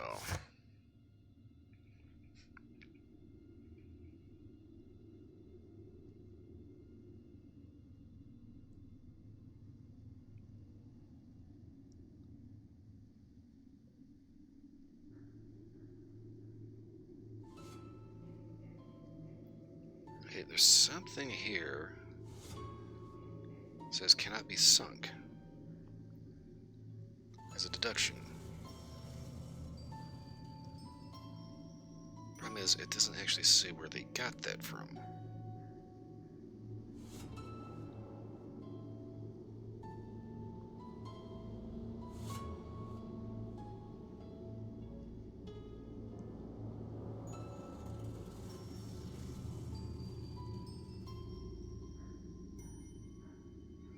You did the fake train experiment.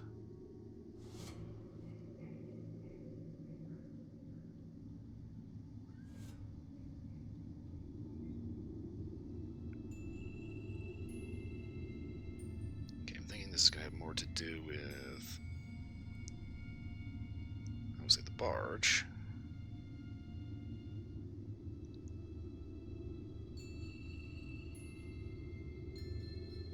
This thing about it's like we got this barge thing. We know that they took something very heavy over a barge.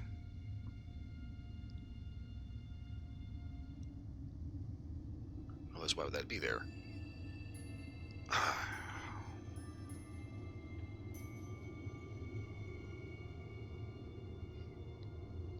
Okay.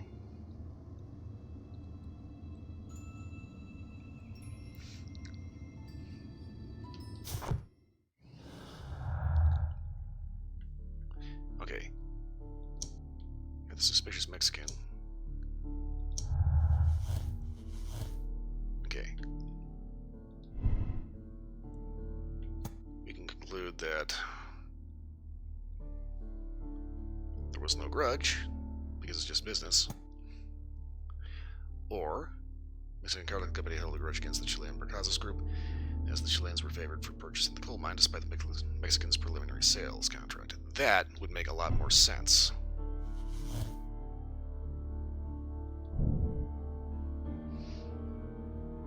Mexicans organized the Chileans to stay on the train, which is why the controller removed all the passengers except for the Chileans. Now that makes more sense.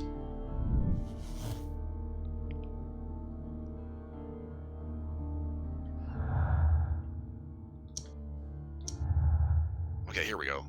Result of a deduction.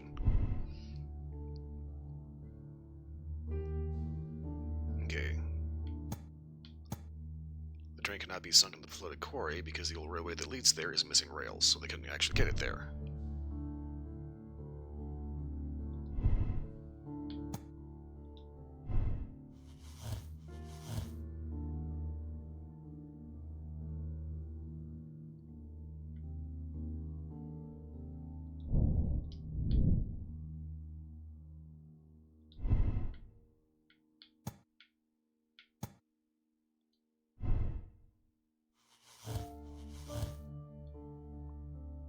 Alright, so for this is looking like the more plausible thing.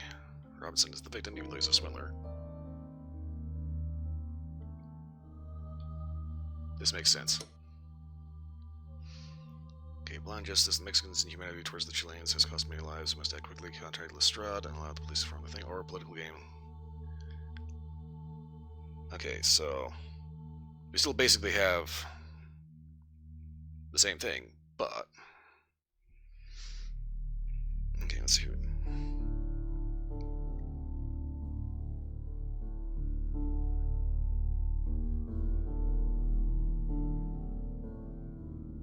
Yeah, because Robinson's the red herring. Yeah, he's a swindler. He had a prototype on there, but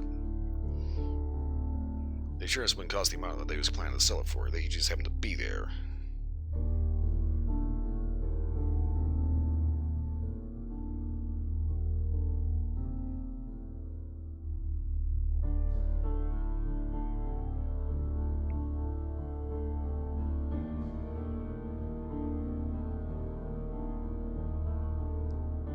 Unfortunately, this is leading to a specific achievement.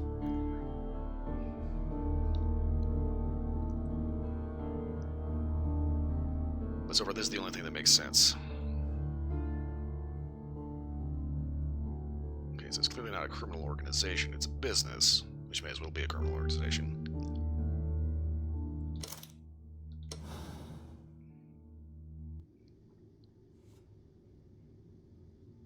Then the case is solved, Holmes. What do you intend to do? Well, I shall require assistance for the arrests. there were accomplices. Ah, but I know that look. You have your own ideas. What are they, Holmes? On the one hand, we have Mycroft and his tedious political games. He will locate the guilty parties without any trouble.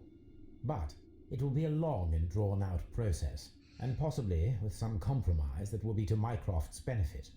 Our other option is the local constabulary, and advice from our friend Lestrade. The problem we have there is that the authorities seem to be incapable of acting quietly. They rely on brute force. It could result in an international scandal. All the same, I think that I prefer the forces methods. It would be better to resolve the case quickly and efficiently, without any talk of politics. Let us go home then. I'd like to begin writing a draft of this story. I did not say that we had finished here yet. Well, all right. What did I miss? Watson, we know that the Barcazas Company directors were trapped under the collapsed mines, along with the train and Robinson's prototype. But we still need to corner the guilty party. But how do you intend to prove... Oh no. Please don't tell me we have to dig out the mines. You may rest assured that I have a far better idea. We have only to use our corrupt Doncaster station master as bait. He will unwittingly trap our Mexican friend. Of course, you already had a plan. I shall follow you, Holmes. Well, the case is solved, and we should be heading home. May we have 2 tickets to London, please? Right away, but... Wait a minute. You've solved the case? In a manner of speaking, can you believe that the rescue service miraculously saved one of the Chileans who were on board the train? The police have ordered his immediate escort to London on the next train. He pulled through then? He's alive? Yes, by extreme good fortune. His condition is quite serious, and the method of transportation has its risk, but he will be held securely by the doctor and police officers. The gentleman carries some vital information on this case. I am sure of it. Ah, really? Your station will be famous, Mr. Duff. The journalists will be here before you know it. Goodbye, sir. Goodbye, gentlemen. Yeah, that was a totally normal human way to say that.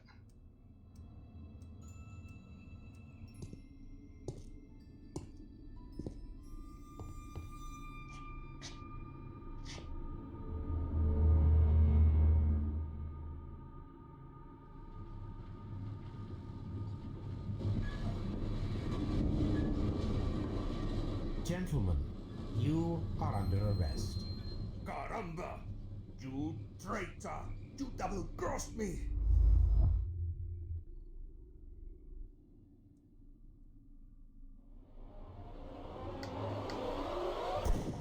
Oh, damn it!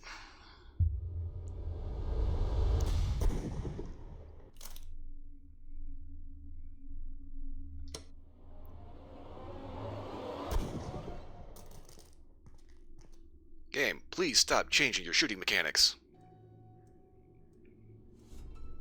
Good shot, Watson. I always knew you were a talented marksman. I didn't want another life lost in this case, Holmes.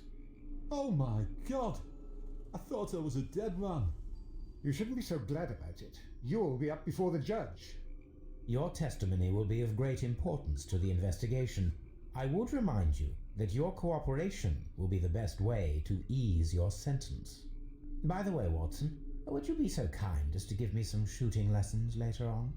Yes, but not in our sitting room, and not with you wearing a blindfold. Keep forgetting this case did start off a little weird. Okay, careful plan murder the Mexicans kill the Chileans and seal when the train underneath the collapsed tunnels died their crime. The Mexicans' inhumanity towards the Chileans has cost me lives, so the decision was made to act quickly. Lestrade will be informed. Clues found 23. Mexicans seal in the Chileans, blind justice. We're gonna go with that. Personality ranking neutral.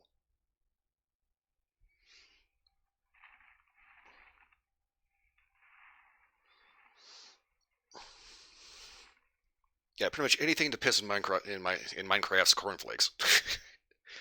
Seriously, Mycroft? Who the fuck names a kid Mycroft?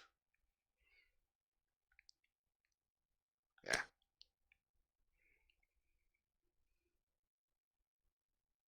Next up, Bloodbath. Okay, so we're getting to the point where we have a save, which should be a cutscene later, and we need to wrap up from there because we are way over time.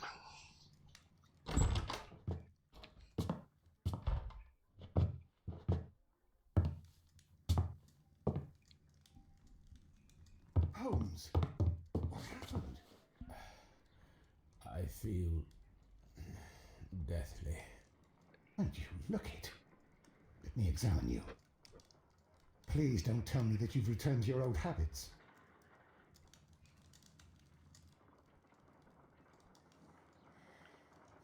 The temperature appears to be normal.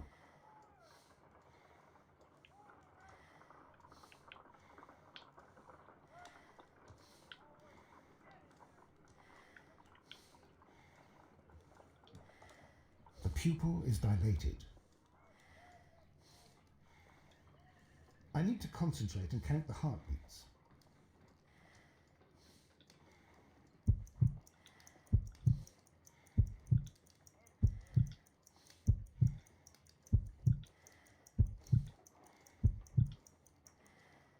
A weak pulse, around 50 beats per minute. But you're dying, Holmes. Your pulse rate is dropping. We need to get you to the hospital immediately. The antidote. Give it to me. The antidote? You mean that you're poisoned? Now. Please. There. Drink it all. Don't tell me that you did this to yourself. Hemlock and Datura. I was compelled to. Holmes, imagine if I'd not returned home when I did. What might have happened? I knew that you would. Mr. Holmes, Inspector Lestrade is here to see you. Mr. Holmes is unable to see anyone at the moment. He is unwell. A good day, Inspector. Ah, Mr. Holmes, I'm glad to find you here. I need your help. This is a strange one. We have brought in 2 young bankers from the city, sons of lords, members of the chamber, and so on and so forth. They were found stranded in a rowing boat that was drifting on the Thames. A romantic escapade with an unhappy ending, Lestrade. What? Well, yes, they were both in the bath, but... what? As I said. And they were tied together. Ooh, Kiki. You are lacking in imagination, Inspector. Well, no, I'm not. Anyway, there was a banner flapping about in the boat with the RMS Oceanic printed on it and signed by the Merry Men. The Oceanic. Isn't that the largest steamer ever built? Yes. And these 2 young banker chaps are sons of the owners of the White Star Line, the company that built it. There are rumours of corruption. I'm not interested in politics, Lestrade. I'll keep it then. Here's another one that's a bit more complex and maybe to your liking. It's a murder, but we're unable to find any weapon. We haven't touched anything. It's at the Roman Baths in Strand Lane. A murder, a vanishing weapon, the Roman Baths. That's for us. Watson, fetch your hat.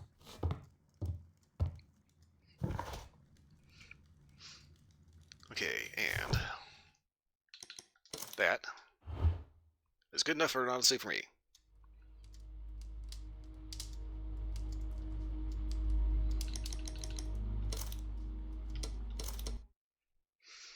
Okay. Get my ducks in a row.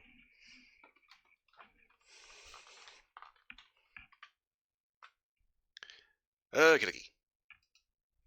All right. Always a good day when work leaves you alone. So, anyway, that is setting things up for rather interesting scenario the next time. But that said, that may be tomorrow, that may be sometime later. I'm not entirely sure. This game is definitely a step different from the previous one. The previous one, if you played The Sinking City, you kind of are already dancing on the same tune. This one, on the other hand, kind of... It's like they use salt instead of sugar, you know? it's definitely different. Interesting and kind of irritating. I really do not like the fact that they changed the way that you aim. Because, like, shooting the dynamite, you hit the button to aim, and they press the trigger, and boom, it goes. Go shoot the gun out of the guy's hand, and it gives you, like, a weird Red Dead Redemption, not quite Dead-Eye. You have to choose either the head or the hand, and you shoot the hand, and you get the achievement for the thing. Guy goes away alive, blah, blah, blah, blah, blah, blah, blah. And the fact that this came out in 2014, right? We got some pretty solid shooters. It's like we know that you hit left trigger to aim, right trigger to fire. That's how it always is supposed to go. Instead, it turns into this weird quick time event. And they don't really tell you by putting the button prompt where you're looking, which is at the target. They put it up in the corner, and just said, say, fuck it, it's good. I mean, credit to him for thinking outside the box, but at the same time, that's... gonna have to be on the ball for that one. Anywho, I am getting out of here, so I will be back tomorrow with... I don't know, maybe this. We'll see. Case is starting to sound kind of interesting. But that said, I have got to go. So, for watching, thanks for watching. Hope everybody was entertained. For watching the recording of this, you're still here again. Thanks for watching. Hope everybody was entertained. Beyond that, hope everyone has a wonderful morning and night, whatever it is where you are. I'll see you again next time. I have got to go. Also, that was a hell of a lot of dialogue.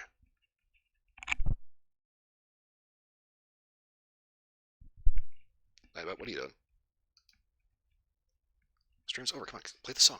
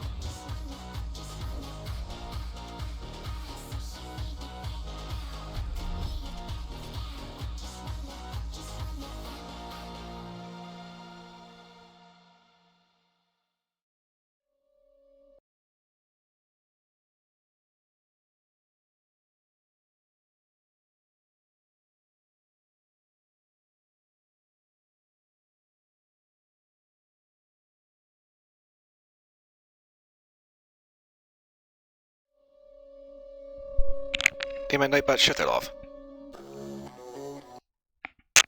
Damn robot. Yeah, get in the box, now. Shh.